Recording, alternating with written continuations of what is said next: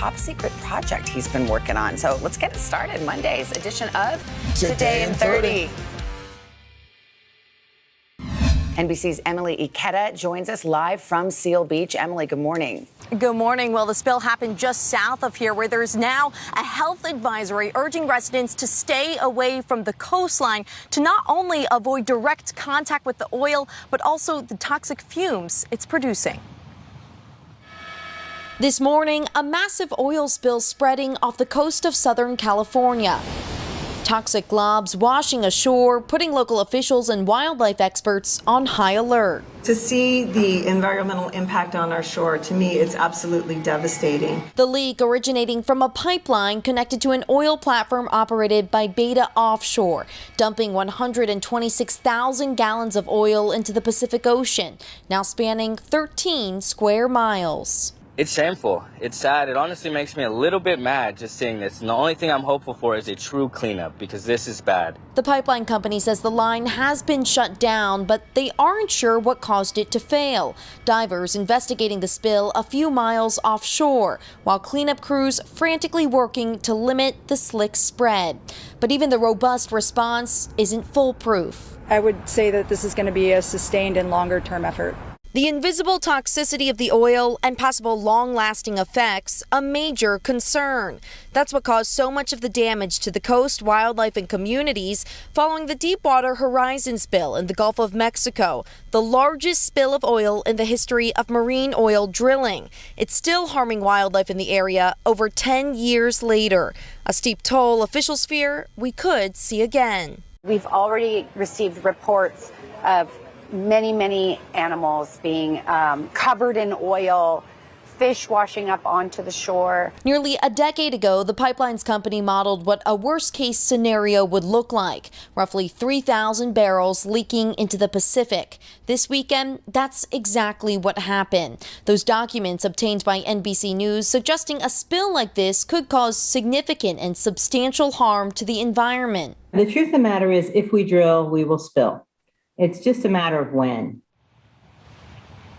The pipeline is located about 100 feet below the water's surface, making it difficult for divers to pinpoint the source of the leak. We're told the pipeline was inspected just last week. Savannah? All right, Emily, thank you very much.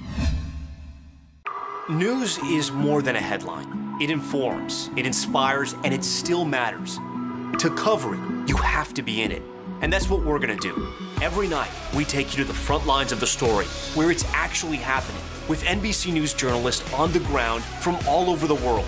We cover what you need to know and bring your newsfeed to life. In primetime and streaming live, it's your news playlist every night. Top Story with Tom Llamas, weeknights at 7 on NBC News Now.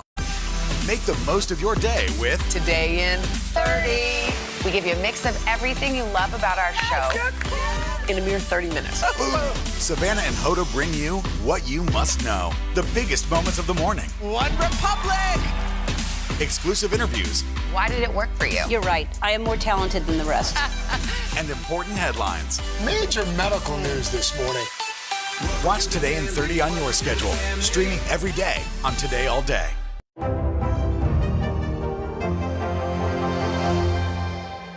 To cover the news, you have to be in it. We'll take you to the front lines of the story, bringing your news feed to life. Streaming live every night. It's your news playlist. Top Story with Tom Llamas, weeknights at 7 on NBC News Now.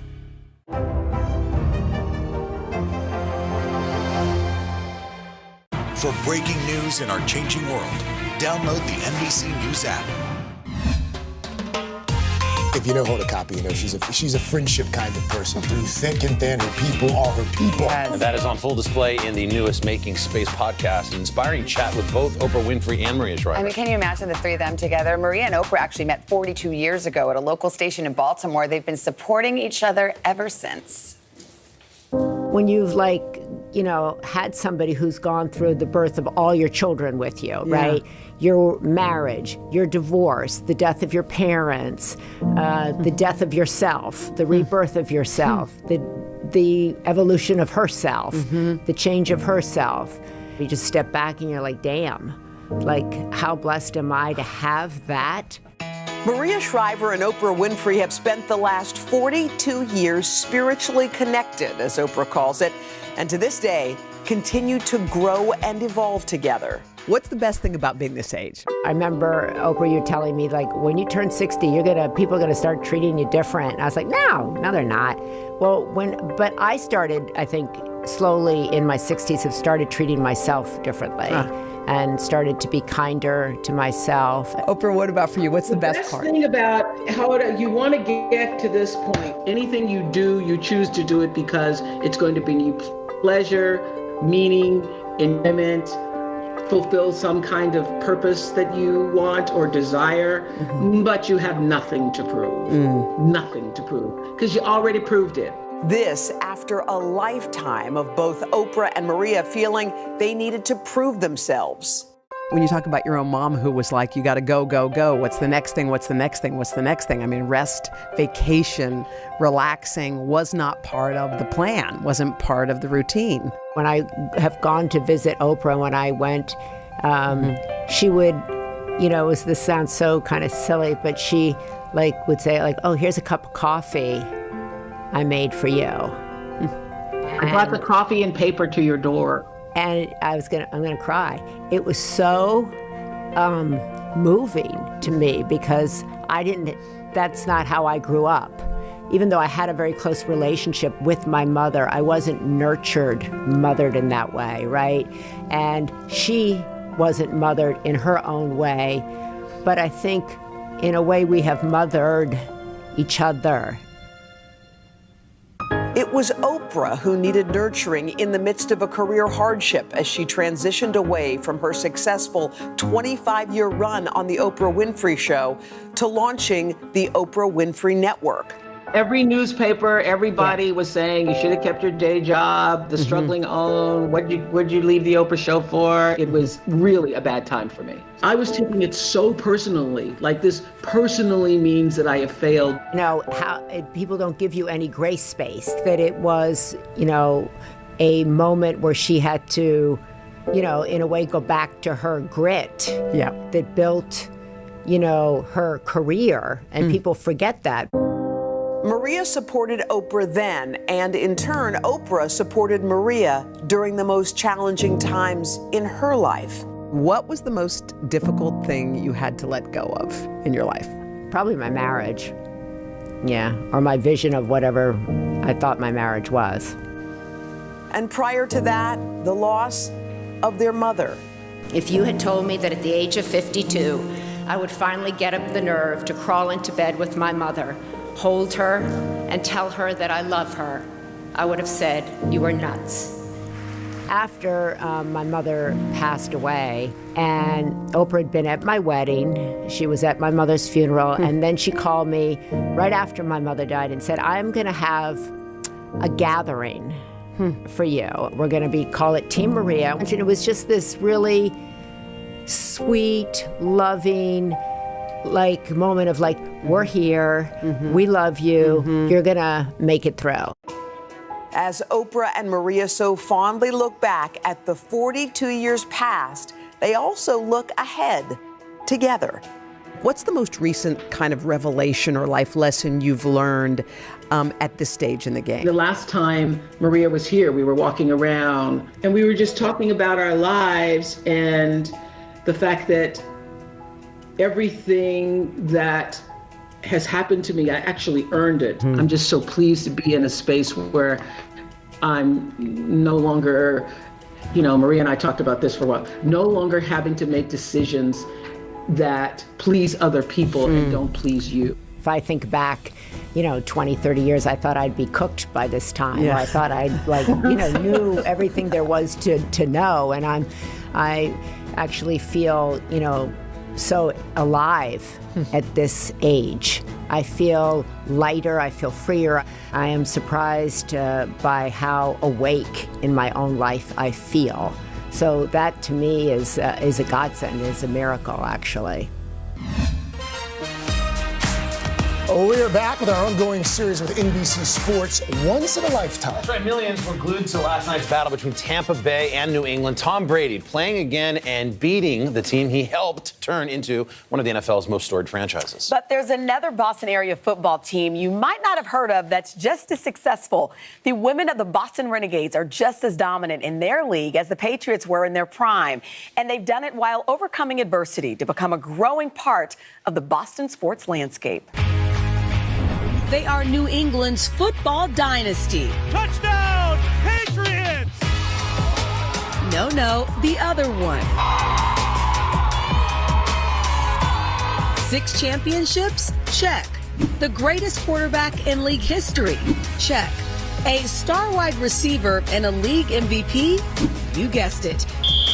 Meet the Boston Renegades, champions of the Women's Football Alliance, the largest women's tackle football league in the world. Everything's the same. The only difference is we don't need the cups. You are no longer in Kansas. You are in Boston. The Renegades' success hasn't come easy. It wasn't always like this. We've built that culture. Come on, defense. I know it was one of you guys. And now when rookies come in, they know that they're coming into a 6-time national championship team. How would you describe the Boston Renegades? I would say family first and just a tenacious attitude. Long before they could break tackles, they had to break the mold. These athletes started playing when football had few options for women. I've been playing football since I was 3 years old, so for my whole life. It definitely wasn't an all-girls team, and it really started like in the neighborhood with my brothers. With the beloved Pats, Bruins, Red Sox, and Celtics making Boston a title town, the Renegades are earning their own part of that glory and attention from that fierce fan base. For her second touchdown of the game. But this football is all passion, no pay.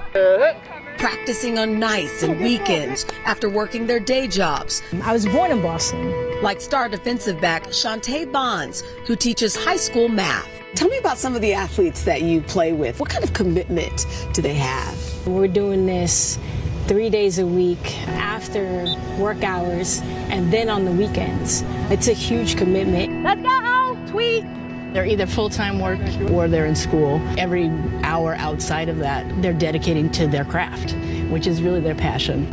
And this July, with the Renegades chasing a record 6th title, they got a surprise call from the sidelines. If you wish, we'd like the privilege of flying you on our Patriot team plane. Are you serious? We found out today that Bob Kraft and the Patriots want to fly us to the game. For the team, that meant not just the cool factor of taking the Patriots' private plane, but an opportunity to bond after being separated during the pandemic. We started the season not even being able to all be in the locker room at the same time. We didn't have after parties, after games, where those times off the field where you get to know your new teammates and bond with the old ones. So for that championship weekend to just be all of us in the same place, it just made up for all of those opportunities that we'd missed prior. The Renegades will start chasing their 4th straight title in the spring. But their visibility is just as important as their victories. Women's tackle football is growing tremendously, and it's because now we have little girls that are seeing women play at the highest level. There's tons of women playing football. Like, we just might not be on the ESPN top 10, but we're out there and we're working hard and trying to grow the game and commit to it what it deserves.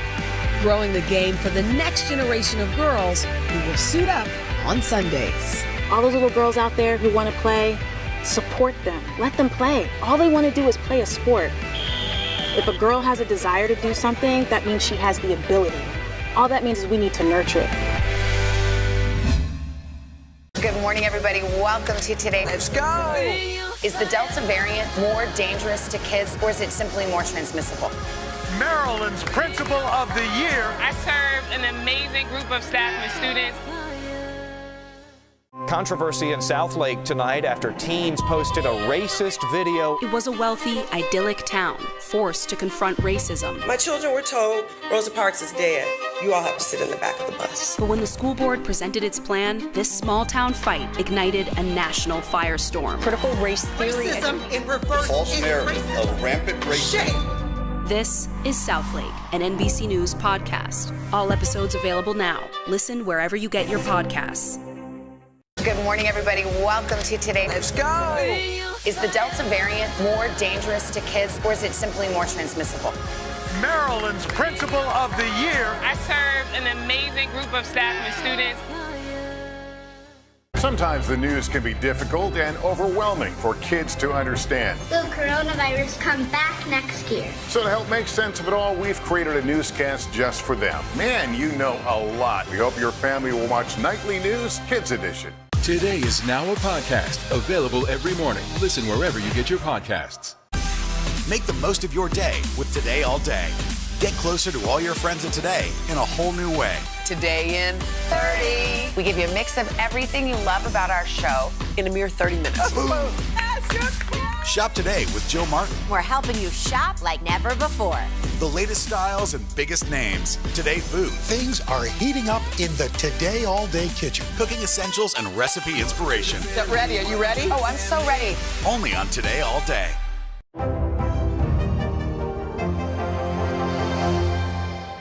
Today is now a podcast, available every morning. Listen wherever you get your podcasts. Oh my gosh, I'm so excited about making space. Not because the sign is here, but because I get to interview Oprah Winfrey and Maria Shriver. We know that Oprah and Gail have been friends for 40 plus years. Did you know that Oprah and Maria have been friends for 42 years? They have seen every side of each other. They sit, it's like when you join my podcast, it's like you're sitting at the lunch table with them. They're having a conversation, you're like, I want a glass. oh, and then she said, what? And then you were crying, and how did you help? Their friendship is on display. It is beautiful. Oprah and Maria. Who wants more? Not me. This morning in Motivational Monday, an accomplished musician whose journey, nothing short of incredible. His name is Richard Antoine White. He's a professional tuba player. He's also the author of I'm Possible. He told me how the instrument helped him go from the streets of Baltimore to the symphony stage. I'm gonna do a little beatboxing in the tuba. The sounds and rhythms coming from this tuba are truly unique.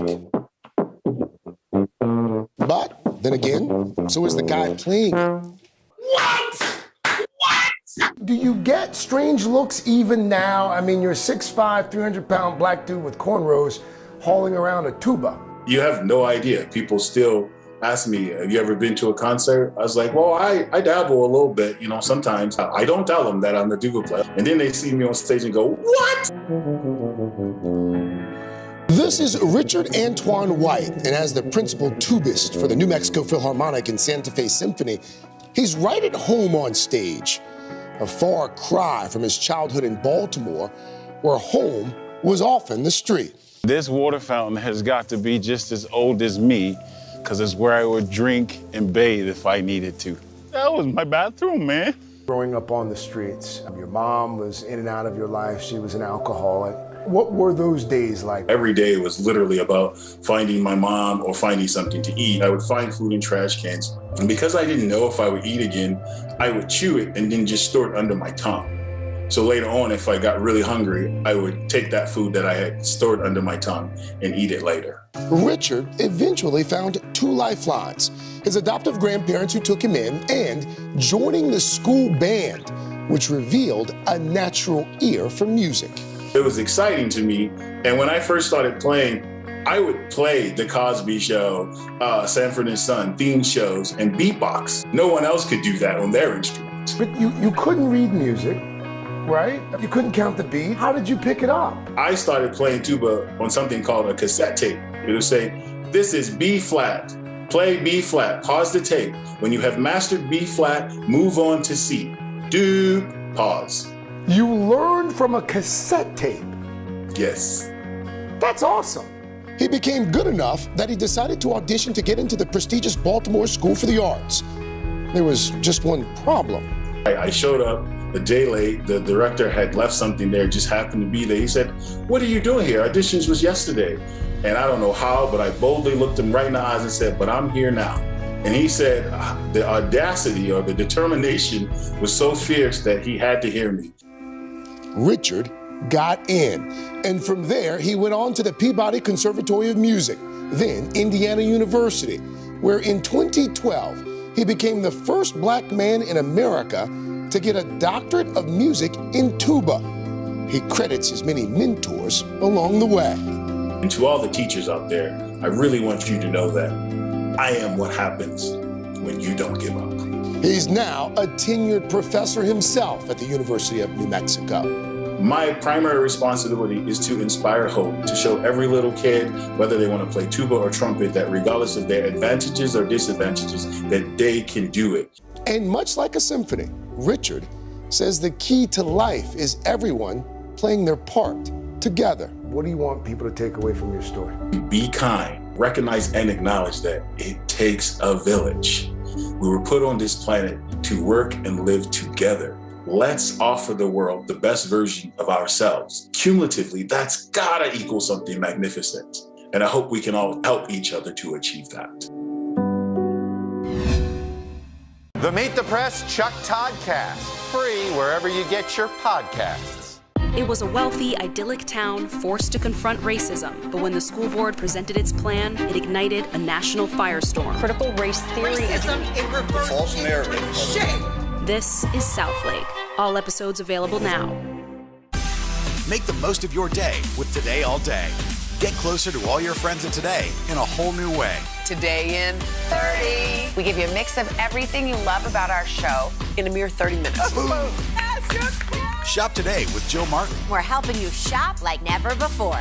The latest styles and biggest names. Today Food. Things are heating up in the Today All Day kitchen. Cooking essentials and recipe inspiration. Get ready. Are you ready? Oh, I'm so ready. Only on Today All Day.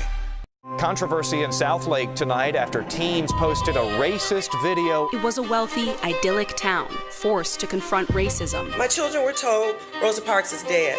You all have to sit in the back of the bus. But when the school board presented its plan, this small town fight ignited a national firestorm. Critical race theory. Racism in reverse. False narrative of rampant racism. Shame. This is Southlake, an NBC News podcast. All episodes available now. Listen wherever you get your podcasts. The Meet the Press Chuck Toddcast, free wherever you get your podcasts. Today is now a podcast, available every morning. Listen wherever you get your podcasts. Jenna, your viewers are in for a real treat. Your whole public is. Sat down with the incomparable Jerry Seinfeld. Oh, I sure did. How lucky am I? It's not every day you get to hang out with one of New York's most famous residents. Jerry and I chatted about Seinfeld coming to Netflix, why he turned himself into a Lego, and yada, yada, yada. We got a little sidetracked. Check it out. Oh. Hello! Have you ever heard that before? Not from you. Jerry, hi. Hello. It was my first time interviewing Jerry Seinfeld, and the prep work was intense. Hello. Do you know where that's from? Seinfeld. Yeah. I thought I nailed it until I got some feedback from the master of this domain. Was that hello, sounded deep enough for it to be belly-button talk, or not really? You have to kind of bring it down from here. Okay. You have to go. Hello. No, not your hand. Hello. Then you go up high. Oh, okay. You start low and go high. Hello. Yeah. No. Little gravelly. Jerry was here on this beautiful New York fall day to announce all 9 seasons of his hit 90s sitcom, Seinfeld. Get out! Are now streamable on Netflix. But Jerry wanted to make the announcement his way. It's must-see TV like you've never seen it before. Inspired by the wildly popular Lego set model. That's right, Jerry Seinfeld as a Lego. It's real and it's spectacular. And he's every bit as funny as his human counterpart. I am the human counterpart. They shrunk me down. Quiet. Okay, so you've played a lot of different Jerrys. You've had the big puffy sleeve Jerry. Yes, on the Today Show. Yes. We debuted the puffy shirt on the Today Show with Bryant Gumbel. What made you think, okay, it's time naturally to be a Lego Jerry? Well, who doesn't want to be a Lego? You can order the universe with Lego. You can make sense of something. Yeah. If you follow the instructions and you complete the model, it makes sense. Lego Jerry is a 90-second digital short released over the weekend by Netflix, complete with the Lego version of Seinfeld's New York City apartment, cereal included. Tell me about being a Lego, transforming. It did not look comfortable, I have to tell you. Some of those bits, like, you know, when I skate out in the end, Yes. that took an hour and a half of moving an inch at a time. I was worried about you because it looked like there was a little bit of a wedgie in this area. Yeah, a lot of issues below the waist. But apparently no issues asking Oscar-nominated and Emmy and Tony-winning actor Bryan Cranston to reprise his Seinfeld role as dentist Tim Whatley. Lego Whatley, not available. What happened to Whatley? He did like 5 episodes. 6. So the amazing Bryan Cranston, you call him on the phone and say, want to be in a Lego short? Yeah, And his response was? love to. He says, I don't know what you're talking about, but I trust you. And trust is what Jerry Seinfeld has had, that his beloved New York City will come back after the pandemic, expressing it in a New York Times op-ed article, which went viral. What does it feel like to be here on this day, beautiful fall day in a city that you love so much? I am humbly proud that I stuck up for my town. You're not getting rid of this. There is nothing like this anywhere in the world. And on a day like this, there's nowhere better to be. No, New York on a beautiful day is really magical. You go away from New York for a couple months. What's the first thing you do when you come back? Just walk. A walk in New York is like reading a novel. You see snippets of, you know what I love? That people yap on the phone out loud. I love hearing half a conversation. I do know? too. So other than eavesdropping, what brings this legendary comedian joy? I watch a lot of YouTube. I like funny pet stuff. Do you find comfort in them, humor, what is it? I don't really have a pet. I know You do have a pet, you have Javier. He and I have no real relationship. Wait, that's your wife is gonna take real offense to this. No, it's her thing. You don't like cats? They're okay. You don't really like a cat? I like that my wife enjoys it. And when he gets lost, I go looking for him. So you do secretly love the cat? Okay, secretly. Okay, Let's keep it a secret. And of course, no interview with Jerry Seinfeld is complete without taking time to air our grievances. I got a lot of problems with you people. Now, you're gonna hear about it. The biggest grievance of 2021 so far. Oh, I've got tons. Sounds like a plan. That's because it is a plan. That's what the sound was. Just tell me what time you want to meet. Stop saying the thing sounds like a plan. You know what? Actually, Hoda and I, and actually Savannah, we're in a fight over the word literally because we think it's overused. Way overused. Are you on my side? Totally. They're like, Totally well, could go literally, too, by the way. literally, it's freezing out here. I'm Yeah. like, no, it's just cold. It's just If freezing. it was literally freezing, Yeah. you would have frostbite. That's right. Okay, so you want to tell Hoda that you're on my side? I'm on Jenna's side, Hoda. Stop with the literally. Thank you. Okay, so Jenna, you interviewed Jerry. Tell me about the hello. Well, I wanted to address him with a hello. Savannah, can you do it? Like how Jerry Yeah. does it or how Jenna does it? No, I Good question. Because when you did it, it sounded a little like 18. There was one day where I took it strange. Like one time where I was like, hello. I'm not sure why, but it's hard. But what is it supposed to be? It's like from low to high, like, hello. Yes, and it's a scene from Seinfeld where his uncle would always say that. I love Seinfeld. I love Seinfeld. The fact that we all are still doing Seinfeld references like 3 decades later is incredible. And also when we were coming up with the puns of the Seinfeld references, you know how many we could have done? It was actually an embarrassment of riches. Was there anything about him that surprised you? No. Or was he as great as you kind of thought? He was wonderful. He was terrific. Although I will say in some of the photos, I look twice his size. That surprised me about No, you did not, Jenna. If you look, people are like, are you taller? Are you bigger? Are you No, larger? Jenna, you Yes, always. I am. No. Nobody thinks that. Nobody thinks that. You looked at the caption? Yeah. No. Savannah and I. Don't look at the comment. Look at the comment. Goodbye. Don't look at the comment. Bye. Hope you tune in tomorrow. Foo Fighters legend Dave Grohl is here, going to talk about his new memoir. Wow, we'll see you tomorrow. Have a great day.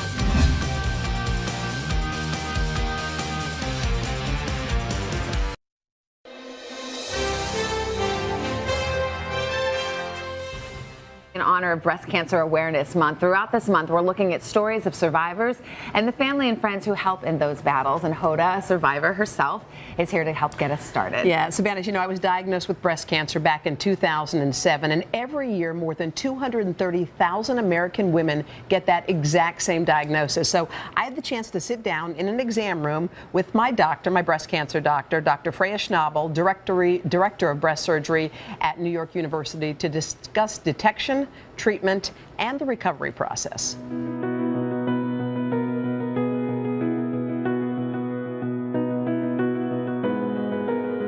When should a woman get her first mammogram? Most of the major groups in the United States have maintained that we should be starting mammography at about age 40 and doing it annually.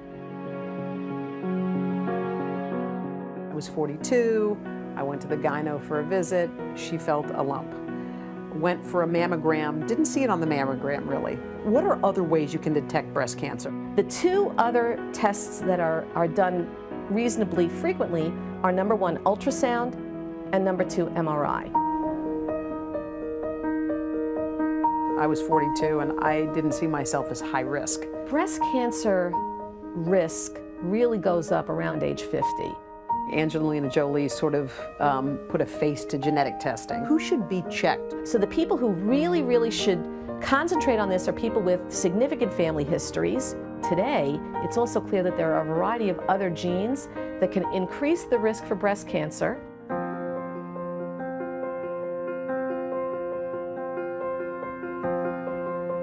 Who needs chemotherapy and radiation?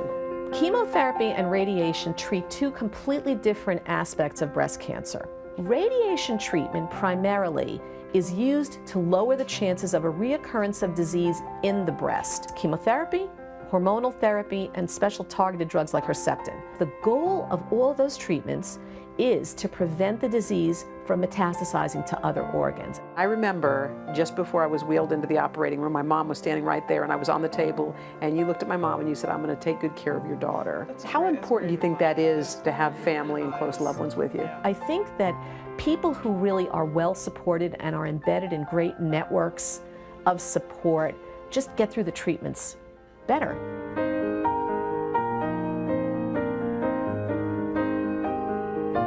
More and more people are surviving breast cancer, yet it still is the #2 cancer killer of women in this country. So how are we doing? Scorecard's very good.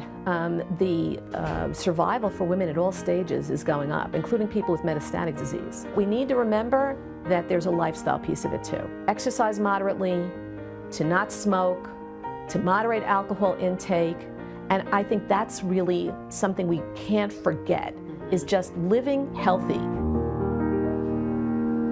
We've learned so much through your journey, but there's just a lot of questions to ask. We want to bring in our special correspondent, Joan London, whose new book is called Had I Known. And Dr. Marisa Weiss is a breast oncologist and founder and president of breastcancer.org. She's been taking your questions on Facebook this morning. Ladies, good morning to you. Joan and I both have something in common. Neither of us had any family history of breast cancer. One of the first questions they ask you when you go to the doctor is, do you have family history? Now, that is not a main component, is it, when you're being diagnosed with breast cancer? Only 10% of breast cancers are due to an inherited genetic alteration, like an abnormality, like what Angelina Jolie had, which means that 90% are mostly related to how you lead your life in your everyday. And the good news there is that you can take steps every day to lower your risk. But Joan, don't so many of us have that perception, like, oh, it's not in my family, so I don't really have to worry about it. I'm going to be totally honest. I really didn't do self-breast exams, because I didn't realize that only a small percentage of women who are diagnosed actually have a family history, and I didn't have a family history,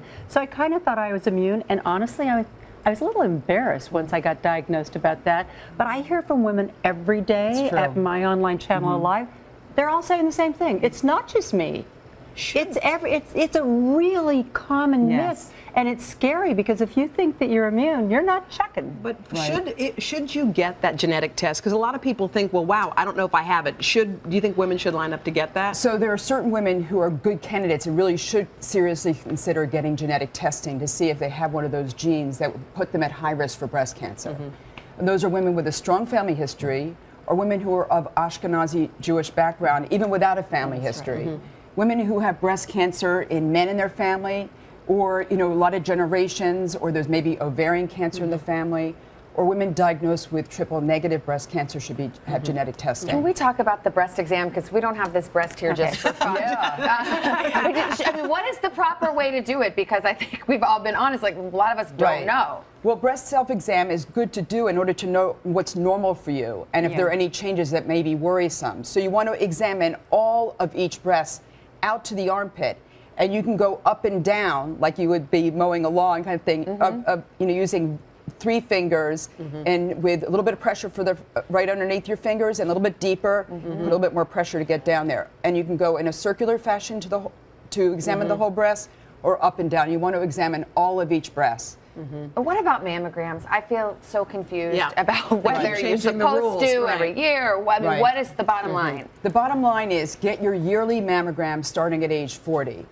Mammograms can save your life. I mean, breast cancer is the most common cancer to affect women, and mammograms are our most powerful tool for early detection. It can save your life, and it may help it find it early when you can avoid, let's say, more aggressive treatments like chemotherapy. And if you've had a first-degree relative, a mother or a sister, whatever that has had breast cancer, whatever age they had breast cancer, you start your mammograms 10 years earlier. Right. Am I right? Right. If you're at high risk, your doctor may recommend that you start earlier, and you want to consider your family history on both your mother's side and your father's side, because both are equally important. Okay.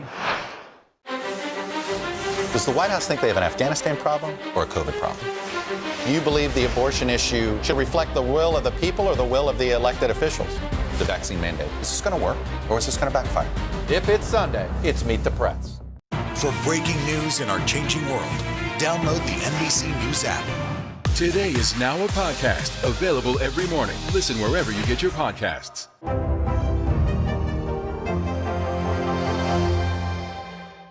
News is more than a headline. It informs, it inspires, and it still matters. To cover it, you have to be in it. And that's what we're gonna do. Every night, we take you to the front lines of the story, where it's actually happening, with NBC News journalists on the ground from all over the world. We cover what you need to know and bring your newsfeed to life. In primetime and streaming live, it's your news playlist every night. Top Story with Tom Llamas, weeknights at 7 on NBC News Now. To cover the news, you have to be in it. We'll take you to the front lines of the story, bringing your newsfeed to life. Streaming live every night. It's your news playlist. Top Story with Tom Llamas, weeknights at 7 on NBC News Now. Make the most of your day with Today in 30. We give you a mix of everything you love about our show in a mere 30 minutes. Watch Today in 30 on your schedule, streaming every day on Today All Day. Maria Shriver is getting her pink on. Getting my pink ribbon on. You got yours on while we were in the break. I do. We just want to say welcome to October. That song, which I think was playing, was Imperfections by Celine Dion. Oh, yeah. I love that. October. There we go. Oh, there it is. Now it's coming up, Imperfections. Yeah. It's the beginning of a month, and it's, I know a lot of breast cancer survivors sort of see October coming, and I remember sometimes when I was going through my sort of stuff back in the day, I remembered thinking October was coming, and sometimes it would make me feel a little bit like, oh, now this is going to be the focus of the whole month. But there are so many positive things that are happening in the breast cancer space. Yeah. And I was reminded this morning, Maria, of what my boss said to me over here when I had first told him about my diagnosis. And I remember I was walking into his office and I was terrified. And I hadn't said it out loud to anyone at work. And I went up to this guy, David Corvo, and I said, I just want you to know something. I said, I said the word breast cancer, and I burst out into tears. And he put his hand on me and he said, I just want you to know something. He said, I know a lot of women with breast cancer, and they all have one thing in common. And I said, well, what's that? And he said, they're still here.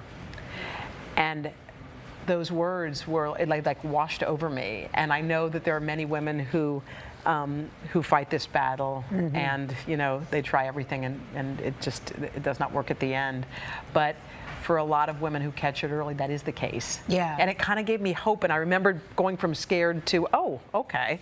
Well, there were so many survivors out on the plaza this morning, and it's so inspiring. Yeah. They love talking to you. They have a camaraderie. So I think this month is also about survivors. It's about camaraderie. It's about sharing your experiences and about finding strength in that, because it's so different than it was 10, 15, 20 years ago. Medicine is making so much progress. And as you said, there's still people that pass away with this, but there's so many more survivors today. So that's what today is about, celebrating, about giving community, and also continuing to put an accelerator on the research. I agree with that. I agree with that. By the way, oh my! Here's Hoda's new book. Oh, it's so beautiful. You're in it. You're in it twice, I'm in it too. I really needed this today. I really needed. This is so exciting. It's filled with all kinds of quotes that we really do need, because so many of us, and I put myself in this, I go to quotes to encourage myself, feel okay about myself, lift myself up. And Instagram has really been a great place, social media, to do that, because you find it, you do go like, I actually really needed that. That puts it all in perspective for you, for me. We were trying to think of a title for this book, Maria, and literally Jane, who's my co-writer on this book, said, you know one comment everybody writes at the bottom of some of these quotes? Is that you? No, it's not me, but I just opened to a really good one for me. Fall in love with someone who doesn't make you think love is hard. I needed that today. It's a good I needed that. Probably I need all of these. Let me keep going. Everything is rigged in your favor. That's I needed that too. Quote. I love Rumi. I mean, he's one of my favorites, Hafiz. Not all storms come to disrupt your life. Some come to clear your path. That's true. It's hard to remember in the moment. That's hard to remember in the moment. A lot of them are. I think it's like, you remember when you said sometimes you talk to someone and they... I'm just going to go read this. You just keep on talking. Do you remember when you were talking about Mary Oliver, that poet, and you said she put words to what you were feeling, the incredible poet? That's what I feel like some of these quotes do. It's like, oh my gosh, that's exactly what I was feeling. Be the person you want to meet. You know what this one? See that one right up there? There's one back there that says, storms make trees take deeper roots. That's a Dolly Parton quote. Can I just tell you one little tiny story that was so awesome? Give every day the chance to become the most beautiful day of your life. The Dolly Parton quote, get this. So Dolly Parton was standing right here. I'll never forget this day. She was standing in our studio, and Megan, our PR person, was in the studio. And she's met everybody. Tom Hanks, Beyonce, I don't know, everybody.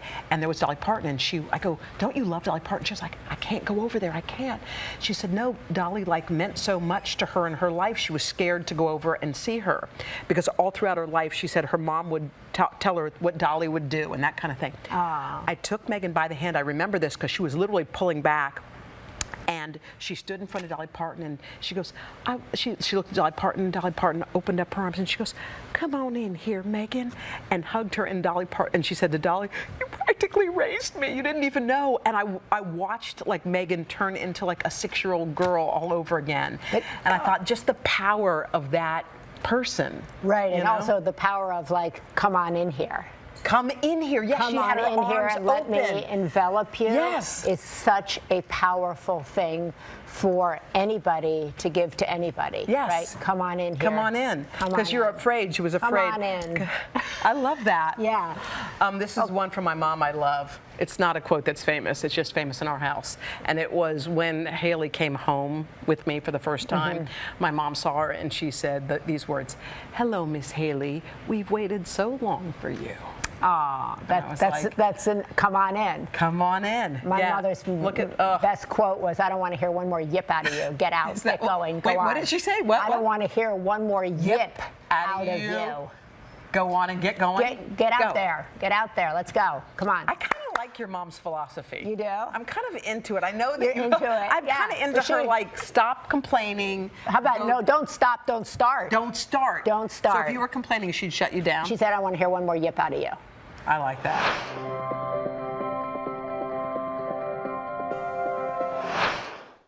News is more than a headline. It informs, it inspires, and it still matters. To cover it, you have to be in it. And that's what we're gonna do. Every night, we take you to the front lines of the story, where it's actually happening, with NBC News journalists on the ground from all over the world.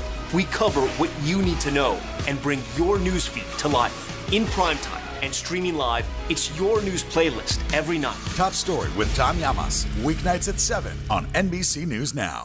Hey everybody, it's Hoda Kotb from The Today Show. I am so excited to tell you about my new podcast, Making Space with Hoda Kotb. I sit down with some incredible people and we'll hear some uplifting stories. Listen to Making Space now on Apple Podcasts. News is more than a headline. It informs, it inspires, and it still matters. To cover it, you have to be in it. And that's what we're going to do. Every night, we take you to the front lines of the story, where it's actually happening, with NBC News journalists on the ground from all over the world. We cover what you need to know and bring your newsfeed to life. In prime time and streaming live, it's your news playlist every night. Top Story with Tom Llamas, weeknights at 7 on NBC News Now. Controversy in Southlake tonight after teens posted a racist video. It was a wealthy, idyllic town, forced to confront racism. My children were told Rosa Parks is dead. You all have to sit in the back of the bus. But when the school board presented its plan, this small town fight ignited a national firestorm. Critical race theory. Racism in reverse. False narrative of rampant racism. Shame. This is Southlake, an NBC News podcast. All episodes available now. Listen wherever you get your podcasts. Make the most of your day with Today in 30. We give you a mix of everything you love about our show in a mere 30 minutes. Watch Today in 30 on your schedule, streaming every day on Today All Day. Erica Rux is a pediatric oncology nurse in Minneapolis, and she's just doing incredible work every day. And she does it even as she herself battles breast cancer. We're going to meet Erica in just a moment in person, but first, her mission to live life with hope. Hi. Hi. What do you love about that profession? It's the kids. I love working with kids. Erica Rux is a pediatric oncology nurse at the University of Minnesota's Masonic Children's Hospital in Minneapolis. Hopefully you get to start feeling better here soon. Erica knows firsthand what it's like for the children she treats. When she was 15, Erica was diagnosed with Hodgkin's lymphoma. As a kid, you had to go through chemo and radiation. Yep. Was that tough for you? It was tough, but I still wanted to be me, and I still went to school through it all. I was in our high school's marching band, so I wasn't gonna let cancer take those things away from me. Her cancer in remission, Erica studied to become a nurse, married her husband Chris, and they have 3 daughters. But in 2019, Erica was diagnosed with breast cancer. It was probably the worst day of my life. It really was, because I didn't need the doctor to tell me what that meant. I knew as soon as it came out. I knew as soon as my doctor called me that PET scan didn't look good. Erica's breast cancer spread to her spine. It was terminal, stage 4. How do you tell the man you love that? How did you explain that? It's hard. I mean, I'm like, well, it just means that it's not curable. It's hard. And so we had a good cry together, and we had a couple more since then. Yeah. And we're working together to get through it. How did you have the conversation with your young girls? That probably was the second worst day of my life. We started with my oldest, and we told her, that mom had a sickness and then it wasn't going to go away, but I'm getting, treated for it, and I'm going to be here for a very long time. Despite her diagnosis, Erica continues to work at the hospital. One of the many things that makes you remarkable is you put on your scrubs and you went back to work. Yeah. Why did you decide to do that? Because I'm not just a wife, I'm not just a mom, but I'm also a nurse. It's part of who I am. And so I want to go back to work, and I want it, part of me wants to help the children that are here. So if I can do just a little bit to change a life, I view it as I'm helping to cure their cancer. So even if I can't cure my own, I'm going to go out there and I'm going to try to cure somebody else's. I feel like you're a living, walking life lesson. What are you hoping to teach through what you do? I just don't ever give up hope. Live life, as much as you can. And if there wasn't a pandemic, I would be out traveling. In addition to all of this, my work and my family, I would be taking my family all over the country and all over the world. But that I'm going to have to just wait a little while longer, keep my hopes up. Okay, are you inspired? This woman is amazing. Erica is here along with her family. Erica, is it true?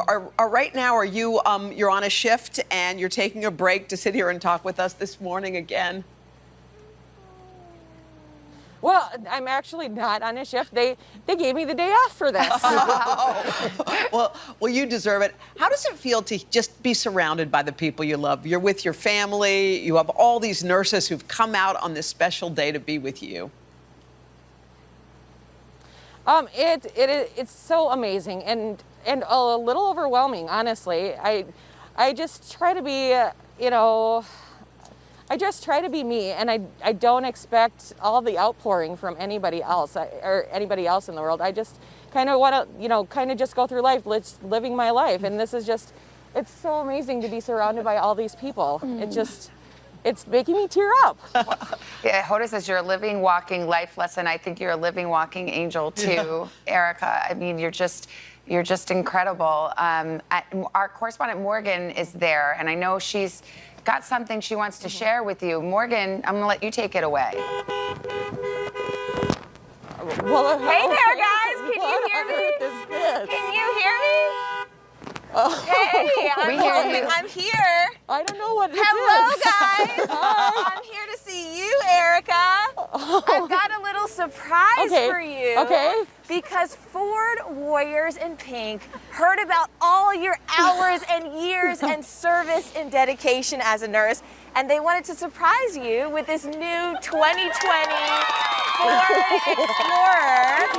And we're so excited because that's not it, Erica. Just for you, if you look inside this car, there are 13,000 masks inside that you can share with other women so that you can help protect them in their breast cancer fight. Okay. But it doesn't even stop there.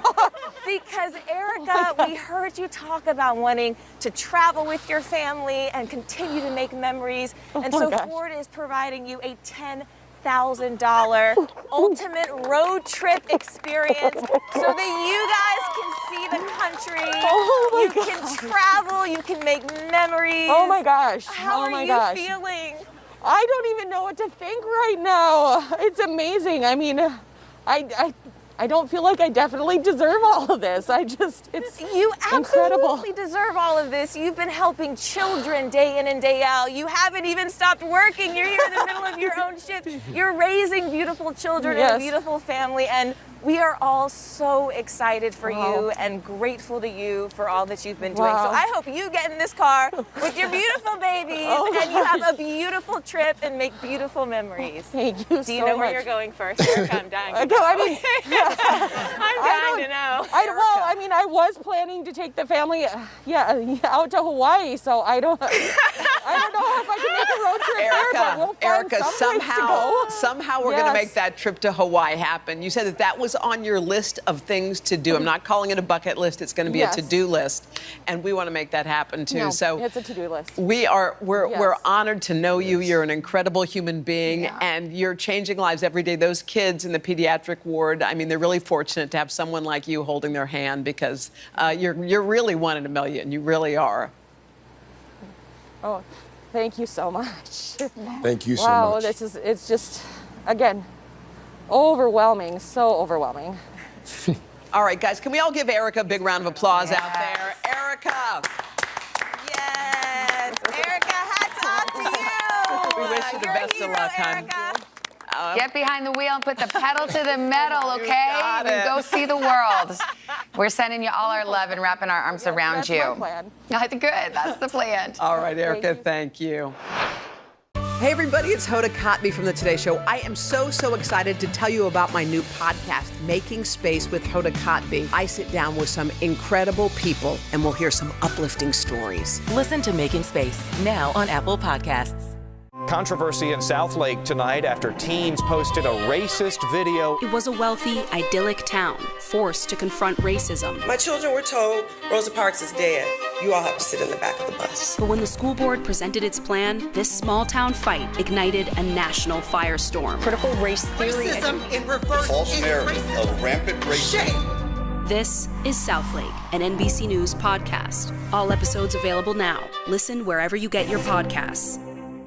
Sometimes the news can be difficult and overwhelming for kids to understand. Will coronavirus come back next year? So to help make sense of it all, we've created a newscast just for them. Man, you know a lot. We hope your family will watch Nightly News Kids Edition. The Meet the Press Chuck Toddcast, free wherever you get your podcasts. Does the White House think they have an Afghanistan problem or a COVID problem? Do you believe the abortion issue should reflect the will of the people or the will of the elected officials? The vaccine mandate. Is this going to work or is this going to backfire? If it's Sunday, it's Meet the Press. For breaking news in our changing world, download the NBC News app.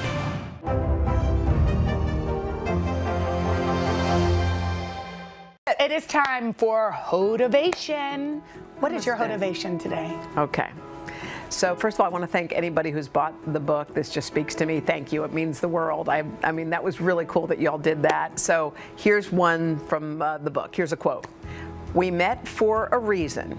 Either you're a blessing or a lesson. And the source is nobody knows. We don't know who said it, but a lot of people did. I like that for like that one? my ex-boyfriends, right? Yes. Anybody who you came in and you were like, what the, why were did they I in keep my him world? around so long? Yeah, we met for a reason, either a blessing or a lesson. Hoda, we have something for you today, because speaking of people coming in to your life and not noticing or knowing why it mattered, there was this woman, and this is a story on Overheard Celebs, which I guess is an Instagram account where people share their celebrity encounters. I'd never heard of it, but this is really sweet. Okay, so about a year and a half ago, a woman recognized you in a nail salon. She had just lost her friend to breast cancer, and you hugged her, consoled her, and then you paid for her manicure before slipping out.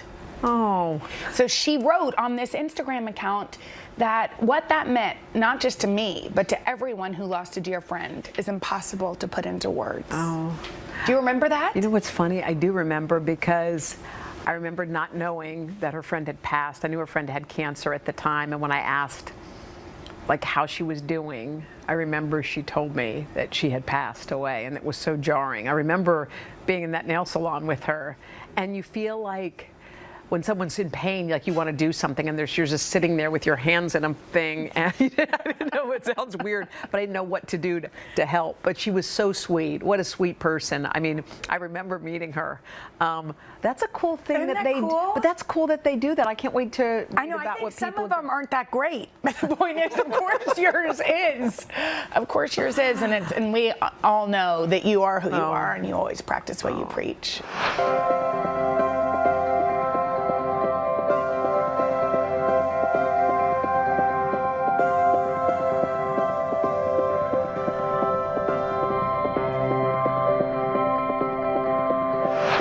We turn the orange room into the pink room, and you mentioned that our mission with the organization Fighting Pretty, and we asked you to send in some words of support for those fighting breast cancer. We've even got some amazing folks out on our plaza working hard. They're writing messages too. We're going to be using all of these messages to fill our care packages. Look, they're doing a great job. We're going to go join them here in a few minutes. But you at home have been so nice to sending in some words of encouragement, very powerful words. I want to share, get to some of those, as many as I can. Jennifer writing, I'm still fighting to stay cancer-free every day. So ladies and gents, don't give up. Stay positive. Even when things are looking bleak, attitude is everything. Melissa adds, I just celebrated my 3-year cancerversary. You can do it one day at a time, with the hashtag there. And Donna adds, you're all pink warriors, and you got this. We here at the show wanted to take, there's the info there if you want to send in your messages. We have our messages right here. Guys, you all got them? Yeah. I wrote, my message says, my mom, Patty Daly Caruso, beat breast cancer. So can you. Wow. Remember that. What do you guys have? Yeah, that's awesome. What'd you write? Know that you're not fighting this alone. Friends, family, even strangers are pulling for you and there with you. Yeah, Hoda, you have a good one. I just wrote, the one word that always worked for me was forward. Like, I used to write that in my journal when I was going through it, and I always wear a pink ring that says forward. And I started like giving them away, because once you're past it, I think it's good just to pay it forward. Just know there's greener grass ahead. Yeah. My mom was a 2-time survivor. Your strength defines you and makes you bigger than this disease. It's what moves you forward. Yeah. What you got, Savannah? You're stronger than you know, and you're surrounded by love. Yes.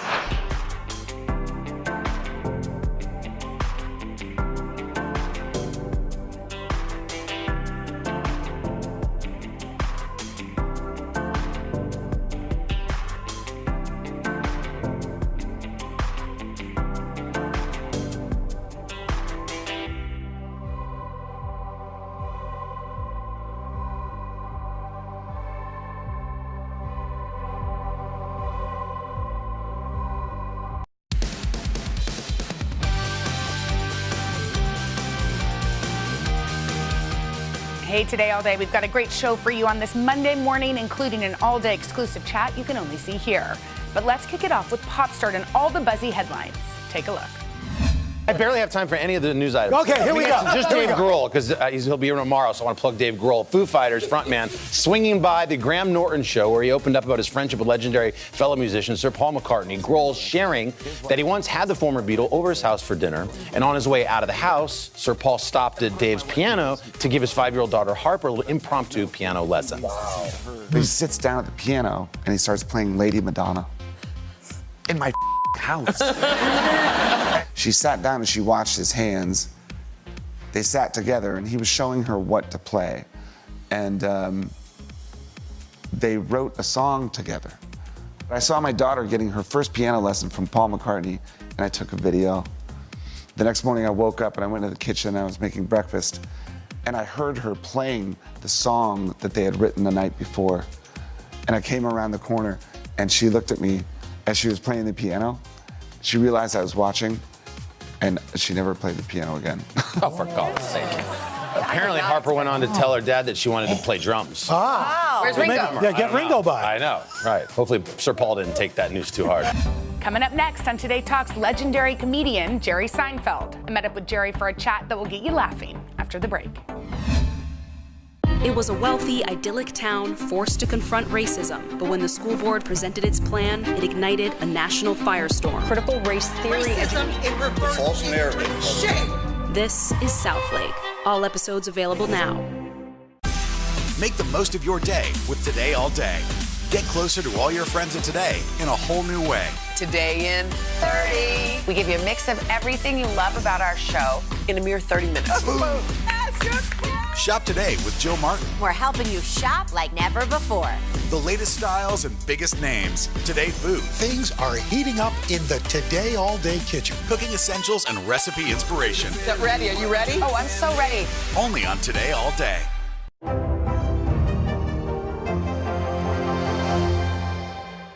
Hey everybody, it's Hoda Kotb from the Today Show. I am so excited to tell you about my new podcast, Making Space with Hoda Kotb. I sit down with some incredible people and we'll hear some uplifting stories. Listen to Making Space now on Apple Podcasts. Do you feel like the bad guy in this? Why should they believe you when they know that people are getting in? Has it been worth it to make this trip? Do you feel like you're giving a green light to politicians? How do you explain why your case has become so important?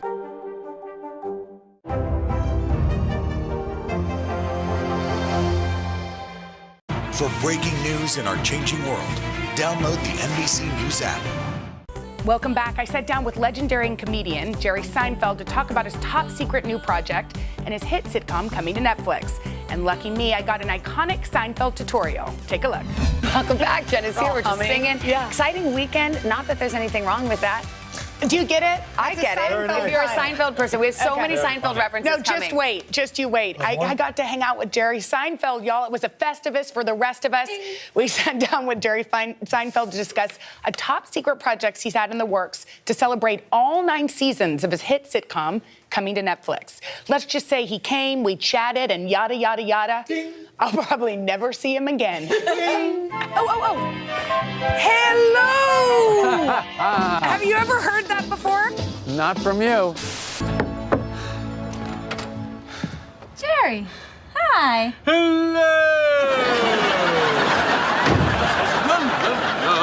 It was my first time interviewing Jerry Seinfeld, and the prep work was intense.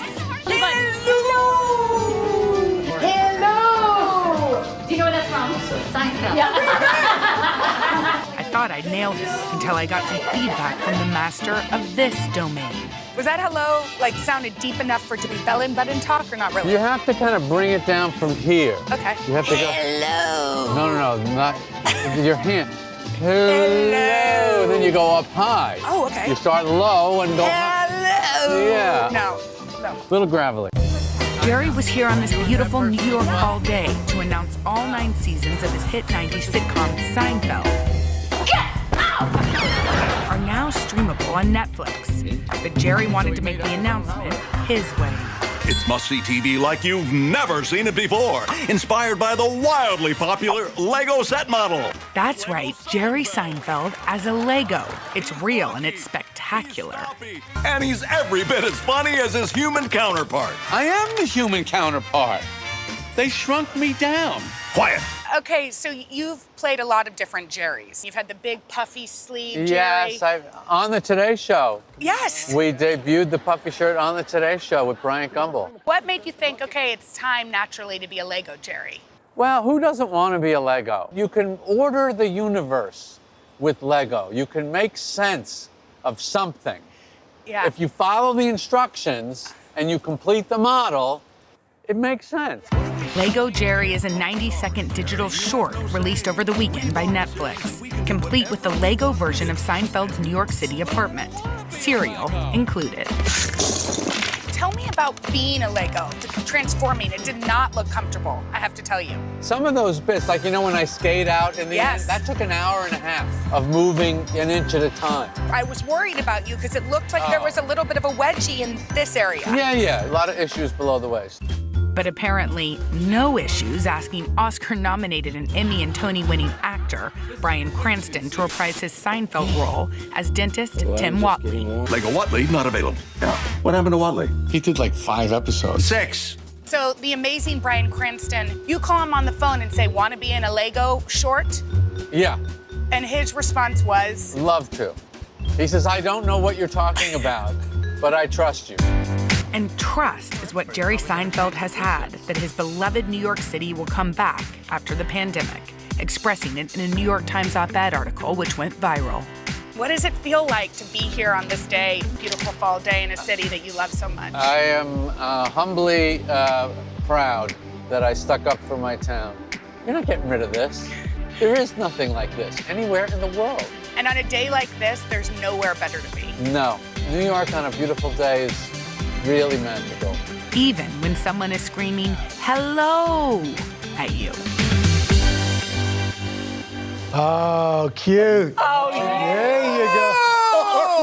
Oh, you gotta start low and then up high. Oh, my gosh. Oh, my gosh. Oh, my God. I'm really glad this is the case. Wow. But I don't want to be a Lego. I want to see you sit back down. I just want to. But I don't want to be a Lego.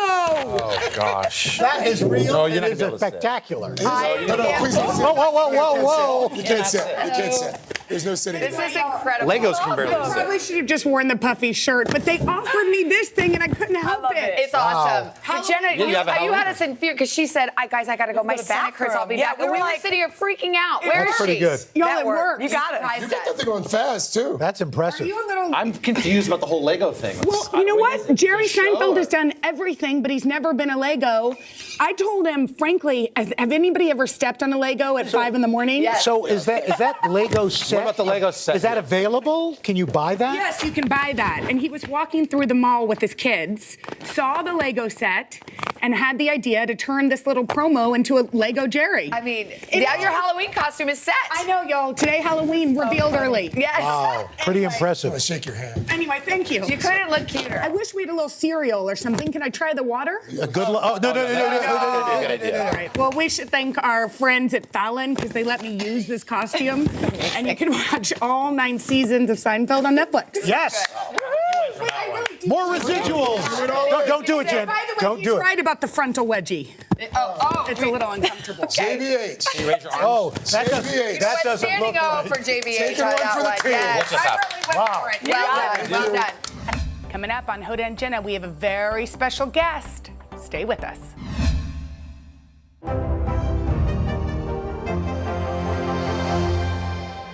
Do you feel like the bad guy in this? Why should they believe you when they know that people are getting in? Has it been worth it to make this trip? Do you feel like you're giving a green light to politicians? How do you explain why your case has become so important?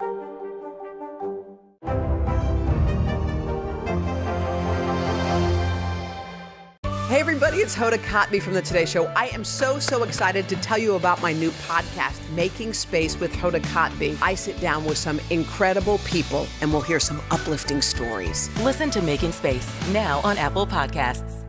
To cover the news, you have to be in it. We'll take you to the front lines of the story, bringing your news feed to life. Streaming live every night. It's your news playlist. Top Story with Tom Llamas, weeknights at 7 on NBC News Now. Does the White House think they have an Afghanistan problem or a COVID problem? Do you believe the abortion issue should reflect the will of the people or the will of the elected officials?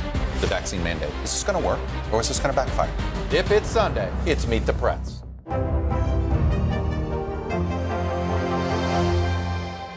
Good morning, everybody. Welcome to Today. Let's go.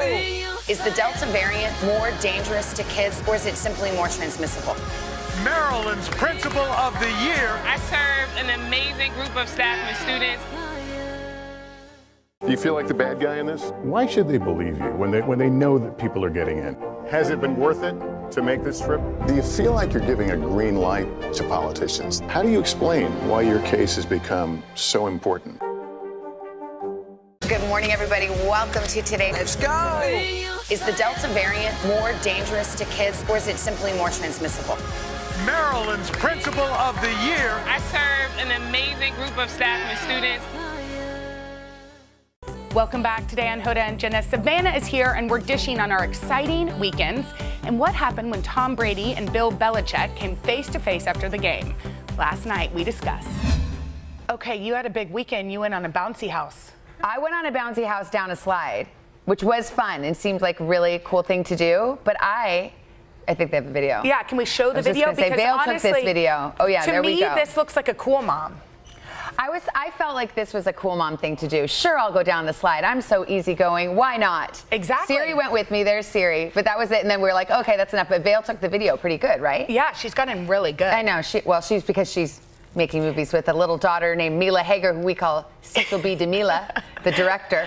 Mila and Vail are in a little acting class. Yeah. And now they do movies They together. shoot movies. It's like they've basically figured out a way to steal our phones. Yes. They're like, we're making a movie. But They're probably on like some horrible website. No, they really make movies. In fact, their musical called Goldfish People. Oh yeah. It's a classic. And they also have a scary movie coming up. I know that because on my phone, I looked at it. They had it to make their movie, and all it was Mila and Vail screaming at the top of their lungs like a horror movie. Well, Henry asked if Mila could do a little thing with him on Tuesday, and unfortunately, she has a standing play date with Vail. So she said no. Well, oh, good. I know. I'm glad her priorities are straight.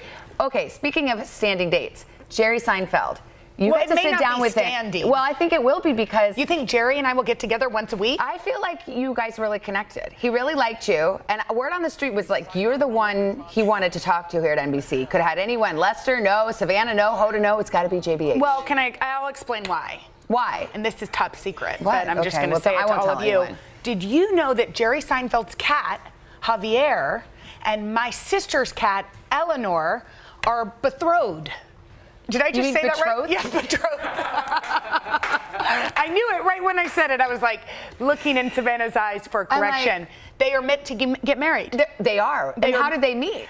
They met through Jessica, who's Javier's mother. Okay. And Barbara, who is Eleanor's mother, or human mother. Yes. Set the two of them up. And how did you know there was a love connection? Well, I didn't know. But Jerry and Barbara do. Jessica and Barbara saw a little spark in the cat's eyes. Well, but Jerry told me that he doesn't really prefer Javier. Wait, what do you mean? He doesn't like him at all? He doesn't really like his cat. So maybe this is all like a ruse to get the cat out of the house. No. Like Javier needs to move in with Eleanor. They're betrothed or betrothed. Did I say betrothed? No, you said betrothed. Oh, okay. Anyway, maybe he wants Javier to move out. I don't think for so. love. I don't know, but I told him that Jessica would not like that. But anyway, Yeah. I think that's why we had the interview. He was talking about the Seinfeld series that's coming to Netflix. But another project, which is really just the screener for the fact that Netflix gets... It's like a promo. It's a promo, but announcement. he calls it a digital short. 'Cause Okay. He's Jerry Seinfeld. Of course. Okay? And so this is a Legos kind of... Can we see it? Can we see some of it? Here it is. It's a Lego set right here. Oh, there it is.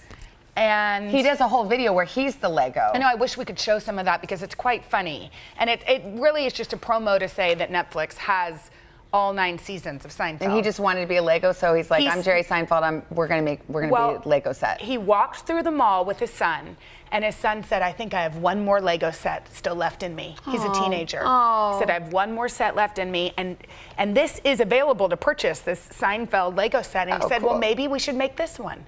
And so then it gave him the idea to create himself as a Lego, as a promo. Okay.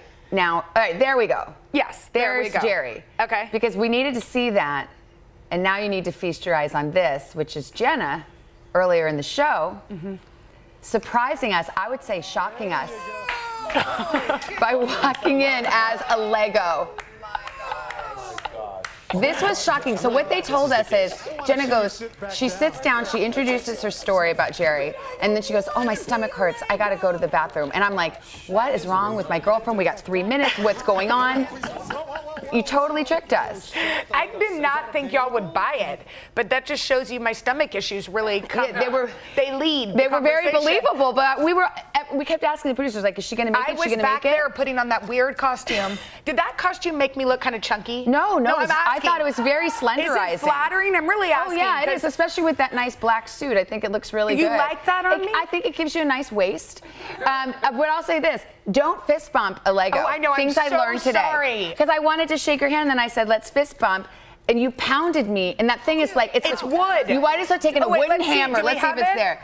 A wooden hammer, and then just pound, like, oh. Then I was like, ow, yeah, see?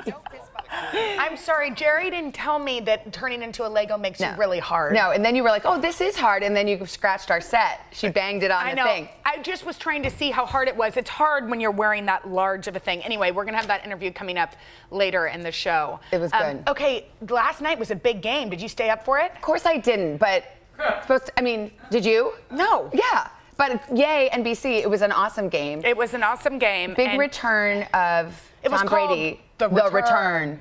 The return. And everybody wanted, like, you know, where it's like everyone's reading the tea leaves and like, will he be booed? Will he be celebrated? Will he get an ovation? What will happen when he sees Belichick? Is it going to be like seeing an old boyfriend and it's awkward? Yes. But then they broke down with a big hug. This is what happened. Now, this is in slow-mo. Yeah, look at that. It's so meaningful. We really spent some time together, didn't we? I also think the rain makes it kind of romantic. Oh, there it is. Okay. In real life, it lasted this long. 1, 2. No. 1. Let's see. 1. Well, there it is. Okay. What do you think?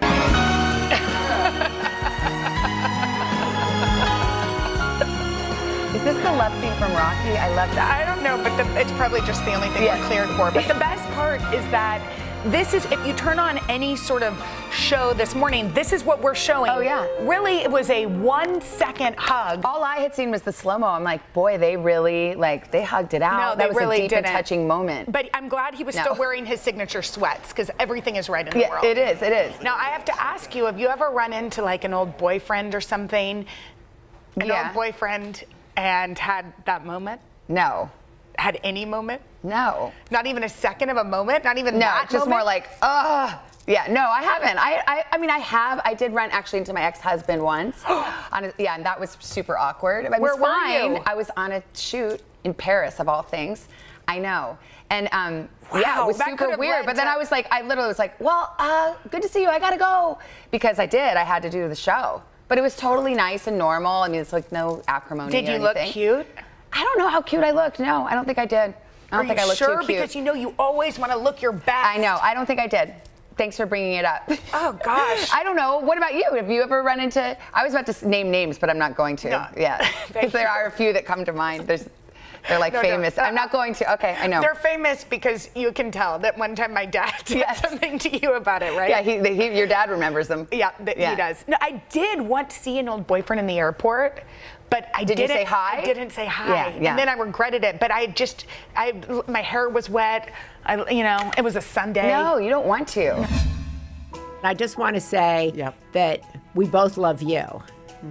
Yeah, because we've never done this before. By the way, I am so honored. We've never done this, and neither one of us knew what we were doing or why we were doing this. I just said I had to do it because Hoda asked. Here's my favorite thing right now. I feel like there's like a lot of friendship in this room, and I'm looking at Maria, I'm looking at Oprah, and I'm just thinking about Maria, how would you describe your friendship with Oprah? Oh my God. Long, simple, low maintenance, trustful, loyal, constant, consistent, honest, tried and true. Wow. Can we keep going? I love that. Oprah, how about you? How do you describe your friendship? I'd say that there is a spiritual connection.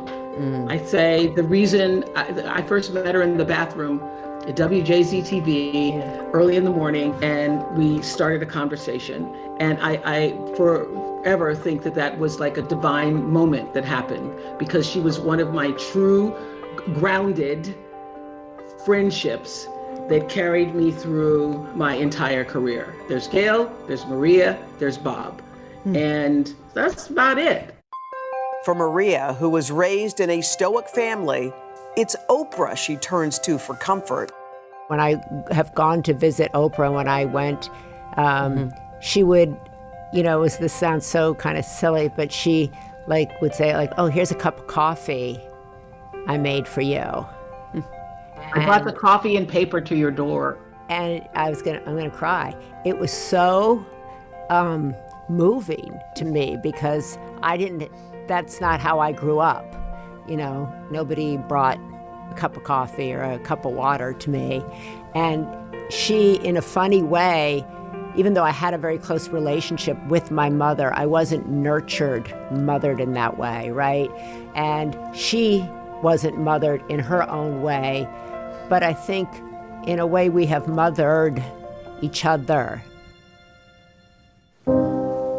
And then there are the big moments in life, like the loss of a parent. If you had told me that at the age of 52, I would finally get up the nerve to crawl into bed with my mother, hold her, and tell her that I love her, I would have said, you were nuts. For some reason, I came upon your mom's funeral, and I watched your eulogy, and it moved me to my core. And then I looked into the congregation, and there was Oprah, and I thought, right there, right next to her. How did you support Maria during that time? Well, you do what all friends do. You just hold the space, because you don't know the words. You don't know what is going to be the comfort. So you just try with your own presence, be the comfort, and you try to meet the person exactly where they are. When you've had somebody who's gone through the birth of all your children with you, right? Your marriage, your divorce, the death of your parents, the death of yourself, the rebirth of yourself, the evolution of herself, the change of herself. You just step back and you're like, damn, how blessed am I to have that for that length of time, the duration of that time, and all the laughs and tears and joys, and not have lost our way. The thing that grounds me in my friendship, relationship, and cherishing Maria is that she really sees me. And she tries to do that with everybody. I know you feel that in your relationship with her.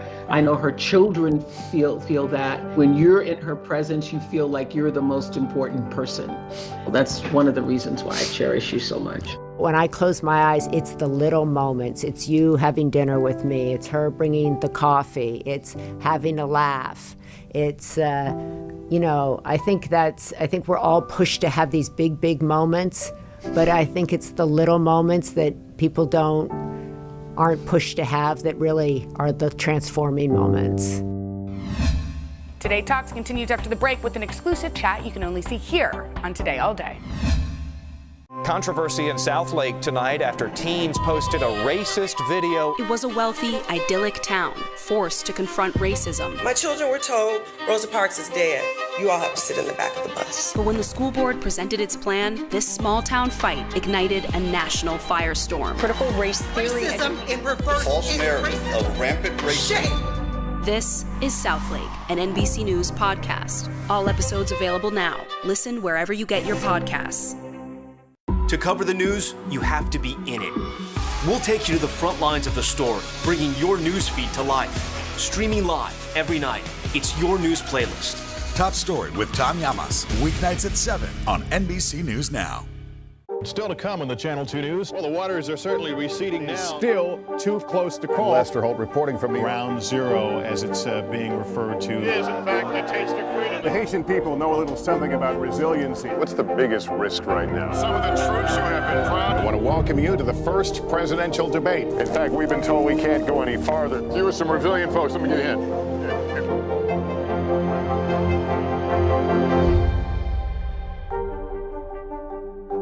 Today is now a podcast, available every morning. Listen wherever you get your podcasts. The Meet the Press Chuck Toddcast, free wherever you get your podcasts.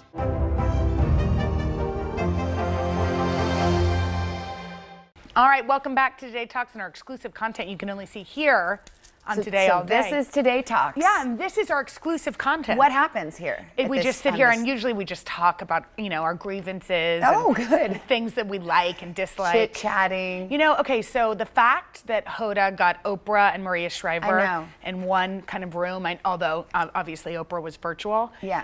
If you could put two people together. Ooh, look at you. That's a good question. I feel like this is a fun sort of drinking game. Well, who would be a cool conversation? Who would be a cool combo?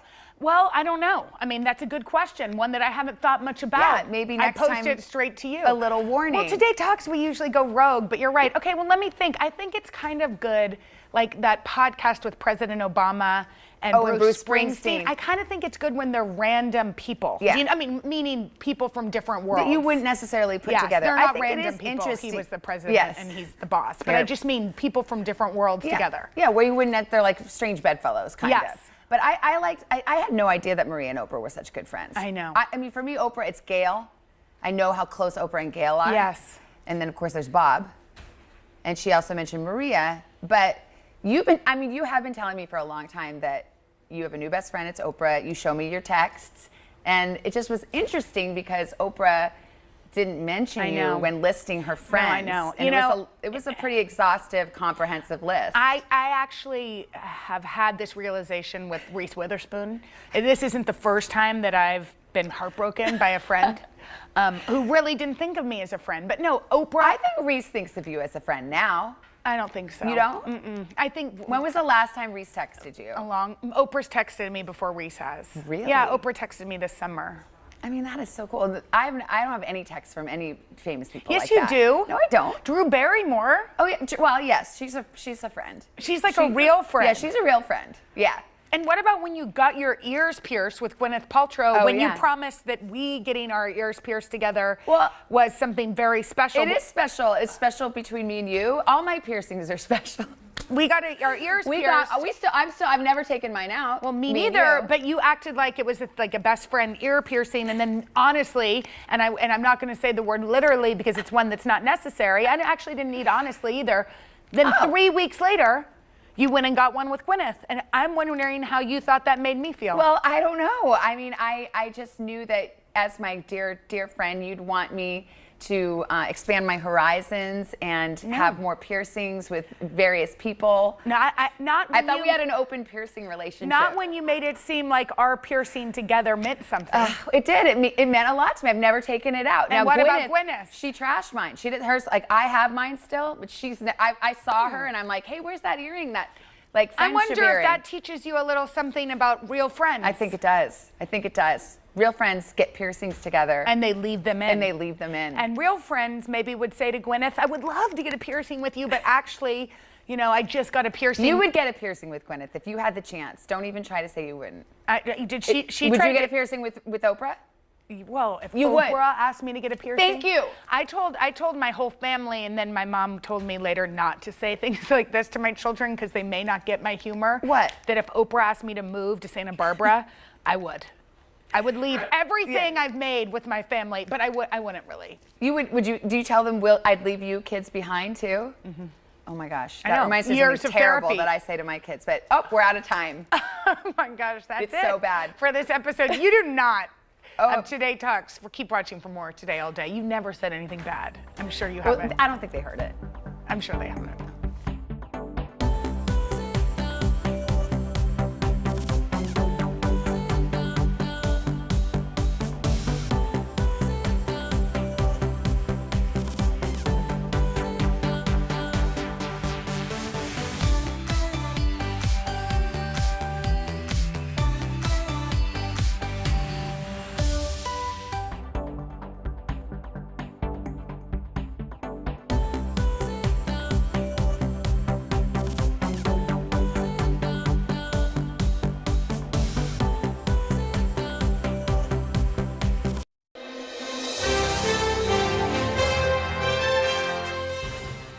Guys, thanks for doing this. Great Thank to you. see you. We're happy. Good to see you. Told you I just got caught up last night. I'm through episode 4. Yes. So much fun. I'm watching it not only with my wife, but 14 and 12-year-old. Wow. So, Steve, take me back to the sort of genesis of this show, the idea for it, where it came from, and at what point Marty enters the picture. Well, it's very hard for me to remember when I had this idea, but it was at least 10 years ago. And it actually started, because it's lengthy, I'm going to tell the whole story. I was at a party with a very good friend of ours, Sandy Gallen. And Sandy Gallen was a great guy. Fabulous guy. We both guy. knew him. And he was a manager. He represented Dolly Parton and Frank Sinatra? No, he represented Dolly, Whoopi, Cher, and Neil Armstrong? Diamond. Yeah, you know, Neil this Diamond. is what I contend with, is this kind of memory. It's unbelievable. What day did we meet? We met July 14th, 1985. Is that true? Yeah, absolutely. It's unbelievable. I do have, I thought I might So have anyway. H. Oh, no, I'll do one joke, and then we go back to your part and we can snip. Okay.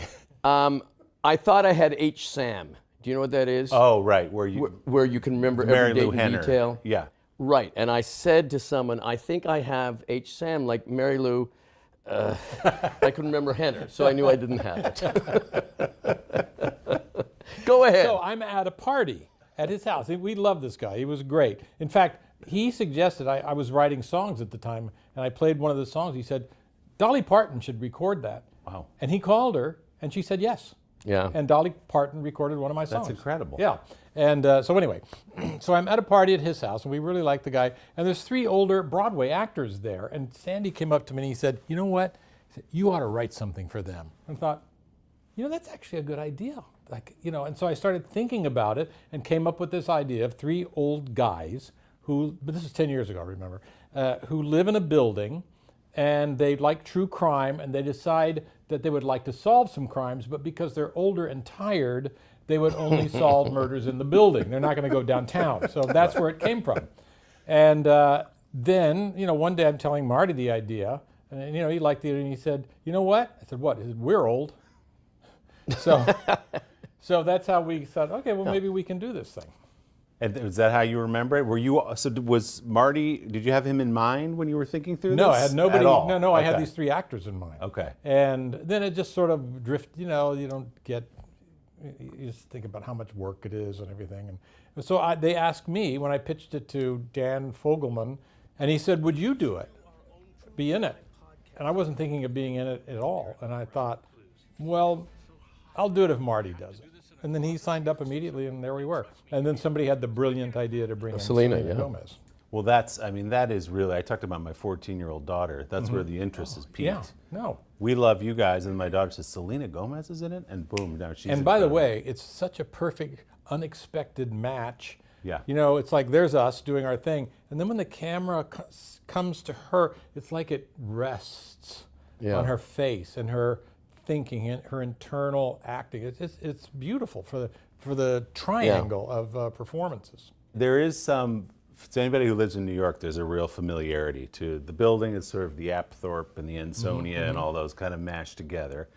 And something that happens in New York where people live in a building together, but they don't really know each other, and the person right on the other side of your wall, maybe you've never met. Right. And here comes this event, in the case of your show, that brings them all together. Right. And it's because they're all these true crime podcast freaks. And it's such together. a great vehicle because the greatest actors in the world live in either Los Angeles or New York. They're great actors throughout, but the amount of, every time you cast any smaller role or big role in this series, every actor is like, why isn't he a massive star? Or she In a this massive city, star? I mean. Yeah, in the 'cause city, it's filled with actors. It's amazing. Good actors. We've got great, we've got Jane Lynch, Tina Fey. Yeah. Yeah. Sting. I didn't know if we went Nathan Lane. How about Nathan Lane? It's incredible. Amy Ryan. We were in awe of Nathan Lane. We would have scenes with him, and we weren't acting, we'd just stare at him. It's like, Nathan Lane is so unbelievable. Then your line would come up and you go, oh, Nathan, So when the idea for Selena Gomez comes through, you 2 guys, I suspect, are not terribly familiar with her music, unless you want to surprise me with that. No, I would, yes. So what did you think when you heard that name?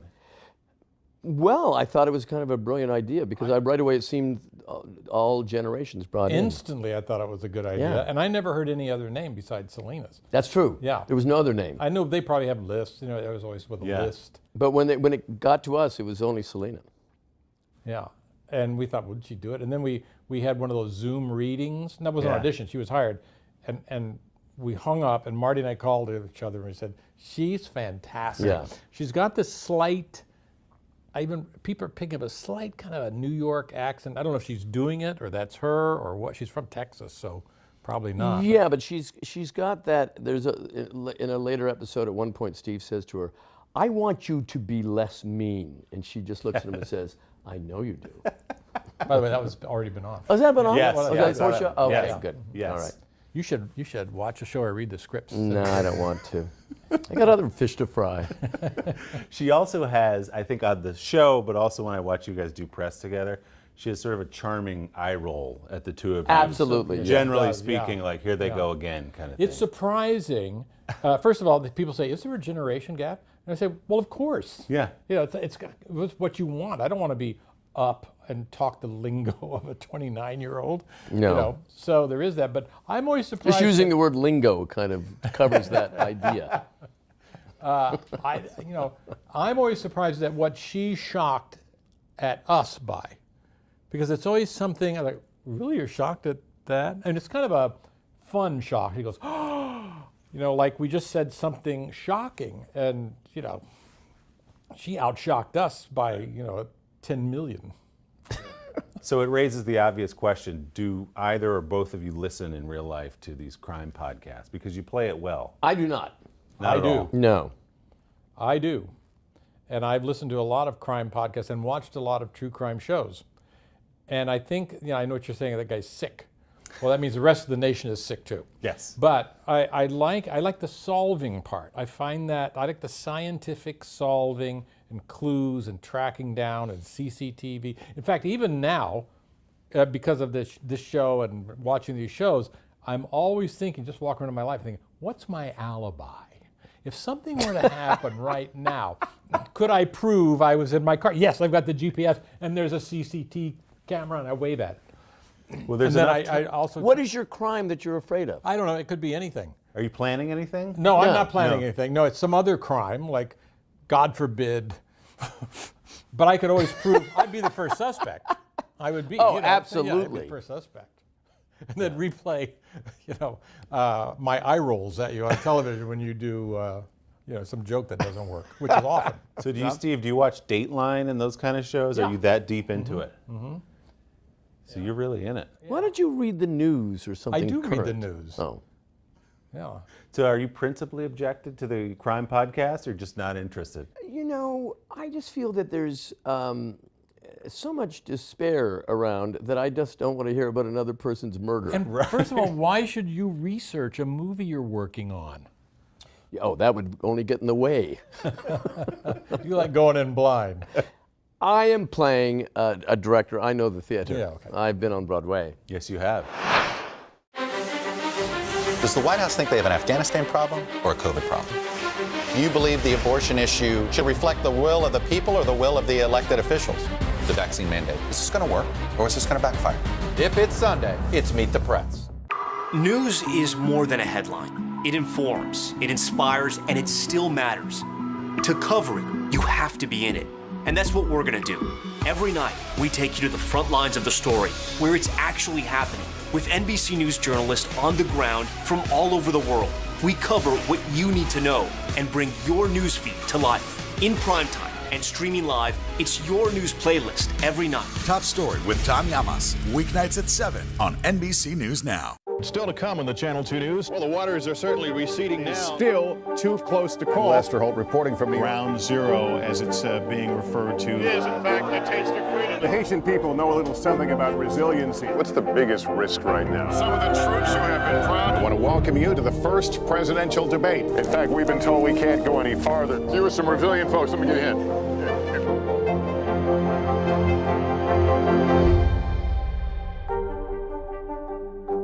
The Meet the Press Chuck Todd Cast, free wherever you get your podcasts.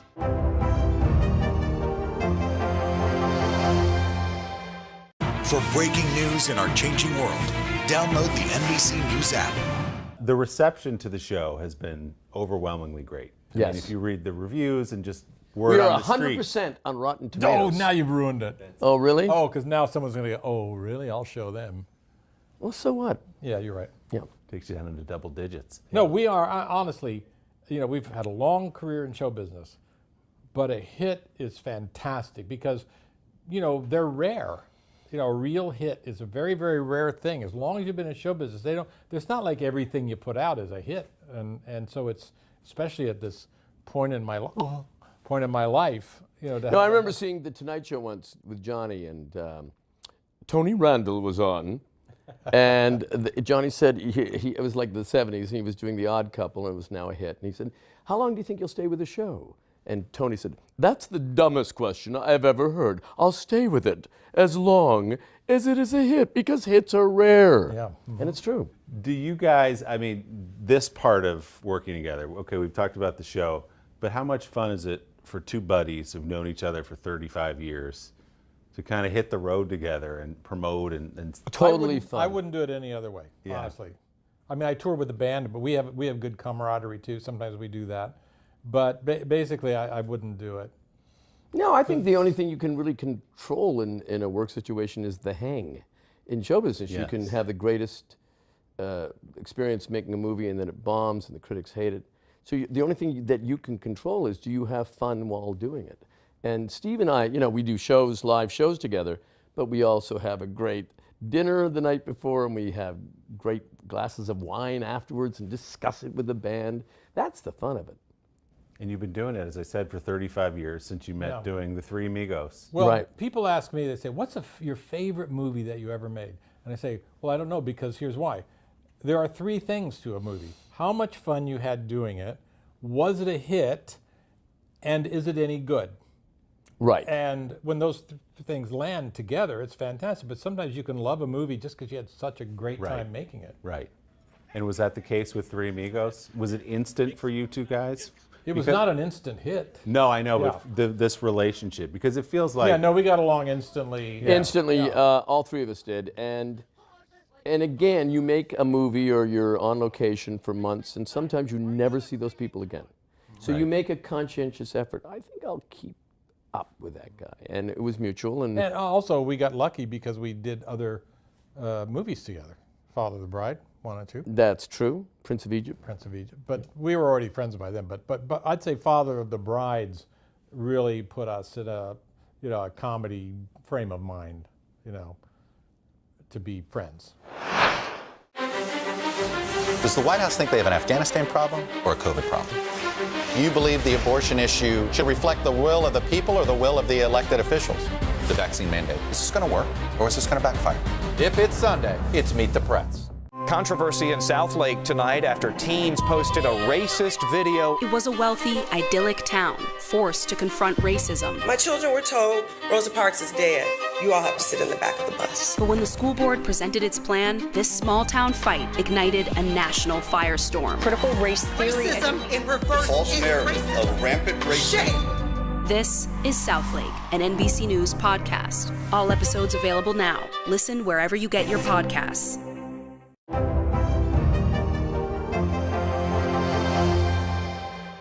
It was a wealthy, idyllic town forced to confront racism, but when the school board presented its plan, it ignited a national firestorm. Critical race theory. Racism in reverse. False narrative. Shame. This is Southlake.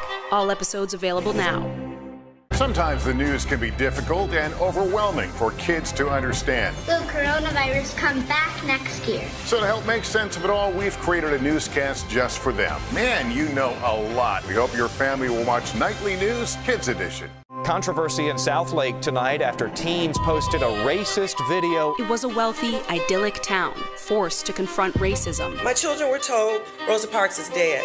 You all have to sit in the back of the bus. But when the school board presented its plan, this small town fight ignited a national firestorm. Critical race theory. Racism in reverse. False narrative of rampant racism. Shame. This is Southlake, an NBC News podcast. All episodes available now. Listen wherever you get your podcasts.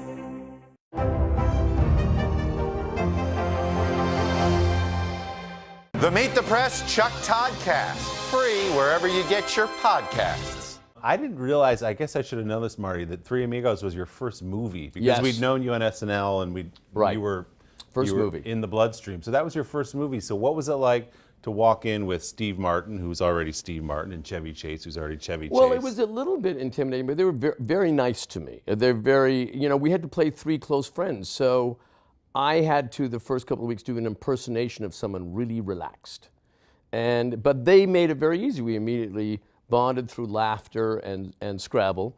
And before you knew it, you felt at ease and like this is a great thing to be doing. And the legend has it your first conversation, or maybe one of the first, when you came to the house to get the script, Yes. was a dig at Steve, and so the relationship was set forever. Yes. Do you want to tell him the dig? Yes, I went to Steve's house to pick up a script for Three Amigos. He wrote it with Lorne Michaels and Randy Newman. And I walked into Steve's house and his old house in Beverly Hills, and I looked around, and there was a Picasso and there was a Hopper, and I said, "How did you get this rich? Because I've seen your work." And you said, toward the end of the meeting, I said, it was great meeting you. I expected more charisma. But anyway. But it was kind of the natural instinct. And it was overwhelming to see all And by the way, this he art. really did say that. Yeah. And I kind of remember my reaction, which was like a kind of a curious side eye. Like, so is this, that's a daring thing to say to someone you've never met, and then you sort of like, am I going with this? Or am I? And it was just comedy. We love hanging out with comedians because I think there's a, Thank God I wasn't from Ireland, or you would have said, "Have you ever thought of going to Europe?" yeah. So you're from. So your family goes back to Ireland. I'd love to take on a trip to Europe. But that seems to me that first moment formed the basis for the foundation, at least, for your friendship. If you watch your tour, if you watch the Netflix special, even the two of you acting in Only Murders in the Building. I'm sure you have lifelong friends. Oh, yeah.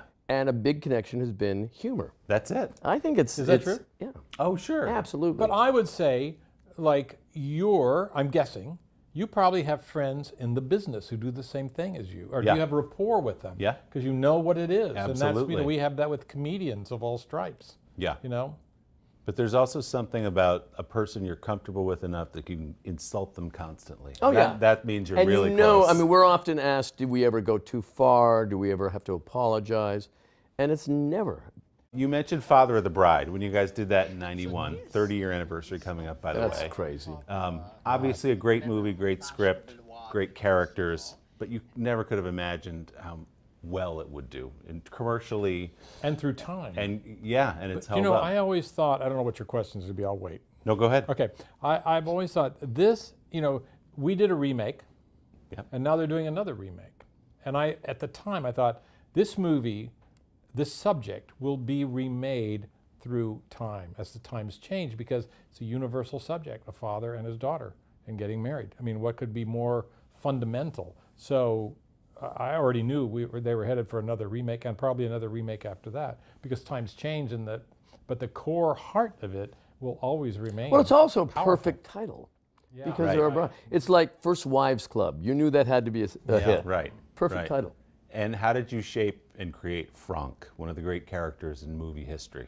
Wow. Well, you heard him. Sure. Yeah. Yeah. I heard it. I didn't want to hear it. Yeah.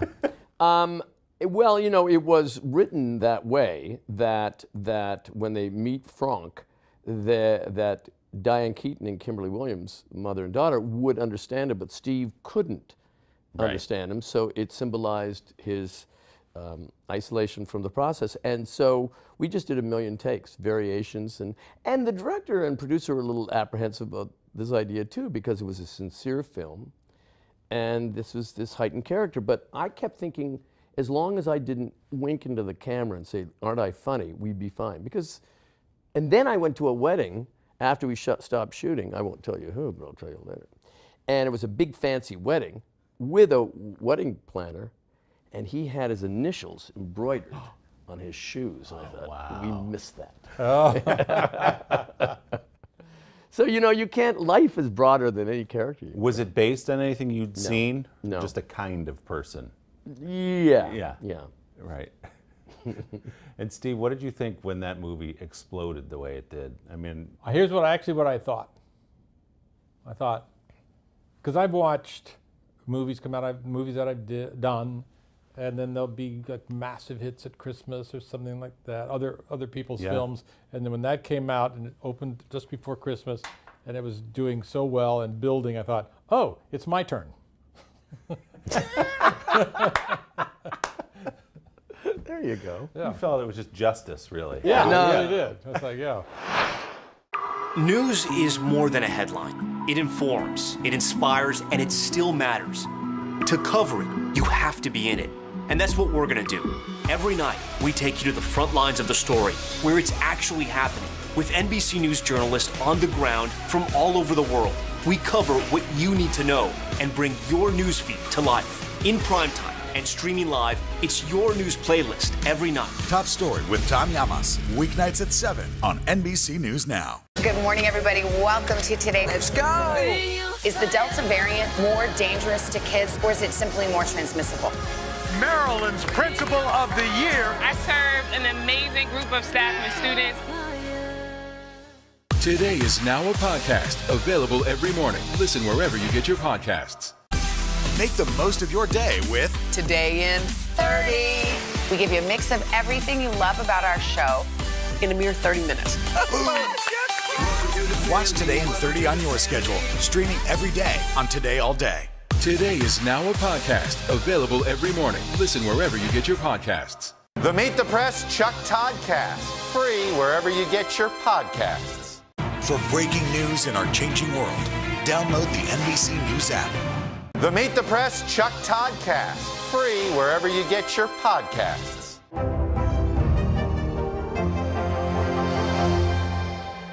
this might be an uncomfortable question for either of you to answer, but why do you both think this relationship works so well? Steve, what is it about Marty? Marty, what is it about Steve? There's definitely a yin and a yang thing that goes on here, but why do you think this has endured, this friendship and this professional partnership? You know, one thing I say is, you know, first of all, we don't talk every day. It's not like 8 a.m. got to call Marty, you know. And even when we talk, I don't necessarily listen. No, he puts the phone down. Yeah. And so there's that we have other lives. You know, this is like a fun thing. We get along on a humor level. I don't know. And, you know, humor is very superficial.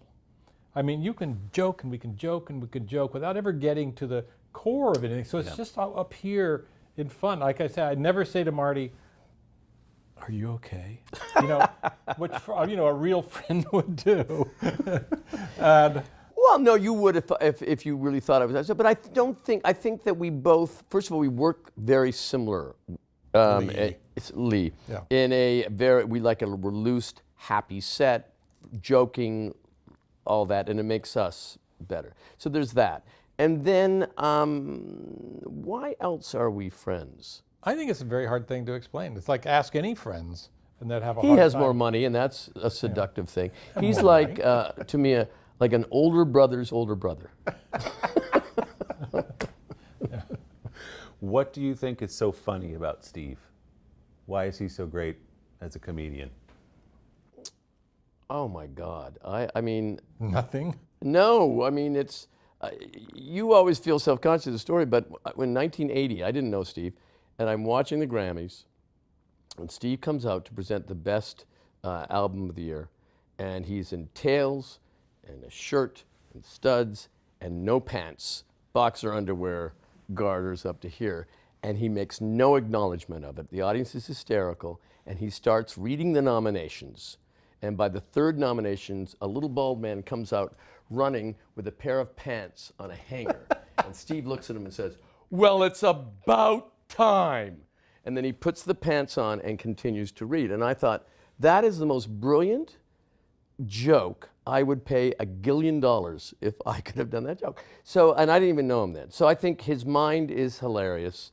And he's deeply kind. You know, I think if you were that talented but a bit of a jerk, there would be no relationship. You know, there wouldn't be.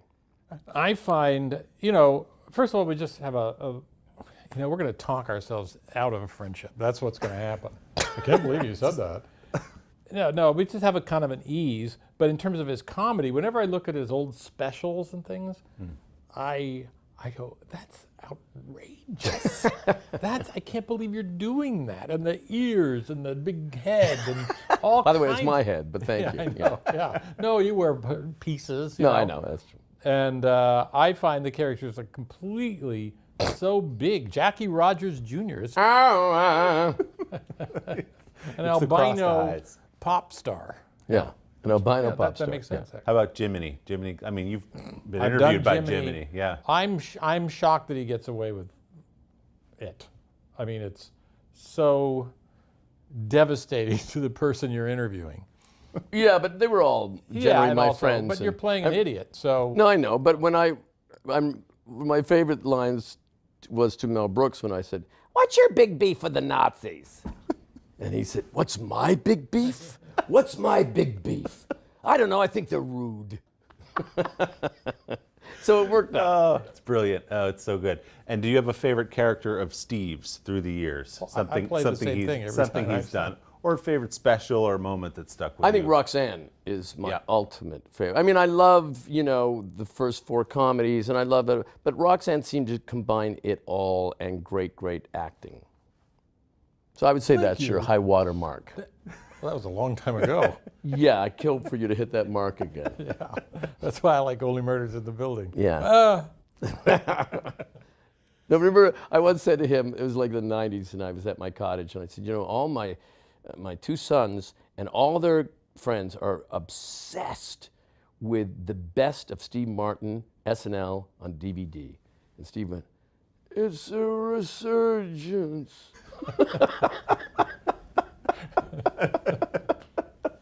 I'm back. I'm back. But it was with the weak, exhausted arm, too. You've said, Marty, too, beyond the funny and all this connection, is that Steve was a great friend to you when Nancy passed away. Right. And that meant the world to you, to have somebody who you had so many laughs with be there. He wrote a song in honor moment. of her. Yeah. A brilliant song, The Great Remember. What did that mean to you to have him at your It side? meant, listen, by Steve the way, was... everybody was, Everyone Marty loved has Nancy. a lot of friends. Yeah. But of course it was magnificent to have those kind of friends in those tough situations. I'm telling you, Marty has a lot of friends, and there's a lot of demand on his time because he gets, invited to parties and things because he's really fun at a party. And I've told this before, but I say if I'm hosting a dinner party and I'm going to invite, 3 or 4 couples, whatever, and I invite Marty, and somebody else, and then if Marty says, "I'm sorry, I can't come," I cancel the party. Is that true? Well, it's not really Because what's true, the but- point? Well, yeah. Guys, thanks so much. Congratulations Thank you, on the Willie. show. It's a blast. Thanks, man. Welcome to Today All Day. All day? Today, all day. All day. This is a long way of asking who's your favorite character you've ever played? The unicorn. The unicorn. You gotta have the unicorn. What is she right there? That's why you're saying all these nice things? Yeah, she gave me the look. Sorry to disturb your day. Everyone's mad at you, Willie. Better make this fast. I don't want the wrath of Luna. When I see you, I always think, I wonder what his quote would be. Give us 6 minutes and we'll ask as many questions as we can. Welcome to Cold Cuts. Cold Cut. Cold Cut. My buddy Cal cooking with me. Dads don't babysit. It's called parenting. What was the first book you remember loving? Heart Smart Today with simple exercises to strengthen your heart. Make the most of your beach days. It's all about the tracksuit now. How good do they look? I now pronounce you husband and wife. Kiss the bride. This morning, a story of people helping people. You've received tons of letters from people who have been inspired. Let's do the weather out. Okay. All you gotta do is say, it's cold, it's warm, it's raining, it's snowing. That's it. One of our most favorite franchises ever, Ambush Makeovers. Okay. Look at it. It doesn't look so good. No, it doesn't look good. Will you judge us in a cook-off? I will, and you guys will definitely win something. Today, all day. All day? All day. Welcome to Today All Day.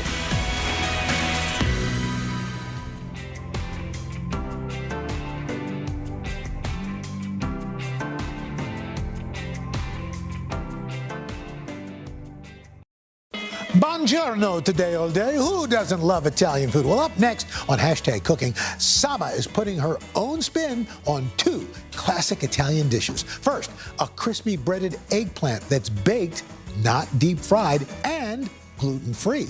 Then she whips up a vegan version of a classic pasta dish. Oh yeah, mangia.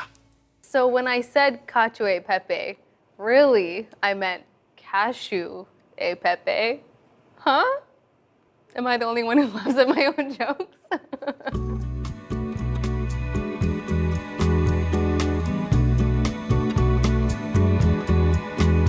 All hail Italian food. I love it. Some traditional Italian dishes do have a lot of dairy, so I wanted to create some of my favorites with a plant-based twist. Today I'm going to show you how to make a breaded eggplant that uses almond meal instead of breadcrumbs in a really delicious and creamy vegan cacio e pepe. This is Hashtag Sama's Italian. Eggplant is a vegetable I kind of tend to forget about the second it enters my kitchen. So, to use up all of my forgotten eggplant that I've been finding in my fridge, I wanted to create something that had the breading of an eggplant parm, but the snackability of something like a slice of bruschetta. So, enter my breaded eggplant. The first thing that we're gonna do is slice our eggplant. Got a cute eggplant here. Just gonna trim the end off and start slicing.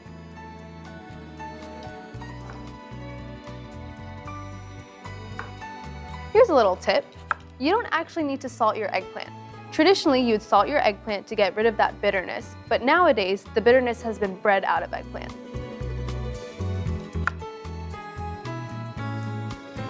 I'm slicing my eggplant into little slices that are about 1/4 of an inch thick.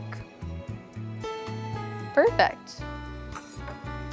So happy I'm using up my forgotten eggplant. It's just been sitting in there for so long. Okay. I'm gonna let my eggplant hang out here while I make my little egg mixture. I wanted my breading to have a lot of flavor on its own, so in addition to my almond meal, I'm gonna add some of my favorite spices. I'm using almond meal or unblanched almond flour for this recipe, which still keeps the skin on the almonds. I find that this is really nice to add texture, and it's a great replacement for breadcrumbs. The cayenne is gonna add a little heat, and the turmeric and cumin are my favorite pairing. We cannot forget our salt and pepper. What is life without some salt and pepper?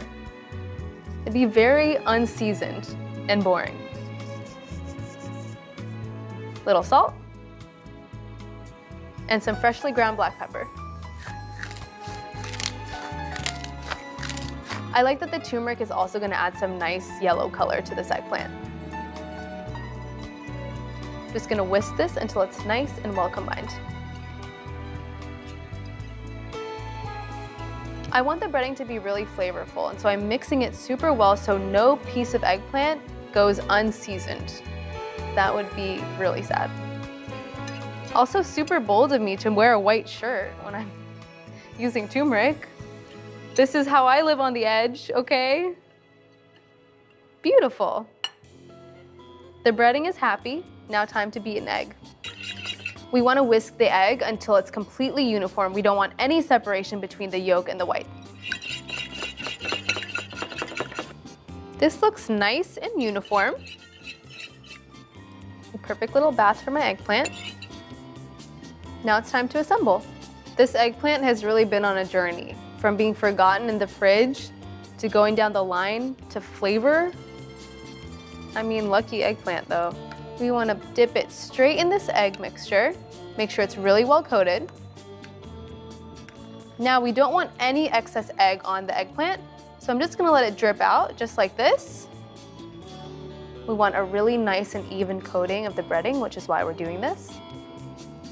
And now we're going to put it straight into our breading. Into the parchment paper we go. Now we're just going to repeat.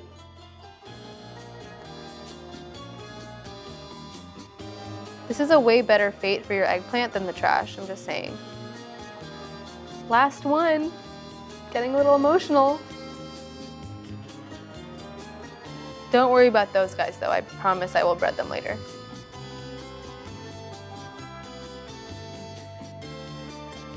We are ready for the oven. Look at those colors, looks so pretty. I'm popping these in at 375 degrees for 30 minutes. Make sure to flip them halfway through.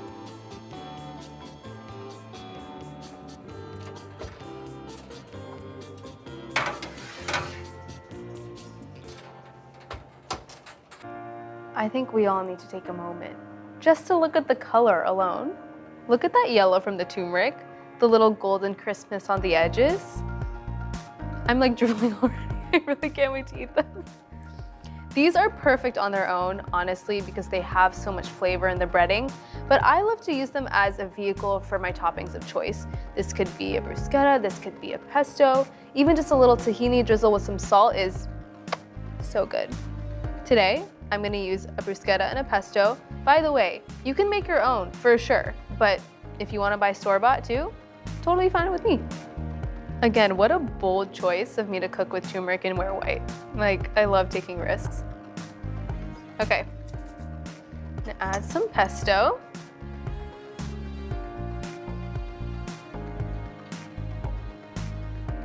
Spread that on really nicely. These would make a great app or a side at your next party, or even if you're just partying by yourself. They'd make a great appetizer for you. That's fine. We love that. We love a party of one. These are even good dipped in some marinara sauce, just keeping it super simple. There's so much you can do with them. They taste good with basically everything. For my bruschetta.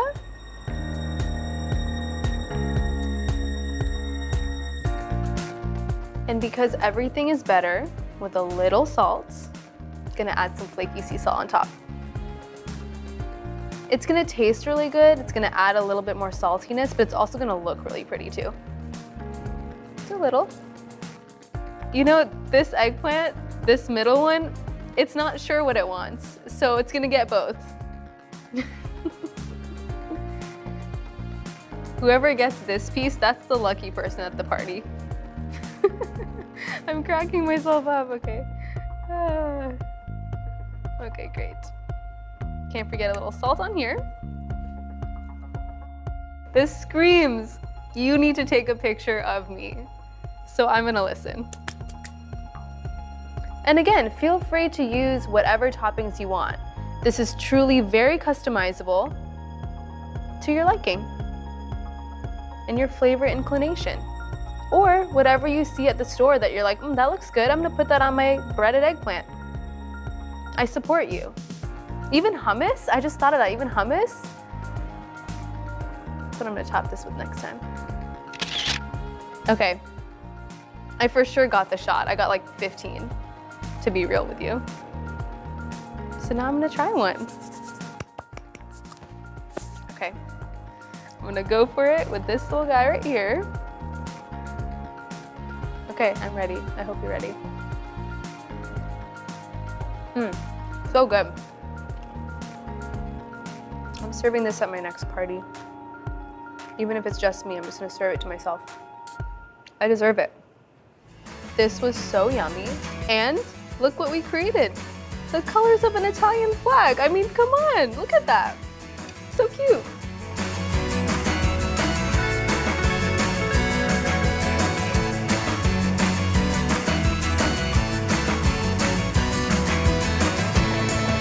I have a question. Are you dairy-free and miss the glory days of really creamy, cheesy pastas? Well, you're in luck because my next recipe, my vegan cacio e pepe, has you completely covered. I'm gonna go get the ingredients.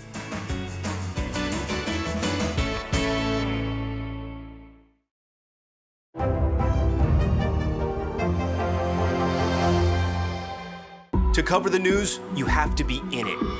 We'll take you to the front lines of the story, bringing your news feed to life. Streaming live every night.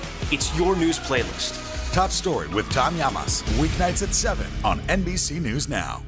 Good morning, everybody. Welcome to Today. Let's go!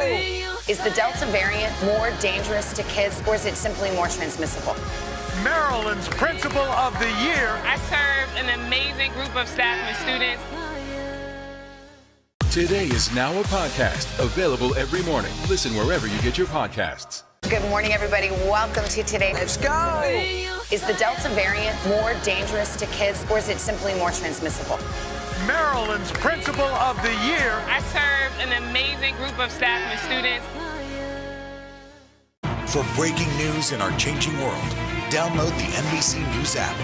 Do you feel like the bad guy in this? Why should they believe you when they know that people are getting in? Has it been worth it to make this trip? Do you feel like you're giving a green light to politicians? How do you explain why your case has become so important? To cover the news, you have to be in it. We'll take you to the front lines of the story, bringing your news feed to life. Streaming live every night. It's your news playlist. Top Story with Tom Llamas, weeknights at 7 on NBC News Now.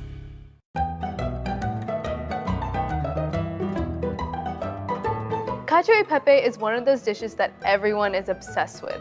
But if you can't tolerate dairy, it's probably not high on your list. Don't worry though, I'm going to change that because this vegan cacio e pepe is truly going to blow your mind. First up, we're going to make our cashew parmesan. And yes, I did say cashew parmesan. To make this parm, we're using a base of cashews, raw cashews, and nutritional yeast for that savory, nutty, cheesy flavor. I'm going to start by adding my raw cashews into my blender. Make sure your cashews are raw and unsalted. Now for our nutritional yeast. Nutritional yeast is commonly used as a vegan cheese substitute because it's got this savory, nutty, cheesy flavor, a little bit of umami in there too. Make sure you buy the fortified version because that's the one that has a lot of vitamins and minerals. Now we need some spices. We've got to have a little seasoning. So, got some salt. Salt going in. And some garlic powder.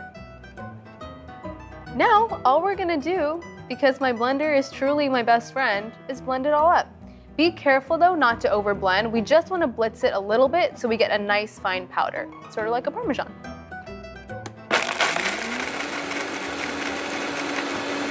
And that's perfect. That took less than 10 seconds. Let me show you what it looks like. It smells so good. It's cheesy, it's nutty, it's savory. It's kind of like a nice fine powder, perfect for sprinkling on top of pasta. This makes a little bit more than I'll need for this recipe, so you can totally store this in the fridge for up to a week. Top your popcorn with it, some salads. It's very versatile. And you know what? I'm gonna make my sauce in this blender too, so I'm just gonna transfer this out, keep it over here, don't have to wash any more dishes. I'm being lazy today, and that's okay. I still love myself. This is some #precious Parmesan. Can't waste any of it. So the reason I'm starting with the Parmesan is because the parm is dry, the sauce is gonna be more creamy and liquidy, so that's why we're doing it in this order. Saving us some time, saving us some washing dishes. Now I'm done with my cashew parm. Time to make the sauce. I'm using soaked cashews to create this sauce. It's gonna make it really creamy, really luscious. When you soak cashews in water, it actually becomes a little bit more pliable and easy to just blend to very delicious sauces and fillings. Just soak them for an hour in hot water. I'm just gonna add them to my blender. Come on, you can do it. Because cashews are super buttery, they're really rich, I want something a little acidic and tangy to sort of balance that out. Fresh lemon juice, always. Now I'm gonna add my garlic. I'm using raw garlic here because I want that really punchy flavor. For that really nutty, savory, cheesy flavor, I'm gonna add some nutritional yeast into my sauce. Adding some salt. And listen, this is a cacio e pepe, after all, so we have to add some pepper. Freshly ground pepper, always. We want that bite, we want it to be really peppery and delicious and be sharp as well. Whenever I make this recipe, I skip my workout. This is it right here. A lot of pepper is necessary. Gonna finish it off with some extra virgin olive oil. And then, to help the blender move, I'm just gonna add a little bit of water, just to get the blender going. You may need to add more water later, but just check the texture of the sauce and then add more as you see fit. It's time to blend.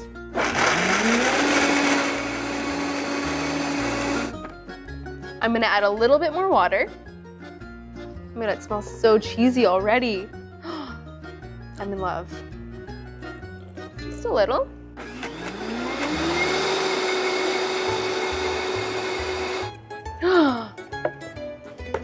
It looks so good. Sorry, that was a little dramatic. I have to show you this texture. I'm gonna give it one more good blend. Every time I make this recipe, I've made it so many times, but I'm always so shocked by how creamy it is without any of the dairy. It's magic.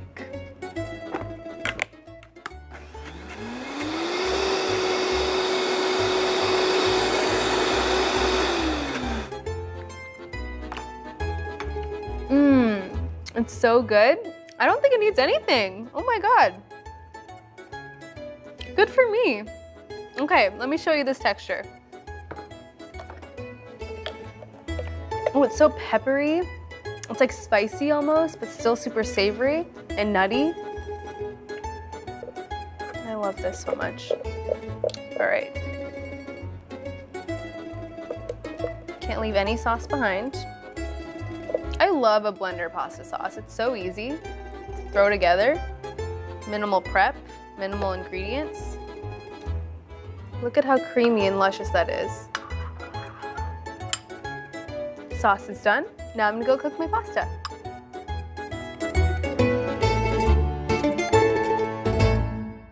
Today is now a podcast available every morning. Listen wherever you get your podcasts. Good morning, everybody. Welcome to Today. Let's go.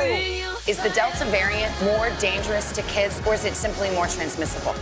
Maryland's Principal of the Year. I served an amazing group of staff and students. Do you feel like the bad guy in this? Why should they believe you when they know that people are getting in? Has it been worth it to make this trip? Do you feel like you're giving a green light to politicians? How do you explain why your case has become so important?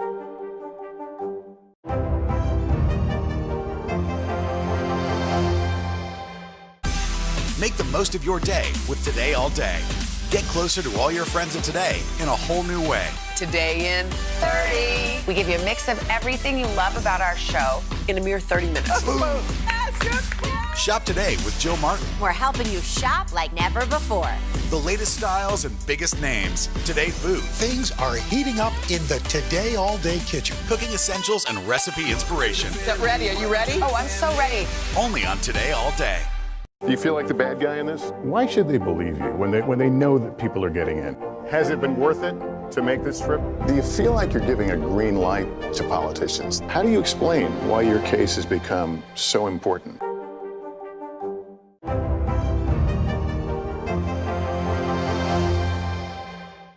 News is more than a headline. It informs, it inspires, and it still matters. To cover it, you have to be in it. And that's what we're gonna do. Every night, we take you to the front lines of the story, where it's actually happening, with NBC News journalists on the ground from all over the world. We cover what you need to know and bring your newsfeed to life. In primetime and streaming live, it's your news playlist every night. Top Story with Tom Llamas. Weeknights at 7 on NBC News Now.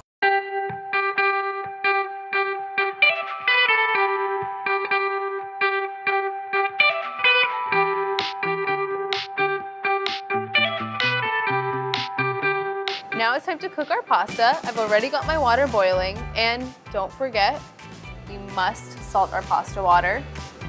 Hashtag no bland pasta. It's not good. Okay, the water is ready for my pasta.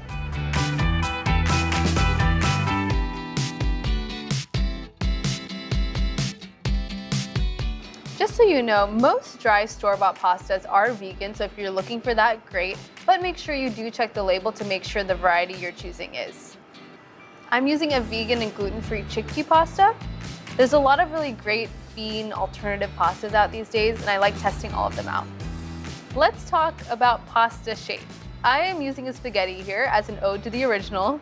We've changed a lot of things already, but you know what? We're keeping it OG when it comes to the spaghetti, but you can use your favorite shape. I'm a helicopter pasta parent. You really do have to keep watching your pasta, especially if you're using an alternative pasta like a bean pasta, because if you overcook those for too long, it'll become a little gummy. Pasta is such a comfort food. In my household growing up, my parents would just alternate between making Indian food and pasta. That was like, that was all we had. It was Indian food or pasta. All right, I'm feeling good about this one. We're done. We're done. Woo! Here's what I want to do. I want to save some of that starchy water for later to add to the sauce and pasta to help thicken it and bind it. So I'm going to save some of that. Just a little for later. I love being prepared. And now I'm just going to use my tongs and transfer my pasta to my dish. And then I'm just going to mix the sauce all up. I'm really excited about it. This also keeps the starchy water on the pasta. Doesn't have far to go. Spaghetti's so cute. I love it. All pasta is cute. I don't discriminate. I love all pasta. You know what time it is. It's sauce time. Remember this? Remember our old friend, our cacio e pepe sauce from earlier? It's about to meet the pasta of its dreams.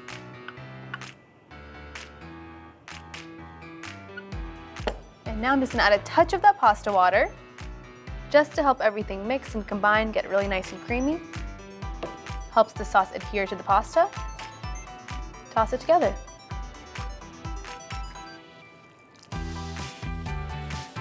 Get the sauce around every single little bit of that spaghetti. I'd be sad if we didn't. And now, time for our cashew parmesan. Ready? I'm gonna mix some in and then I'm gonna add some on top as well, just for a little bit of flavor, a little bit of aesthetics. Just like a traditional cacio e pepe, we wanna eat this immediately. We want it to stay hot, stay fresh. So I'm gonna serve this to myself right now. Is this generous? I don't care. Am I just like, are my eyes too big for my stomach? No, you'll want to eat this much, I promise. Okay. I'm gonna cut myself off there. And now, let me just make this look a little pretty with my fork. Twirl this around. And add a little bit of my cashew parm. And by a little bit of my cashew parm, I meant a lot bit of my cashew parm. And the dish wouldn't be complete without it, some freshly ground black pepper.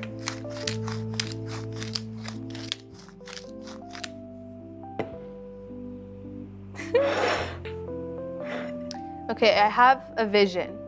I have a vision for a really cute fork twirl photo. I'm gonna work on that. Actually, you know what? I'm gonna do a video. I'm gonna do a video today. That's what's happening. Okay, ready?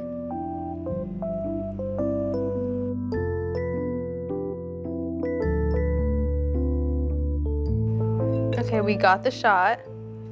We got it. We got it. And you know what I also got? The perfect little spiral for me to eat. I'm going for it.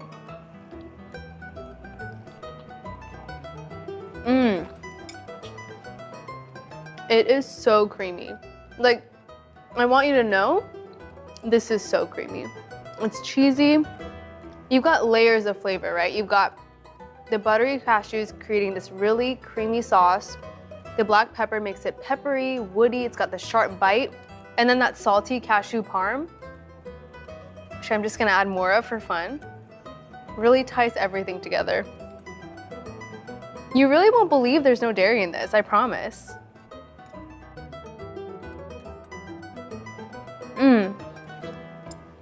Oh, and that garlic, though, that fresh garlic, it's so punchy.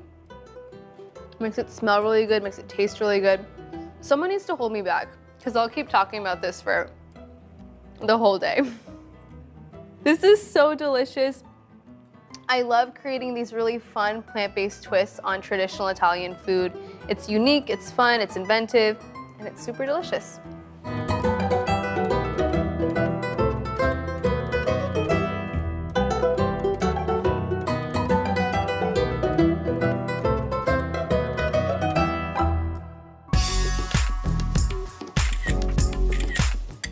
Oh, hey, I didn't see you there. But I'm so glad you're here because I have something I want to tell you.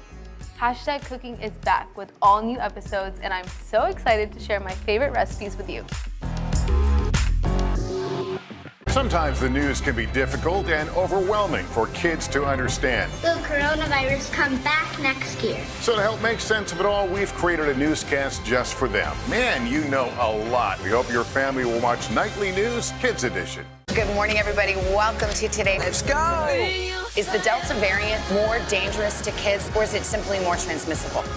Maryland's Principal of the Year. I served an amazing group of staff and students. Make the most of your day with Today in 30. We give you a mix of everything you love about our show in a mere 30 minutes. Watch Today in 30 on your schedule, streaming every day on Today All Day. Hey everybody, it's Hoda Kotb from the Today Show. I am so excited to tell you about my new podcast, Making Space with Hoda Kotb. I sit down with some incredible people and we'll hear some uplifting stories. Listen to Making Space now on Apple Podcasts. Make the most of your day with Today in 30. We give you a mix of everything you love about our show in a mere 30 minutes. Savannah and Hoda bring you what you must know. The biggest moments of the morning. One Republic! Exclusive interviews. Why did it work for you? You're right. I am more talented than the rest. And important headlines. Major medical news this morning. Watch Today in 30 on your schedule, streaming every day on Today All Day. This avocado cream pasta is literally one of my most popular recipes on my blog, and I honestly think it's because you just need a blender to make this super luxurious sauce. So, the base of it is our avocados. I'm using an avocado and a half for this recipe, so I'm gonna go ahead and start with that. All right, we're gonna scoop some of this avocado out. Look at how ripe and pretty that is. Go straight in there. This avocado is what's gonna add that super creamy element to this pasta. Now I'm gonna move on to my lemon, adding the juice of 1 full lemon in here. Make sure I catch all the seeds. This lemon is gonna really make it tart and acidic and bring out that zing, make it very bright and fresh. I'm gonna add some fresh basil and raw garlic. Yes, I'm using raw. It's gonna be really punchy and really bright. And I love garlic. There we go. A little bit of olive oil, just a bit. And now I'm gonna season it to taste with some salt, pepper, and red pepper flakes. Salt in there. Add as much chili flakes as you'd like. I love spice, so I'm going in with a lot, but you make your own choices, okay? Now, just to help everything get moving in the blender, we're gonna add a little bit of cold water. Make sure it's cold because we don't wanna brown the avocado. Just a bit, and I can add more and adjust to get it to the right consistency that I like. Now it's time to blend.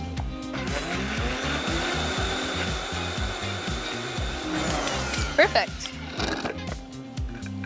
It is so luxe, you will not even believe it. Look at that. So creamy. Before I add this creamy sauce to my pasta, I'm gonna grab one more thing. Just grab some arugula from the fridge. I love adding this to this pasta because it gives this really nice peppery bite to it. All right, time to assemble. Got my sauce, gonna add this into my pasta. You might think you put cream in this, but you didn't, I promise. I'm gonna add my tomatoes. Just a little burst of something sweet in with this avocado cream sauce. Now I'm just gonna mix in my arugula.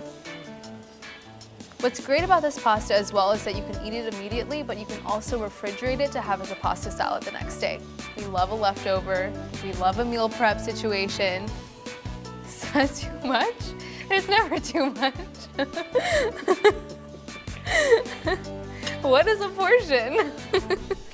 Some freshly ground black pepper and a pinch of flaky sea salt. That is it. But one last thing. Can't forget to take a photo. I didn't do all of this for nothing. I love this. I'm gonna frame this. I'm gonna put this on my wall. Okay, here I go. Gotta get some arugula, some pasta in there. Okay. I love myself. It's so creamy, you honestly would never know that there's no cream or butter in this. It's crazy.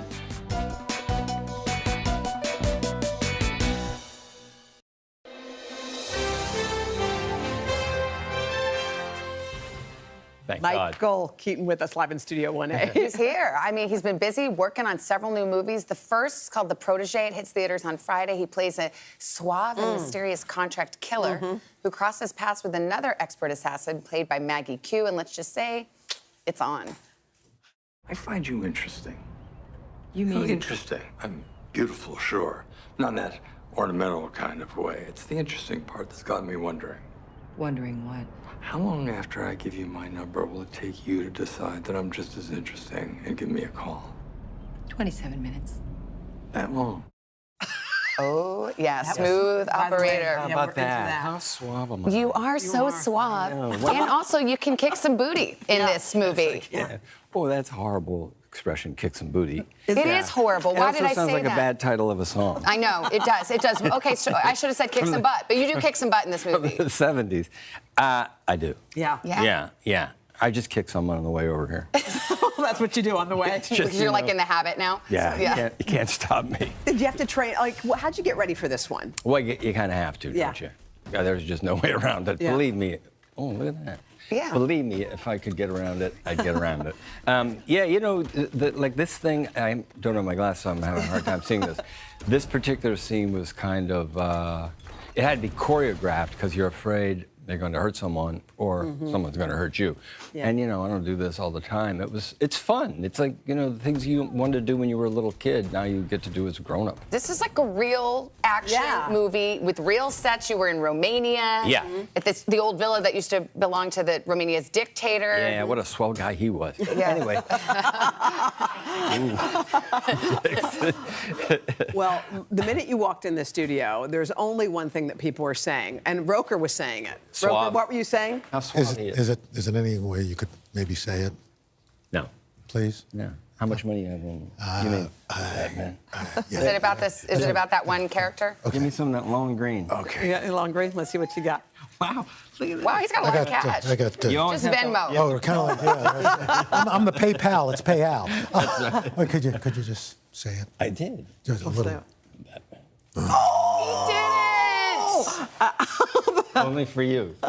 That's love, babe. That's you are gonna get back into the bat suit. Yeah. That was fun, actually, doing that again. Was it? Yeah, What did it feel like? Like riding a bike. Was it? Yeah. Really? Yeah, it's easy. You know, you were the best Batman. another day. You know that, right? Dude, what's going to happen when you have the other 79 bets? Well, they're not here right now. Right. Okay, you're here. So you're the best Batman. Tell them the same thing. Exactly. You are. Exactly the way to play that. I like a shallow group of people. You know, well, then you've come to the right place. But you know what I was thinking about was back in was it the late 80s when you were first cast as Batman? Yes. People were, you know, it was before social media, but people were kind of like, they weren't believers. Yeah. And now Haters. they've been begging, they were haters. They were trolls and haters. Yeah. And now they've been begging you for 3 decades to come back. Yeah. Doesn't that feel good? Well, it was Al that pushed it over the top. He made a call to the studio, and it just happened. Yeah, it's well, you know, are we surprised by any of that kind of stuff, really? I mean, that's kind of the way it works. It was honestly, I didn't think about it one way or another, but when it happened, I've said this before, I never understood why it mattered one way or another. I didn't understand why people were so upset. And it wasn't that I went, wait, you know, my feelings are hurt. It wasn't that at all. It was, I thought, are people really sitting around thinking about this one way or another? But they were, and now it's like huge because culturally it's become such it's a thing. It's like, you know, with all the superhero movies, I mean, on a corporate level alone, think about it. Sure. It's unbelievable. It is. So then you have to look at it like that and be realistic and say, okay, I'm in this business where this is a big thing. And then forget about all that and just just go do the job at hand, which is what's the job? Well, Who's we the look guy? forward to it. We're going to see a lot of you. We got Protege we talked about. Batman is coming. We're out of time, but Worth, You're gonna be so sick of seeing me. No, we're not. But No, you demonstrating your range, this movie Worth, which is about 9/11. It's just an incredible. Oh yeah, story. yeah. We need to come back and talk about that. Come That's back and good. talk. Come back and visit us. All right, I'll be back. In his latest movie, a thriller called Reminiscence? You got it. All right, Hugh Jackman is going dark. Yeah, his character is nothing like the actor himself, who, as we all know, is a ray of light. But Hoda, perhaps you know that a little better than the rest of us now that you've had some time in person. Did get to spend some time with him. You know what, Savannah? There are some people you meet and they just lift your spirits, and Hugh Jackman is that guy. He is a true gentleman. He's a jack of all trades. He's beloved fans by, everything from his Marvel comics to musicals. He is madly in love with his life, Deborah Lee, and I was lucky enough to hang out with Hugh at one of the tallest spots in New York City. For more reasons than one, it was a total high. Oh, hello. How are you? Good. What's the best place to catch up with one of Hollywood's and Broadway's top actors? How about over 1,000 feet up, hanging above one of the world's highest observation decks, the Edge at Hudson Yards? You came up 101 flights. Yeah. How are you with heights? I love it because I hated it as a kid. I had such a fear of heights. So I actually went to the diving board at our school and I just jumped off it until at lunchtime for like a week until I got over it. Is that like your philosophy on life? When there's something in the way, you just have to look it in the eye? Totally. So I just always, if I'm scared of something, if I have to bungee jump, which I now would love, I'll be straight off. Don't think about it, just go. Go, go, go seems to be Hugh's M.O. He's one of the busiest men in and out of Hollywood, a triple threat with an embarrassing collection of golden statues. He's a devoted husband and father of two. He's even got his own nonprofit coffee company. But above all, a few moments with this Aussie native, and one thing is obvious. We have a woman who works with me who said, when you sit and visit with Hugh, you will never think that he's Hollywood. You'll think he's your friend. They were Oh, right. thank you. So that's such a great trait for Yeah, some. well, if you want to ask my guys who are here, I'll give you the opposite point of view. I mean, X-Men was my first real movie in America. I was 30. Now at 30, you know who you are, right? So if someone hands you for example, sexiest man alive, I only try to mention it once in every interview, Hoda, but I'm like, well, I do remember a good solid 10 years of literally not being noticed and getting turned down at every corner. So it's weird that I'm all of a sudden that guy, That guy. So I think it helps having had some rejection and some real life experience. The past year and a half has been a departure for a guy who's always on the go. When the pandemic shut him down, he had to get creative. Luckily, while Hugh was honing his sourdough skills, all you have to do is follow my voice. Editors were finishing up his latest project, Reminiscence. It's a sci-fi dystopian mystery action thriller. And oh, there's romance too. Close your eyes. Tell me about Reminiscence. There was something so original about this story. It grabbed me in that at the beginning of the story, I feel like I'm playing like a Bogart type of character in like a classic sort of film, and then all of a sudden it goes off.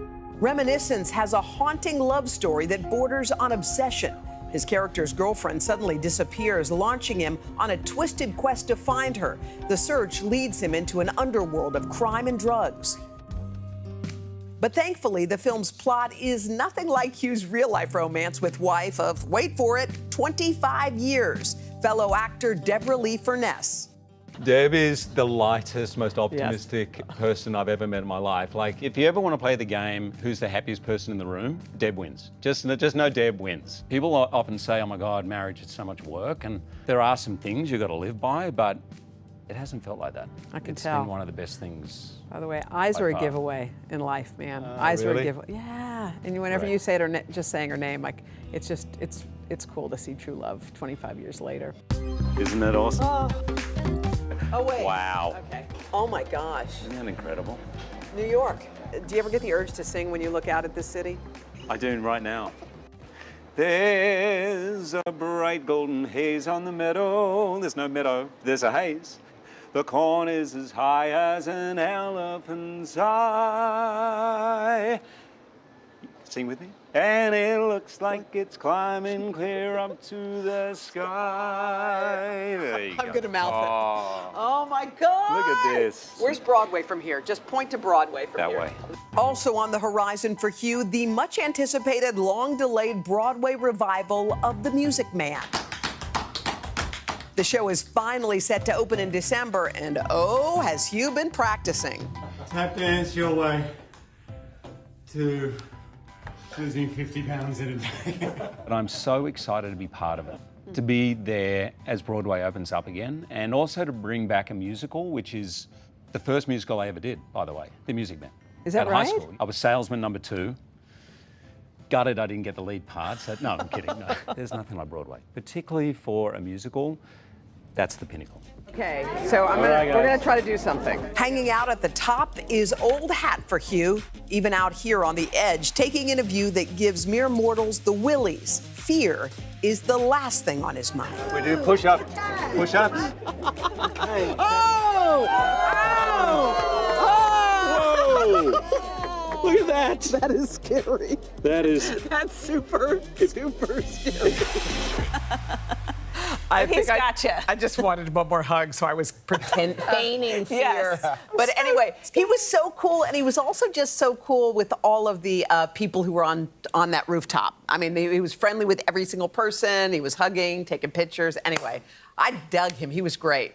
And what do you think? He's the best. Don't you think? Yeah.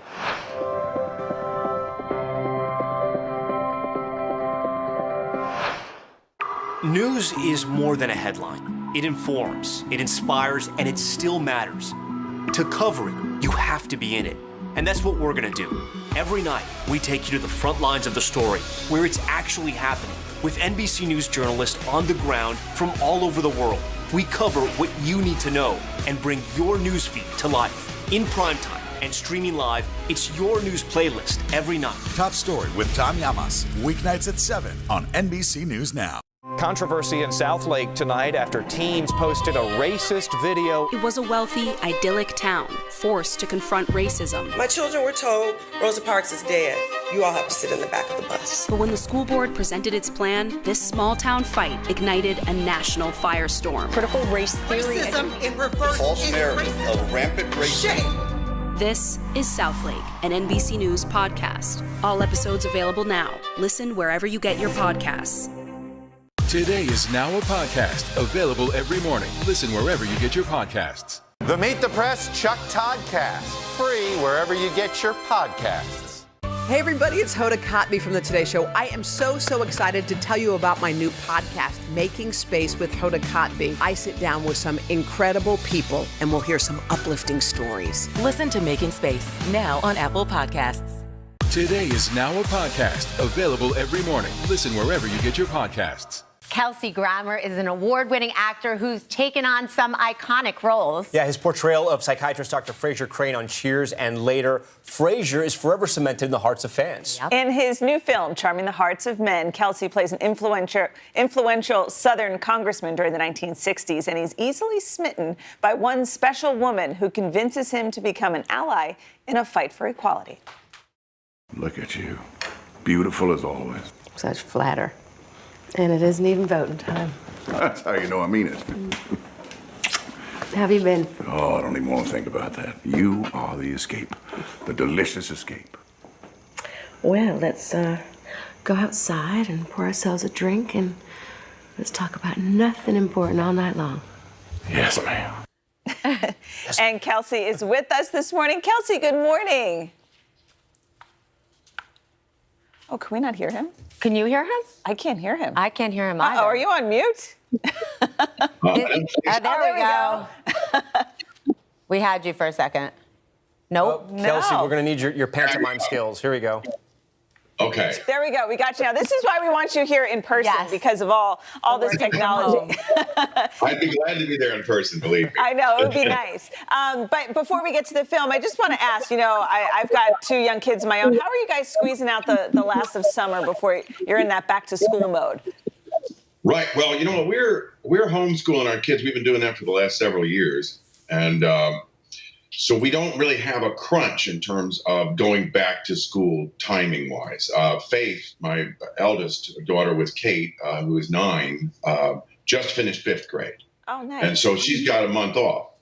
And, it's been a little bit kind of crazy and haphazard because of the fact that, everything is closed down or not closed down, or we're traveling or not traveling. Or we went to England for a couple of months last summer, and then they closed England just as we were finishing up there. So we're kind of just playing it by ear. So we actually have from a 4-year-old preschool all the way to my 17-year-old son who's doing 11th grade next year. Oh, wow. Good for you guys. Get your hands full.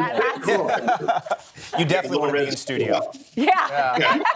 Kelsey, first off, you look great. I don't know what you do, but you look great. We were talking about Frasier, and you look exactly the same. Thank you. I work out a lot. It's just I stay physically fit and try to and the kids. The kids are, No, they definitely keep you in shape. Let's talk about your film. You portray a Southern congressman. Was there any historical figure that you looked at to build this character? Well, this guy is based upon an actual congressman who, for whatever reason, now they have accused him. Listen, he's been relegated in the history books to a guy who was a kind of a Dixiecrat and not particularly. You can't really trace his racism that they maybe have pinned on him, but his was a unique situation where the original legislation for the Civil Rights Act of 1964 was written for men, not for women. And he was the only guy that said, we can't pass this bill the way it's written. We have to add the word sex. And that's what did it.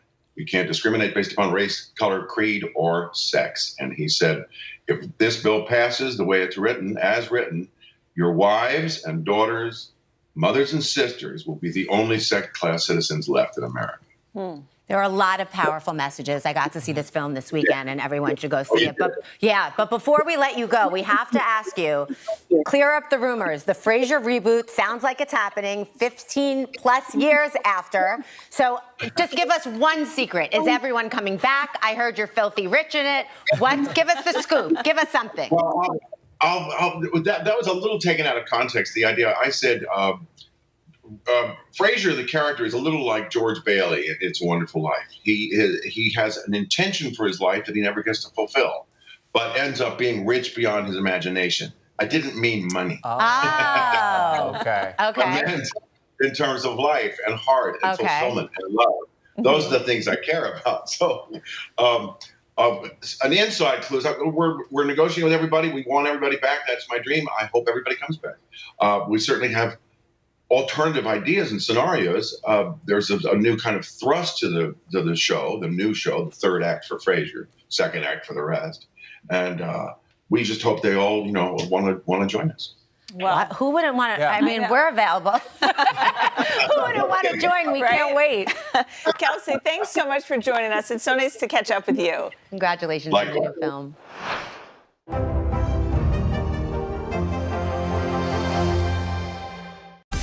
Make the most of your day with Today in 30. We give you a mix of everything you love about our show in a mere 30 minutes. Savannah and Hoda bring you what you must know. The biggest moments of the morning. One Republic! Exclusive interviews. Why did it work for you? You're right. I am more talented than the rest. And important headlines. Major medical news this morning. Watch Today in 30 on your schedule. Streaming every day on Today All Day. Good morning, everybody. Welcome to Today. Let's go. Is the Delta variant more dangerous to kids, or is it simply more transmissible? Maryland's Principal of the Year. I served an amazing group of staff and students. It was a wealthy, idyllic town forced to confront racism, but when the school board presented its plan, it ignited a national firestorm. Critical race theory. Racism in reverse. False narrative. Shame. This is Southlake. All episodes available now. Does the White House think they have an Afghanistan problem or a COVID problem? Do you believe the abortion issue should reflect the will of the people or the will of the elected officials? The vaccine mandate. Is this going to work or is this going to backfire? If it's Sunday, it's Meet the Press. To cover the news, you have to be in it. We'll take you to the front lines of the story, bringing your news feed to life.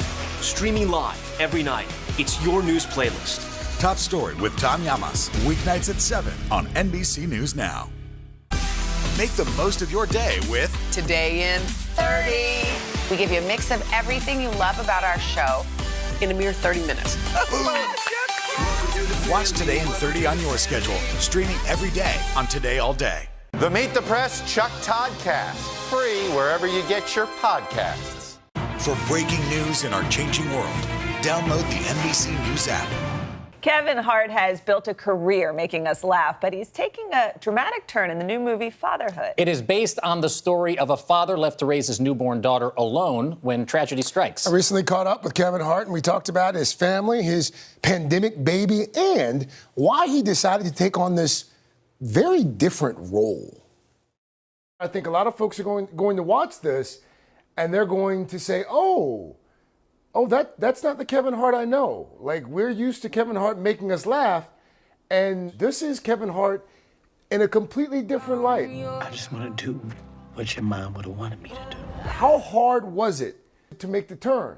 It wasn't hard at all. When the right projects come along, if it's time for you to make those transitions, then of course you take it and you do it. We were blown away from day one at Matt Logan's story, and his journey from pain to happiness is one like no other. So my respect level went through the roof, and my appetite for a meaningful piece of material went through the roof as well. So everything lined up, man. And then the Obamas came in as producing partners as well. I mean, all of the boxes were checked that said go.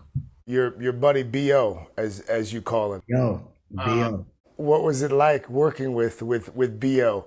on a project like this? The value and promise in having the Obamas and their company as producing partners is them understanding a good piece of content. You're talking about a black man on the big screen playing the role of a father in a positive light. I don't think I need to say it, but it's not something you see often. We're crackheads, we're in jail, out of jail, we're missing, we're a discovery at the tail end of a life. It's never truly a story that's like from beginning to end, one that you follow and one that's uplifting. How does it look? I think it's a new look. I think it's a new hairstyle that can catch on if given a chance. So in this case, I felt that there was a need and real want behind the message that was being delivered. The Obamas got that, and he said, this is a great opportunity to uplift black fathers and black men. How did you figure out how to cry on cue for the film? You're pulling on emotional strings. It's a heavy story. When I first read the script, honestly, I teared up in the first 30 pages. You obviously are a father of four yourself. How did you draw on your own experiences with fatherhood for the role? That was my cheat sheet. You know, a lot of the stuff that I was doing, I had already experienced. I know where the nervousness comes from. I know where the confidence comes from. I know where the fear comes from. I've been there. What's been the hardest part of being a dad? The feeling of, am I doing a good enough job? You struggle with that? Well, you know, it's not a struggle. I think that's the wrong word. It's a thought that's always in the back of your head. It's one of, did I do a good enough job to prepare? Are they ready? Are they capable? Are they going to get eaten alive and spit back out into reality? It's like these are the things that you have tug of war with. You had a child during a pandemic. How was that? A little pandemic, baby. Look, it's amazing. Being privileged to bring a child into this world, that's a blessing within itself. It's unfortunate that the times were what they were, but a blessing is a blessing. And I'm not going to take it as anything other than that. My little princess, we got a new boss of the household. And I love that everybody's had an opportunity to wear that hat. And right now, Ori has it. Got me wrapped around a little finger. I wouldn't trade it for the world. Obviously, there was the accident a while back, and you suffered a pretty serious back injury. I caught some video online recently. You seem to be back 100%. Saw some video of Kevin Hart in the gym, and it looks like you're training for something. Yeah, I'm definitely 100% back to myself. Currently in the best shape that I've ever been in. Last question, I promise. If you're a father of four, it would seem to me, at least, not a stretch to be a father of 5, maybe 6. Have you given thought to doing it again? Oof. It's been a discussion. I just told you, my baby Ori, Ori's a blessing. I don't turn down a blessing. Now, am I planning for a number 5? No. Which means it's happening. Yeah, it sounds like It's on. Hey everybody, it's Hoda Kotb from the Today Show. I am so excited to tell you about my new podcast, Making Space with Hoda Kotb. I sit down with some incredible people and we'll hear some uplifting stories. Listen to Making Space now on Apple Podcasts. To cover the news, you have to be in it. We'll take you to the front lines of the story, bringing your newsfeed to life. Streaming live every night. It's your news playlist. Top Story with Tom Llamas, weeknights at 7 on NBC News Now. Hey everybody, it's Hoda Kotb from the Today Show. I am so excited to tell you about my new podcast, Making Space with Hoda Kotb. I sit down with some incredible people and we'll hear some uplifting stories. Listen to Making Space now on Apple Podcasts. News is more than a headline. It informs, it inspires, and it still matters. To cover it, you have to be in it. And that's what we're gonna do. Every night, we take you to the front lines of the story, where it's actually happening, with NBC News journalists on the ground from all over the world. We cover what you need to know and bring your newsfeed to life. In primetime and streaming live, it's your news playlist every night. Top Story with Tom Llamas, weeknights at 7 on NBC News Now. It was a wealthy, idyllic town forced to confront racism. But when the school board presented its plan, it ignited a national firestorm. Critical race theory. Racism in reverse. False narrative. Shame. This is Southlake. All episodes available now. Ted and Mary, good morning. Good morning. We got rid of our champagne. And we got rid of Craig, too. Yeah, finished mine. Yeah. This movie is so fun. I love the musical aspect of it. But Mary, there's this one element. It really kind of celebrates people with disabilities without outwardly celebrating people with disabilities. I mean, they're just there as characters. Why did you want to be part of something so momentous? It's a first. First of all, the last time that this many people with disabilities were in a film, it was in 1932, and the name of the film was Wow. This is a film that celebrates a marginalized community, and it's never commented on. Mm-hmm. There's people with and without disabilities in it acting together, and the spirit of it is so beautiful and fun, and we're honored to be a tiny part of it. How awesome! These friends of ours, they're friends of ours for many years. Will and Vanessa Halby and his brother Peter started a community in Vermont called Zeno Mountain Farms, and it was to bring people with disabilities and without disabilities together just in friendship, and they've been doing plays and films ever since. What made you guys want to go ahead? It's rated 93% on Rotten Tomatoes. Oh. It's got a rave review from the New York Times. It's actually a wonderful kind of classic summer romance musical film, and with stars Shannon DeVito that you see on the screen, and Ricky Wilson and Emily Cranking. And they are infectious, and if you want to feel amazed and good and proud of humanity, this is the film to see. It's great. Well, of course, Mary, you come to this honestly in that you're a songwriter. You just wrapped season 2 of Zoe's incredible extraordinary playlist on NBC. And Ted, you're getting ready to film season 2 of Mr. Mayor, which is a terrific show as well. Doing that show, did it give you maybe a little appetite for maybe thinking about running for office? Let me be very clear about that. No. And if he ever thinks about it, I'm here to to whip some sense into it. Funny. We're looking at you guys. You guys have been married for 26 years. You recently, were graced the cover of People magazine's Love issue. Al and Deborah were also on the cover. It was such an awesome issue. I actually have it in my dressing room now. What do you think is the key to making it work? I know a lot of people always ask for advice, or people want to hear advice. Oh, boy. First off, be madly in love. That helps. Yes. Laughter is a big part of our life.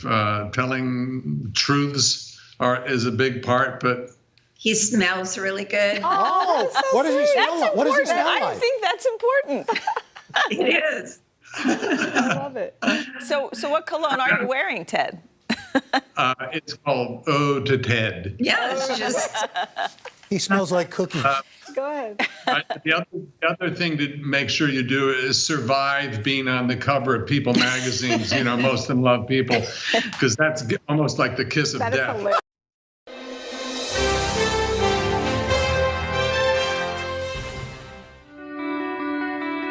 I've had one miscarriage. I've experienced 2 miscarriages. One was in 2015, and the other happened in 2016.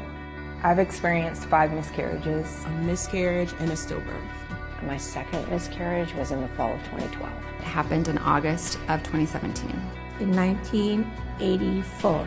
In February 2019 and in July 2019.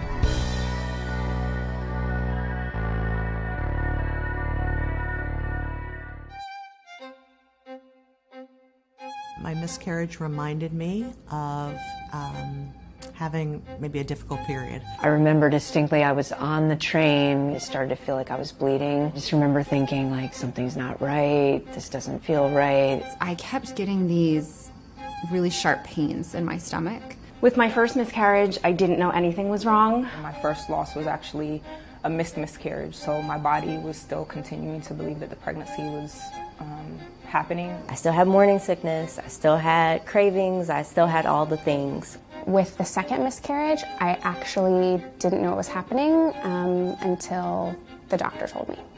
We've got great news. We've got one really healthy, normally developing baby, but the other embryo looks like it stopped developing right around 8 weeks. I started having some spotting, so I went to the ER. They did not do a cervical check or check anything down there, and it wasn't until I actually got home the next day that I actually was starting to go into preterm labor. So once I got into Grand Central Station, I went to the bathroom and it was bad. And I was bleeding a lot. And I called my OBGYN and she said, you need to come right now. I go straight into the sonogram room and the sonogram technician starts looking and I could tell that it wasn't good just because she wasn't saying anything. And then she said, I'm sorry. She said, there's no heartbeat. 10 years later, it still makes me cry. And kind of started explaining my options. I could go home and wait for the miscarriage to complete. It could take up to a month for the process to happen and could be very challenging and painful, or I could have a DNC, which just sounded like the easier option for us. And I said, without hesitation, absolutely put me under. I want to wake up and it's over. I miscarried naturally, and I felt something like dropping off me. A lot of cramping and bleeding, but my memory was sustained over a day or a couple of days. I just remember planning to be home and my husband being there with me and inserting the medication vaginally, and then shortly after experiencing the cramps that they said would happen due to the medication causing contractions. I then had to have follow-up ultrasounds to make sure that the tissue had cleared so that I wouldn't have further complications in the future. At 18 weeks, her lungs weren't developed. The hospital told me that I was in full-blown labor, even though it didn't feel like it to me. And I was able to deliver her vaginally. So I got to see her take a couple breaths before she passed away. It felt, I don't know, it felt sudden. It felt like a huge loss. Felt like, and it was only 10 weeks in, and there's a part of like my logical brain saying you shouldn't be this upset. I felt so connected to that little thing growing inside me, and had already had all these plans and all this. I had been thinking ahead so much, you know, and now in that moment it was just all over. So I miscarried on Tuesday, and I interviewed for a job on Wednesday. It was almost an out-of-body experience because I'm in a room with people who don't know me, who don't know my story, and I'm doing my best to articulate all that I have to offer. And there's a piece of me that's died because I lost my baby yesterday. I don't remember like losing a baby. It's like he went down the sewer. That doesn't sit well with me till today. I had heard the phrase, vanishing twin, and that sounds kind of like a magic trick or an optical illusion. That's a baby that was there that's not there anymore. A loss is a loss. It does not matter when it happened gestationally.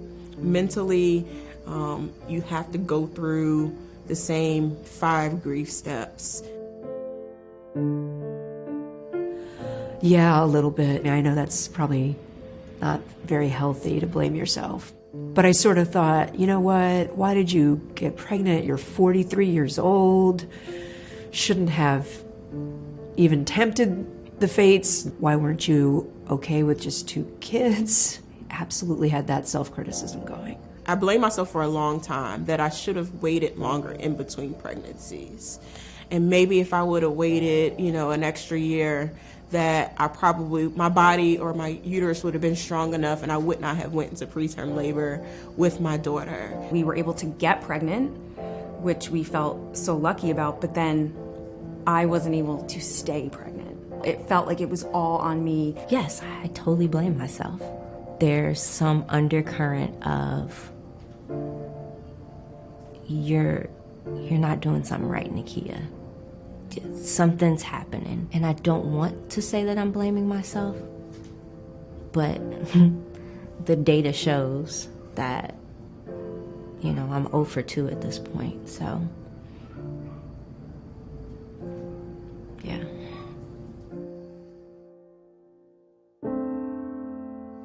I got a week off of work to recover, and I spent a lot of that time purging everything out of my house. I had to let go of this dream that I had of having a 3rd child, is how I felt. I would delve into research.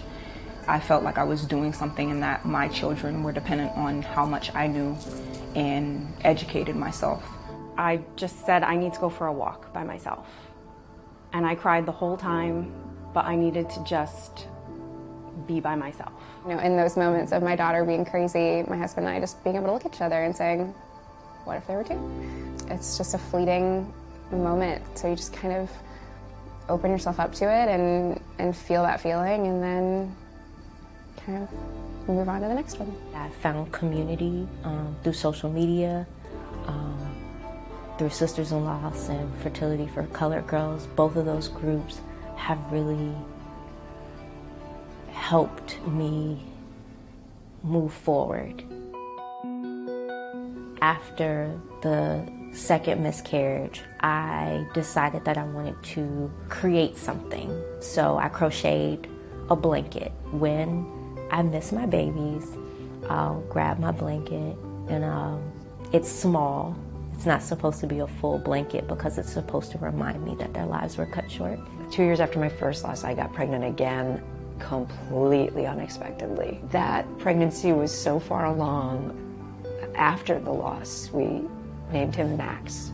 And a psychologist that we talked to, I'm not ashamed to say we went to therapy, talked about maybe doing something to mark his life. So we planted a tree with our 2 kids. She was very little. She fit in the palm of my hand. They did molds of her hands. They weighed her. They put her in a little outfit. I don't know how they found an outfit that small for her. It was perfect. And then they also took pictures of her as well.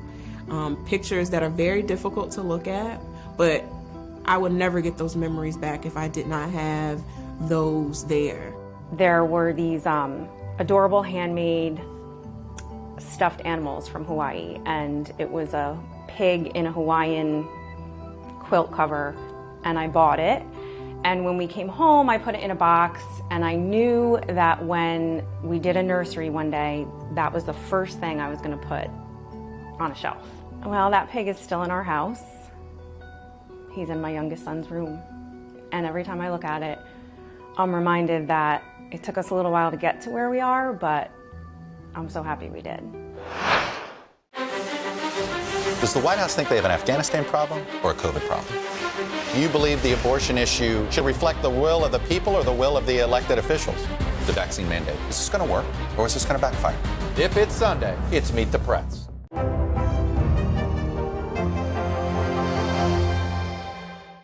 News is more than a headline. It informs, it inspires, and it still matters. To cover it, you have to be in it. And that's what we're gonna do. Every night, we take you to the front lines of the story, where it's actually happening, with NBC News journalists on the ground from all over the world. We cover what you need to know and bring your newsfeed to life. In primetime and streaming live, it's your news playlist every night. Top Story with Tom Llamas, weeknights at 7 on NBC News Now. Does the White House think they have an Afghanistan problem or a COVID problem? Do you believe the abortion issue should reflect the will of the people or the will of the elected officials? The vaccine mandate, is this going to work or is this going to backfire? If it's Sunday, it's Meet the Press. Hey everybody, it's Hoda Kotb from the Today Show. I am so excited to tell you about my new podcast, Making Space with Hoda Kotb. I sit down with some incredible people and we'll hear some uplifting stories. Listen to Making Space now on Apple Podcasts. For breaking news in our changing world, download the NBC News app. The Meet the Press Chuck Toddcast, free wherever you get your podcasts. I didn't know what to expect when I was having my miscarriages. The thought of me being pregnant and not bringing home a child never crossed my mind. It was really hard to not have someone that I could call and say, tell me how you got through it. It wasn't until after I had the loss that people started coming to me. It really is a silence that has to be broken about it. I'm Molly Rayo. I'm Kate Snow. Nikia Campbell. Corinne Hammonds. Nirvana Casala. Jennifer Lisa. Mimi Moran. Sharissa Rivera. I'm Erica McAfee, and I've experienced pregnancy loss.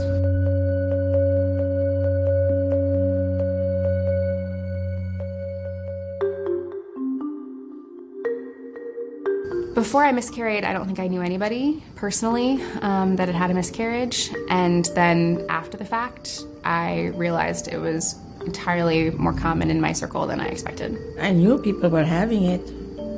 Like, I never thought it was only me. Initially, I thought I was the first person in my family to ever experience a miscarriage. My grandmother, her first son, she lost at birth, and he also was a stillbirth.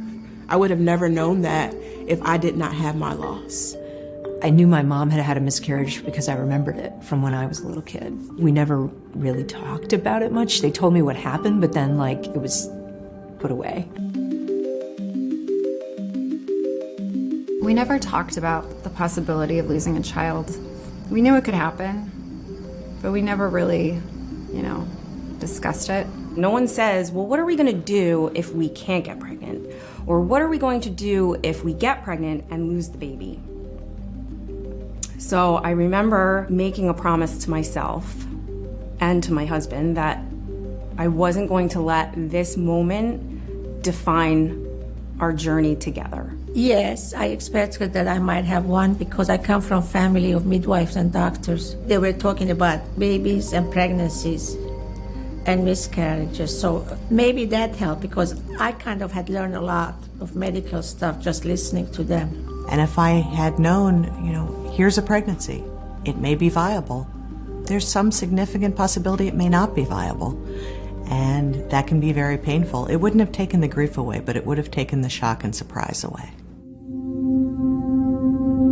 There were a handful of people that we did tell we were pregnant, so we did have to notify them after the ultrasound appointment that we were no longer pregnant. After the doctor's appointment, I had to call my husband, and I had to tell them that I was pregnant, and then I had to tell him that something was probably wrong with the baby. And I remember picking up my phone to call him and knowing right then that I was about to break his heart. I had to tell my boss, who was a male, and it was one of the most uncomfortable conversations I think that I've had in my entire life. And I asked him to keep that between us, or as quiet as he could. And we went on vacation, and when I got back, I had people coming into my office. Don't worry, it happened to someone I know. You'll have a baby, don't worry.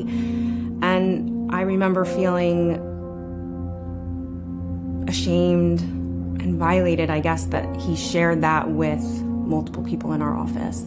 I was incredibly lucky that I had wonderful neighbors who checked in on me, and I told her what I thought was happening. And she said, I'm going with you tomorrow to the doctor. And she sat in the lobby the whole time that I was having my appointment. It was an incredible gift of just her presence. It was really hard to tell my parents. My mom cried. Her crying showed me that my feelings were valid and that it was okay to cry about it. I called my sister first. I said, I lost the baby. And she said, you didn't lose anything. You didn't do anything wrong.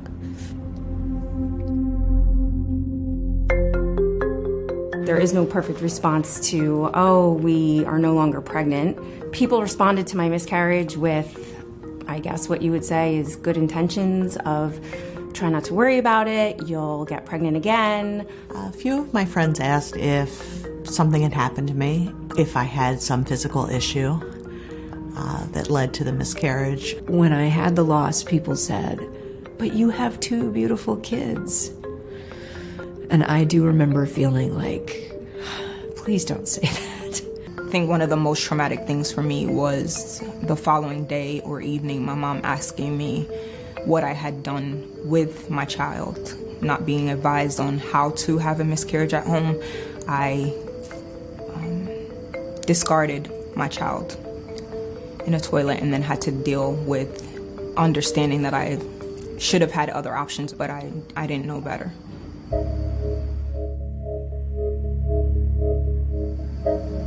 Why did I lose the baby? Was there a medication I was on that contributed to this? Should I not have been exercising? Does this impact my fertility? Did I do something wrong? Is this going to happen to me again? Do we know what caused it? And really, doctors kind of look at a first pregnancy loss as this is normal. I have questions about how medical professionals talk about things like chemical pregnancy, even the phrase chemical pregnancy, as if it somehow justifies it as not being fully pregnant. Even though I was less than 5 weeks, it was still something there. I think every woman who miscarries wants to know why. Having an answer is significantly important. I think it helps you rest a little easier with the questions as to why you're not so fortunate.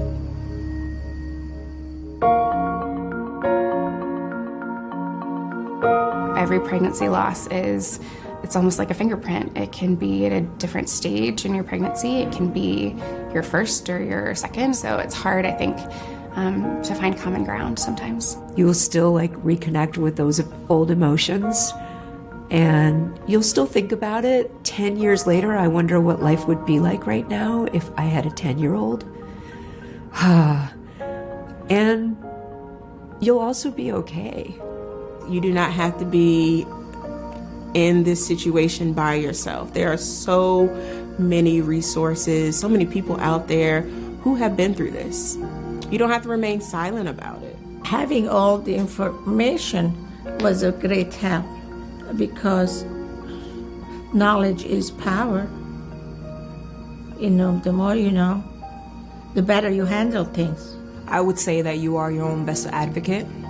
I would say that you need to ask hard questions and challenge your doctors if you feel that you are not being treated correctly or that your situation is just being treated like a protocol. It would have impacted me tremendously to have already known or known that somebody close to me had had a miscarriage. If I ever hear that someone has experienced a miscarriage or their sister has or their friend has, I immediately say, I did too. This is a conversation for everybody, not those like myself who've had loss, but even for those who don't even want children. How can you join the conversation? And we all think very critically about creating a society where this conversation can happen much more openly and much more holistically. So I'm happy to share my story if it helps at least one person know that they're not alone and that they have a village of people who have been through a similar thing and who are sending them love, light, and strength to get through. For breaking news in our changing world, download the NBC News app.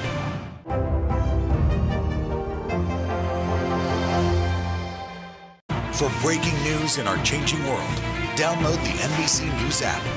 The Meet the Press Chuck Toddcast, free wherever you get your podcasts. Good morning, everybody. Welcome to today. Let's go. Is the Delta variant more dangerous to kids, or is it simply more transmissible? Maryland's Principal of the Year. I served an amazing group of staff and students. Sometimes the news can be difficult and overwhelming for kids to understand. Will coronavirus come back next year? So to help make sense of it all, we've created a newscast just for them. Man, you know a lot. We hope your family will watch Nightly News Kids Edition.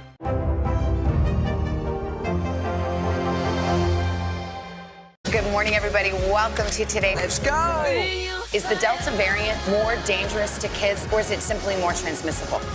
Maryland's Principal of the Year. I served an amazing group of staff and students. News is more than a headline. It informs, it inspires, and it still matters. To cover it, you have to be in it. And that's what we're gonna do. Every night, we take you to the front lines of the story, where it's actually happening, with NBC News journalists on the ground from all over the world. We cover what you need to know and bring your newsfeed to life. In primetime and streaming live, it's your news playlist every night. Top Story with Tom Llamas, weeknights at 7 on NBC News Now. To cover the news, you have to be in it.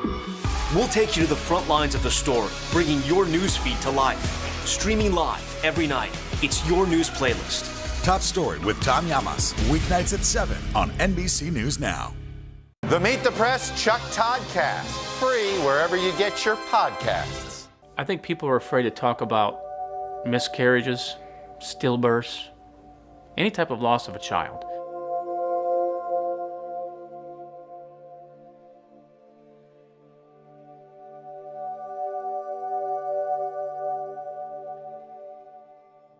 My name is Kelly Farley.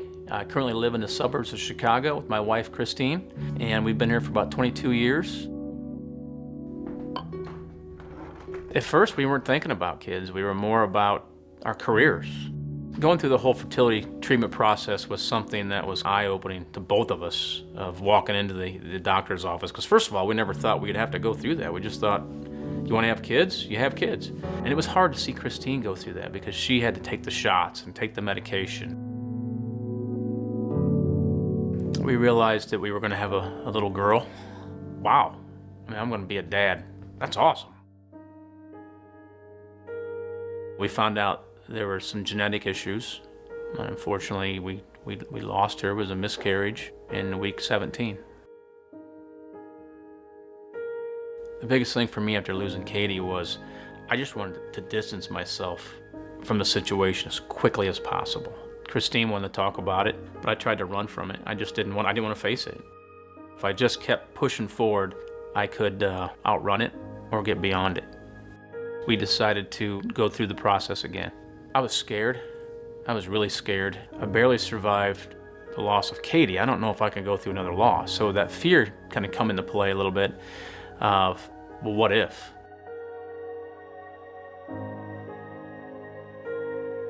We chose 2 to implant and 1 took, and that was Noah. It was scary every step of the way because during pregnancy there's these checks of, is there a heartbeat? Week 12, week 16, and week 20, you still have a heartbeat. So we got to week 20 and realized there was a lot of problems. Within a couple of weeks, he had passed, and then we delivered him. I would say all the photos in here I treasure. I mean, they all mean a lot to me, but there's a couple of them that stand out. The one I'm having a very heart-to-heart conversation with him. He was tiny. He fit pretty much in the palm of my hand. I don't remember every word. I just know that I just wanted to know how much I love him. And how much I'll miss being his dad. Watching him grow up.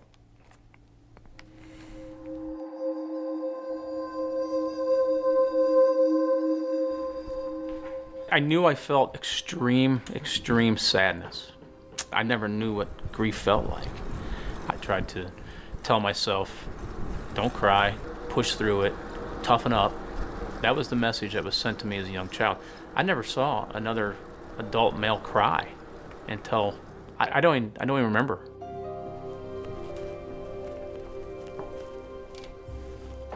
And I remember going to the doctor and saying, I think there's something wrong with me. I think I might have a brain tumor. And I look back and I laugh about it now because I didn't know what I was dealing with. He's like, I think it might be grief. I started seeing a counselor. I started taking an antidepressant, which went against everything I ever thought I would ever do, but I did it because I was desperate. I was desperate for pain relief. Make the most of your day with Today All Day. Get closer to all your friends in today in a whole new way. Today in 30. We give you a mix of everything you love about our show in a mere 30 minutes. Shop today with Jill Martin. We're helping you shop like never before. The latest styles and biggest names. Today food. Things are heating up in the Today All Day kitchen. Cooking essentials and recipe inspiration. Get ready. Are you ready? Oh, I'm so ready. Only on Today All Day. Hey everybody, it's Hoda Kotb from the Today Show. I am so excited to tell you about my new podcast, Making Space with Hoda Kotb. I sit down with some incredible people and we'll hear some uplifting stories. Listen to Making Space now on Apple Podcasts. It was a wealthy, idyllic town forced to confront racism, but when the school board presented its plan, it ignited a national firestorm. Critical race theory Racism in reverse. False narrative. Shame! This is Southlake. All episodes available now. Hey everybody, it's Hoda Kotb from the Today Show. I am so excited to tell you about my new podcast, Making Space with Hoda Kotb. I sit down with some incredible people and we'll hear some uplifting stories. Listen to Making Space now on Apple Podcasts. Sometimes the news can be difficult and overwhelming for kids to understand. Will coronavirus come back next year? So to help make sense of it all, we've created a newscast just for them. Man, you know a lot. We hope your family will watch Nightly News Kids Edition. All right, let's go. When I decided that I needed help, I started looking around for resources and realized there wasn't a whole lot of people out there talking about men's issues.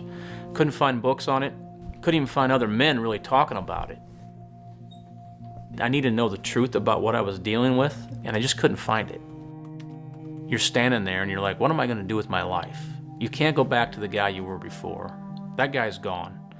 You have an opportunity to change your life, redesign it in a way that's you today. I decided to write Grieving Dads to the Brink and Back because I knew I wanted a book that didn't pull punches. And I wanted to be brutally honest. I wanted the truth.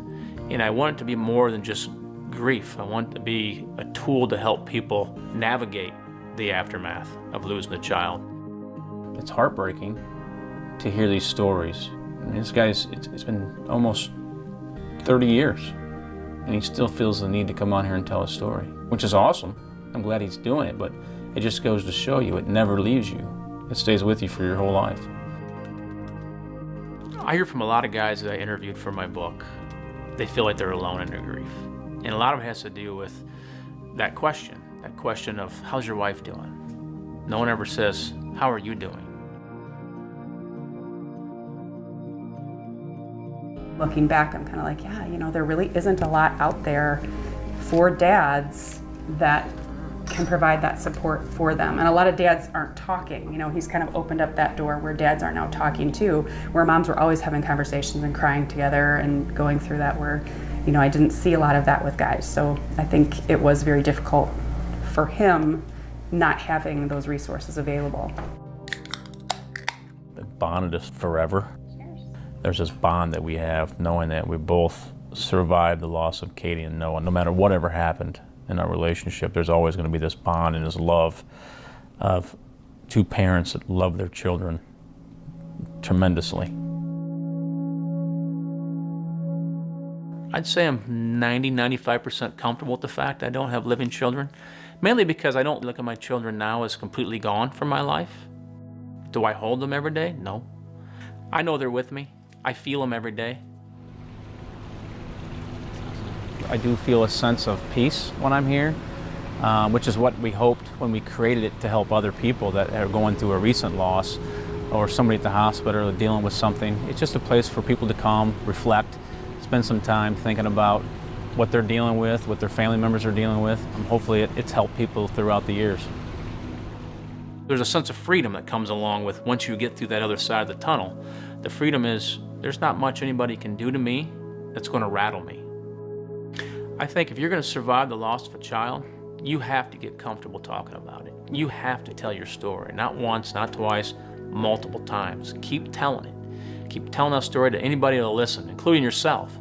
Find something to honor your child, because I think that's what will pull people out of that deep despair. Find something bigger than you.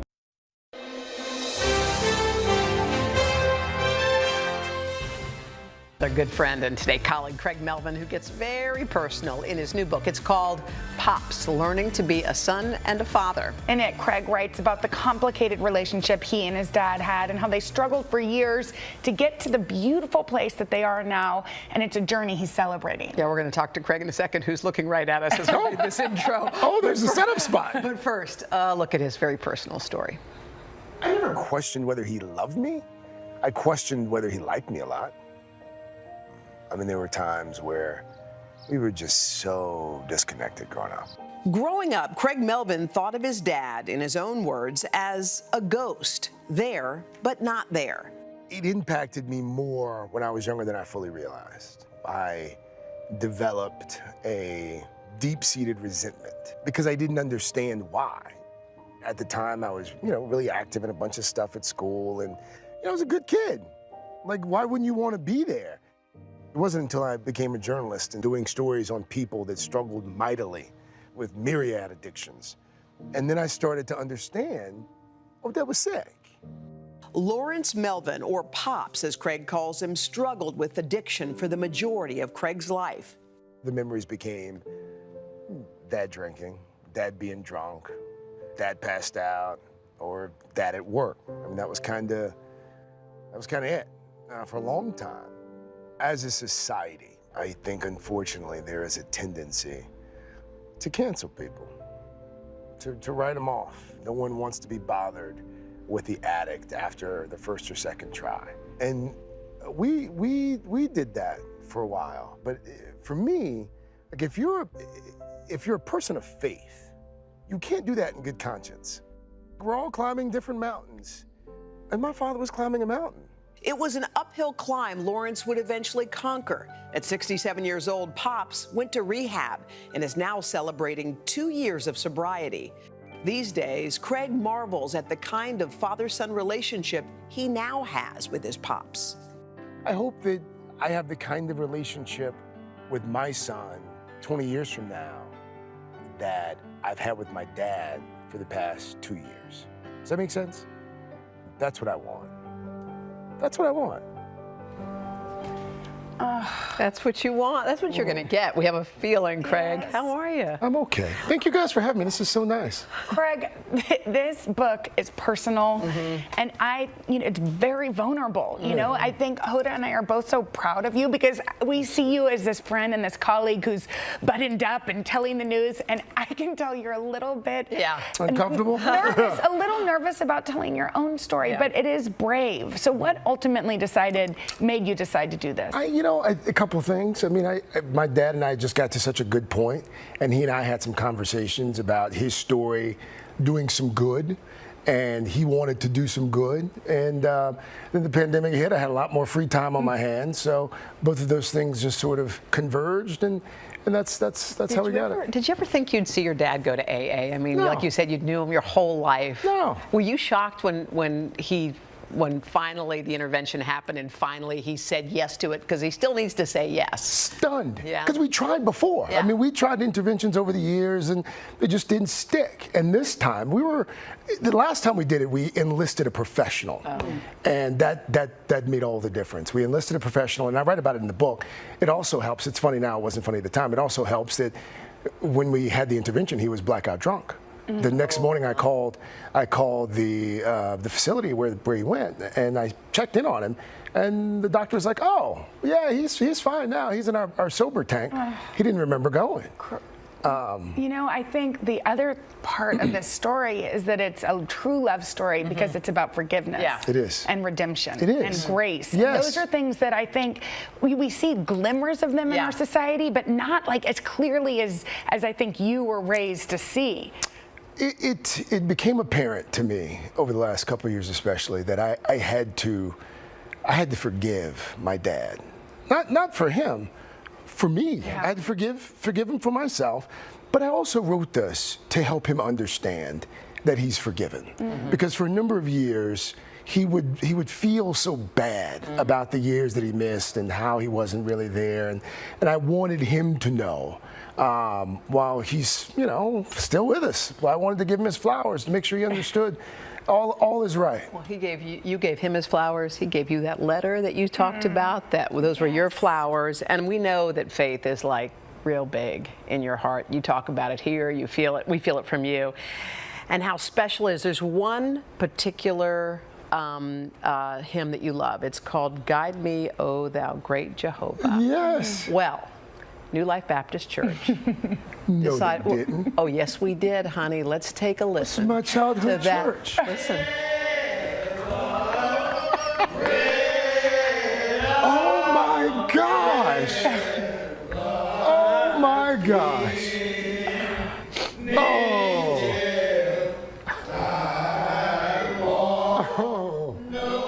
That's my Aunt Wanda on the far left. That's my childhood church. Yeah. I know. And that's your aunt at the end? That's who you went with. Your grandma took you there, right? Oh, I grew up. You have no idea how much that means to me. I was shaped and molded and formed by that church. By that, I sang in the choir, 40 years ago, with my grandma in that church. And there's your Aunt Wanda. I didn't know your Aunt Wanda was in that number. Her nickname's Boo. Well, we love Boo, but we love you more. So good luck and enjoy your book tour. Yeah, and we're just so proud of receive you. all the goodness that's coming to you. You can. I know we're not supposed to be hugging. We love you. Happy Father's Day. Thank you. Just so sweet. Happy Father's Day. And Okay. New Life Baptist Church. Yes, I know, baby, that we was went a for surprise it. just for you. That was some producing. Pick up a copy of Craig's book. It's called Pops. Today.com/shop. You can scan the QR code. Just go to Barnes & Noble or your local bookstore and pick it up. Get it for all the dads and all of the kids. And we got to thank our affiliate down there. WIS. WIS, yeah. Your friends at WIS in Columbia, South Carolina, for their help. Thank They you. surprised Yeah. Oh my goodness. performance. All right. We'll be back right after this. Make the most of your day with Today All Day. Get closer to all your friends in today in a whole new way. Today in 30. We give you a mix of everything you love about our show. a mere 30 minutes. Shop today with Jill Martin. We're helping you shop like never before. The latest styles and biggest names. Today food. Things are heating up in the Today All Day kitchen. Cooking essentials and recipe inspiration. Get ready. Are you ready? Oh, I'm so ready. Only on Today All Day. Controversy in Southlake tonight after teens posted a racist video. It was a wealthy, idyllic town, forced to confront racism. My children were told Rosa Parks is dead. You all have to sit in the back of the bus. But when the school board presented its plan, this small town fight ignited a national firestorm. Critical race theory. Racism in reverse. False narrative of rampant racism. Shame. This is Southlake, an NBC News podcast. All episodes available now. Listen wherever you get your podcasts. Today is now a podcast, available every morning. Listen wherever you get your podcasts. Do you feel like the bad guy in this? Why should they believe you when they know that people are getting in? Has it been worth it to make this trip? Do you feel like you're giving a green light to politicians? How do you explain why your case has become so important? For breaking news in our changing world, download the NBC News app. Today is now a podcast available every morning. Listen wherever you get your podcasts. In my community, we're taught to survive. You know, I spent a whole lifetime saying, why me, why me? And then it all hit. This is why, because I was going to be used like to build a platform so people can get some help. And when you think about here in Chicago, it's such a divide when it comes to having the resources, which is why we took a risk. We'll open up this amazing coffee shop so we can say we're going to step out and we're going to pay for people to get some help because healing is a marathon. You know, for a long time, I sort of suffered in silence. This series is trying to shine a light on these topics. There is no stigma to me. It's mine.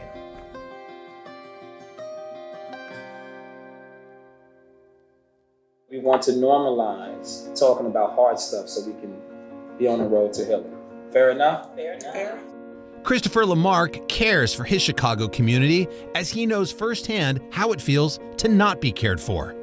I was abandoned and abused for a span of 12 years. Essentially, like the first 30 years of my life was super traumatic. And I dealt with a lot of complications, physical, mental, and emotional abuse, high levels of rejection. And so I carried all of that. I spent a lot of years being extremely lonely. But you made it out. Yeah, I definitely made it out, and I'm super proud of that. And that's why I say healing is a marathon, man. You can't rush this. In October 2018, Christopher experienced what he calls a breakdown at a coffee shop. And I just started crying uncontrollably. I just couldn't stop. And so I went to therapy. After some challenging sessions, my therapist sat up in his seat and he said, "It wasn't your fault that you were abused." And for the first time, I heard it because I had been feeling like it was my fault, right? Because that's what happens. It's so much shame that comes with being abused. As Christopher worked to heal his own trauma, he felt called to help others do the same.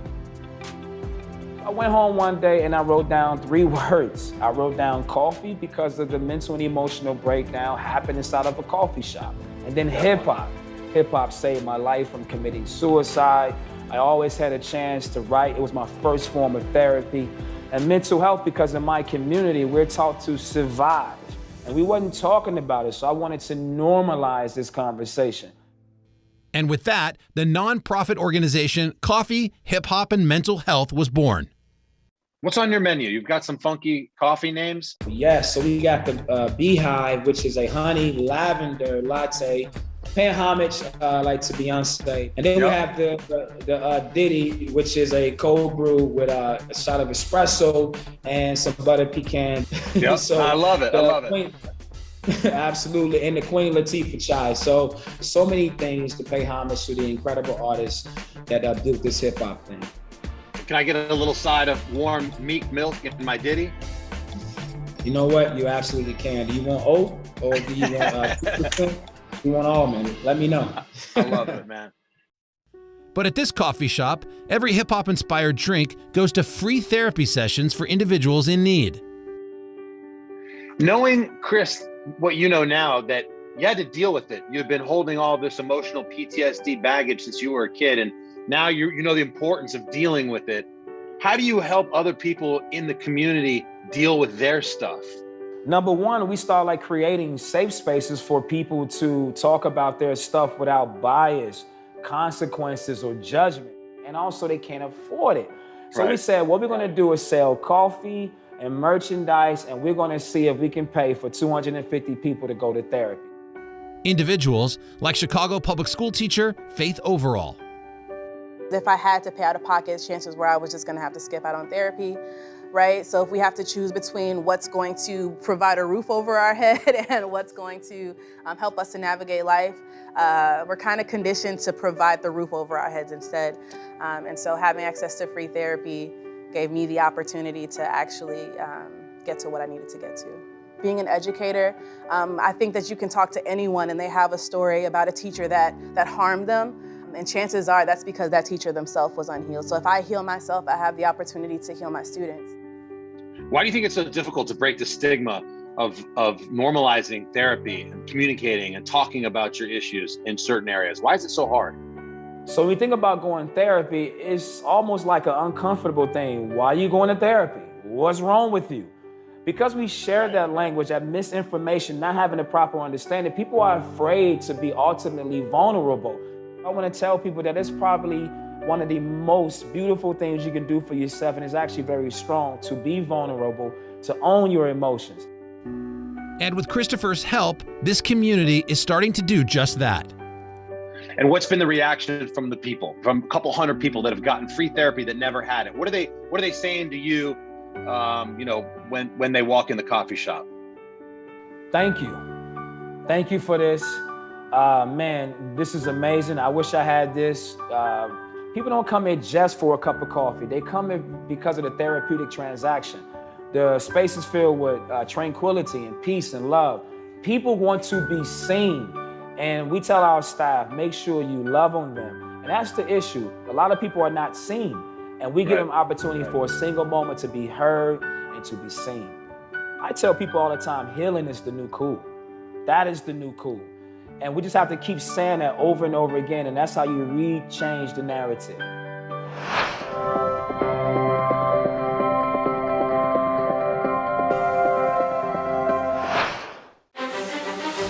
Does the White House think they have an Afghanistan problem or a COVID problem? Do you believe the abortion issue should reflect the will of the people or the will of the elected officials? The vaccine mandate, is this going to work or is this going to backfire? If it's Sunday, it's Meet the Press. Still to come on the Channel 2 News. Well, the waters are certainly receding now. Still too close to call. Lester Holt reporting from Ground Zero, as it's being referred to. It is, in fact, the taste of freedom. The Haitian people know a little something about resiliency. What's the biggest risk right now? Some of the troops who have been proud. I want to welcome you to the first presidential debate. In fact, we've been told we can't go any farther. You are some resilient folks. Let me get in.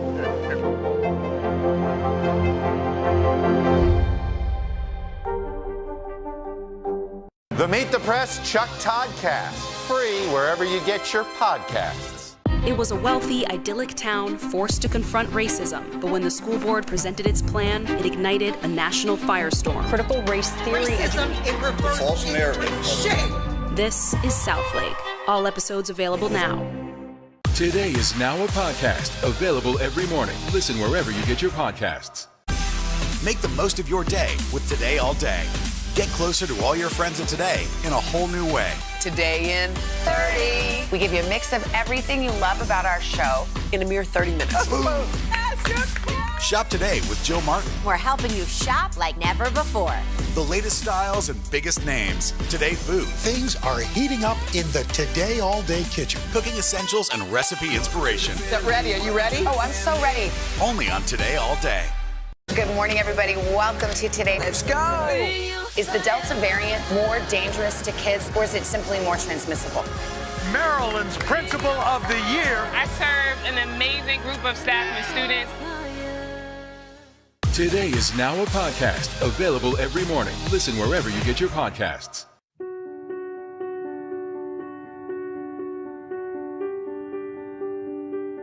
Welcome to today's check-in. We have a special guest today. I'm speaking with Iyanla Vanzant. She is the host of the new show on the OWN network. And you know what? There isn't a better time for the title of this show. It's called Fear Not with Iyanla Vanzant. Thank you so much for taking some time to talk with our viewers today. Thank you for having me. Thank you. It's my honor. I had a whole list of questions that I was going to ask you about COVID-19 and the trauma that it's causing so many people and communities around our country. And now this, not that we haven't been dealing with racism, but now it's in our faces. So I guess my question is, how do we take this all in? How do we begin to process what's happening? I'll start here. Hashtag enough. Hashtag no more. Okay? So that we understand that, you know, we keep trying to find nice names for it, but this is really a revolt against the systemic inertia and denial of the racial imbalance, disparity, and systemic racism that exists in the society. Now, here's how it was triggered.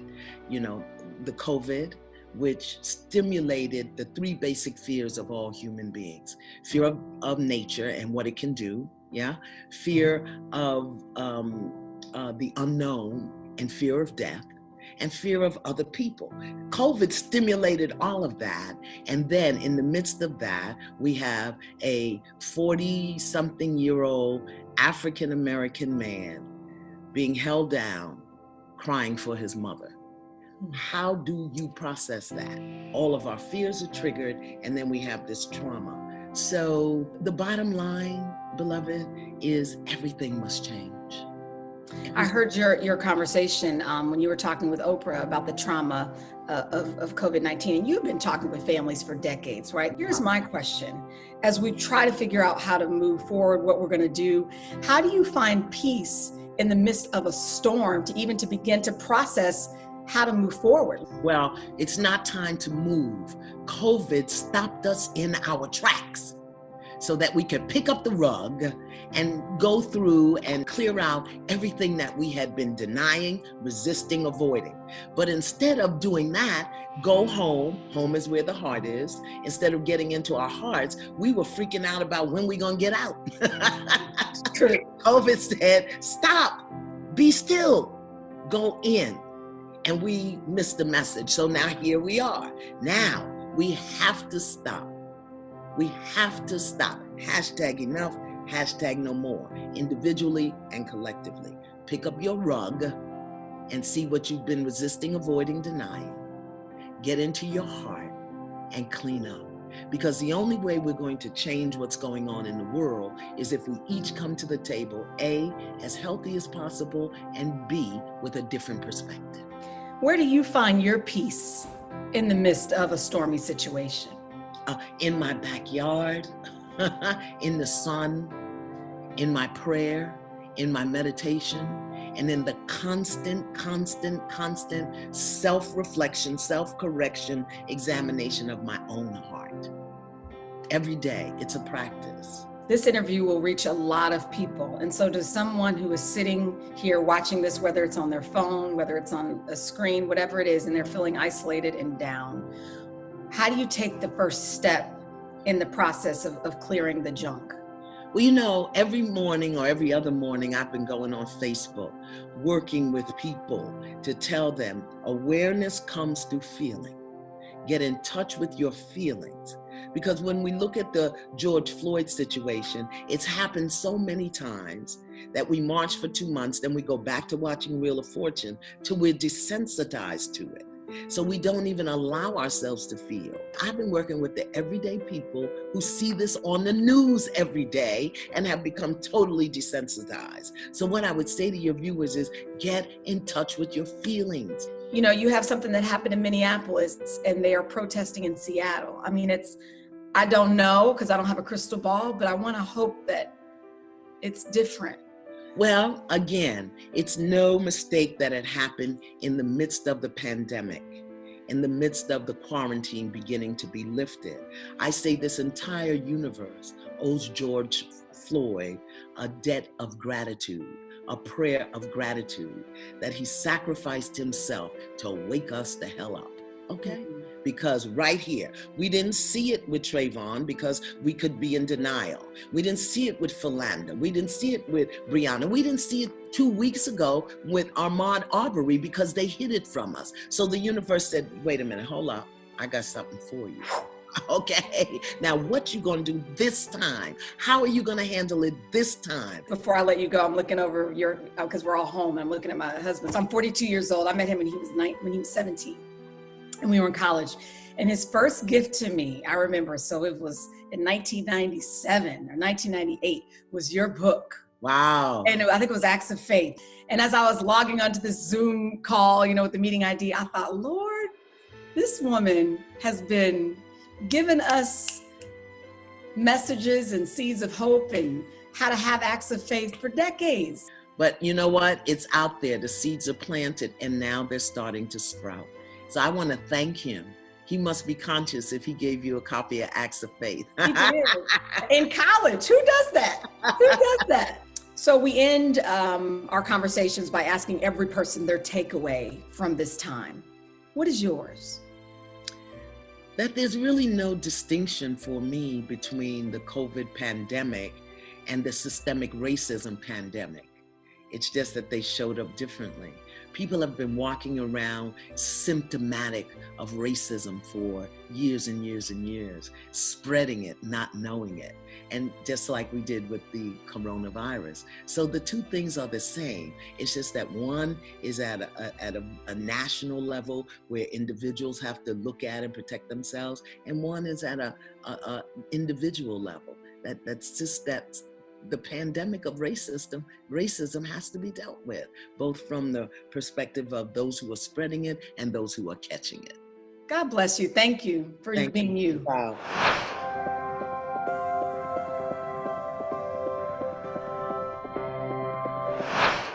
Today is now a podcast available every morning. Listen wherever you get your podcasts.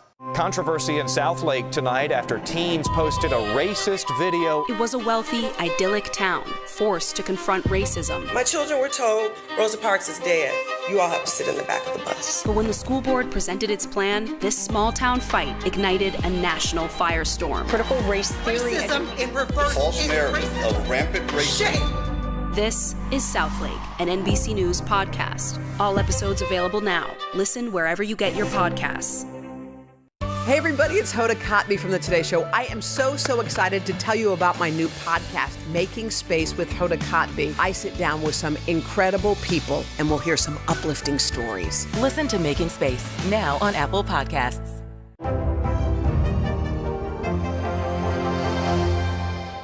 Do you feel like the bad guy in this? Why should they believe you when they know that people are getting in? Has it been worth it to make this trip? Do you feel like you're giving a green light to politicians? How do you explain why your case has become so important? Does the White House think they have an Afghanistan problem or a COVID problem? Do you believe the abortion issue should reflect the will of the people or the will of the elected officials? The vaccine mandate, is this going to work or is this going to backfire? If it's Sunday, it's Meet the Press. Today is now a podcast available every morning. Listen wherever you get your podcasts. It's bigger than just getting out there and linking up and running. 32-year-old Lance Woods, a project manager for a local nonprofit, and 30-year-old consultant Joe Robinson are both enthusiastic runners from Detroit, introduced 2 years ago. One friend saw that we were both participating in the Miami Marathon, and then they put us together. Motivated by a love for their hometown, the Fast Friends created a running club in May of 2019, proudly boasting their area code called We Run 313. We run Detroit! We run 313! In our very first run, we had over 100 people show up. And they've kept it going with an average 200 plus runners at weekly events, including their popular 2 Mile Tuesdays. Joe, your slogan is Connect, Run, Build. What does that mean? What it means is short for our mission, connecting like-minded individuals through running to build a happier, healthier community. We want to bring people together who want change. Change to them means seeing more runners who look like themselves at races.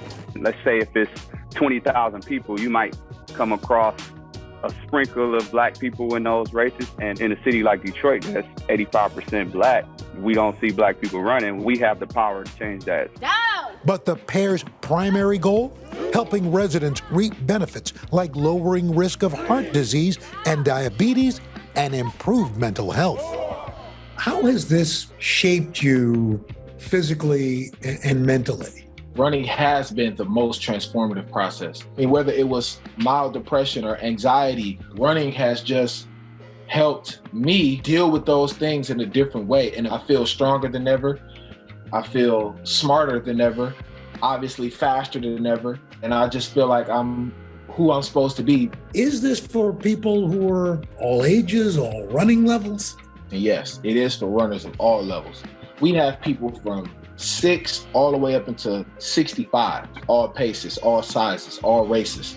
And the impact that we got from We Run 313, it surprises us to this day. All the way through. Good job. We're seeing lifelong friendships being formed. We're seeing people start businesses. We're seeing people not only start businesses, but meet their clients at our runs. We're seeing relationships Hopefully we'll get a marriage out of the Run Club soon.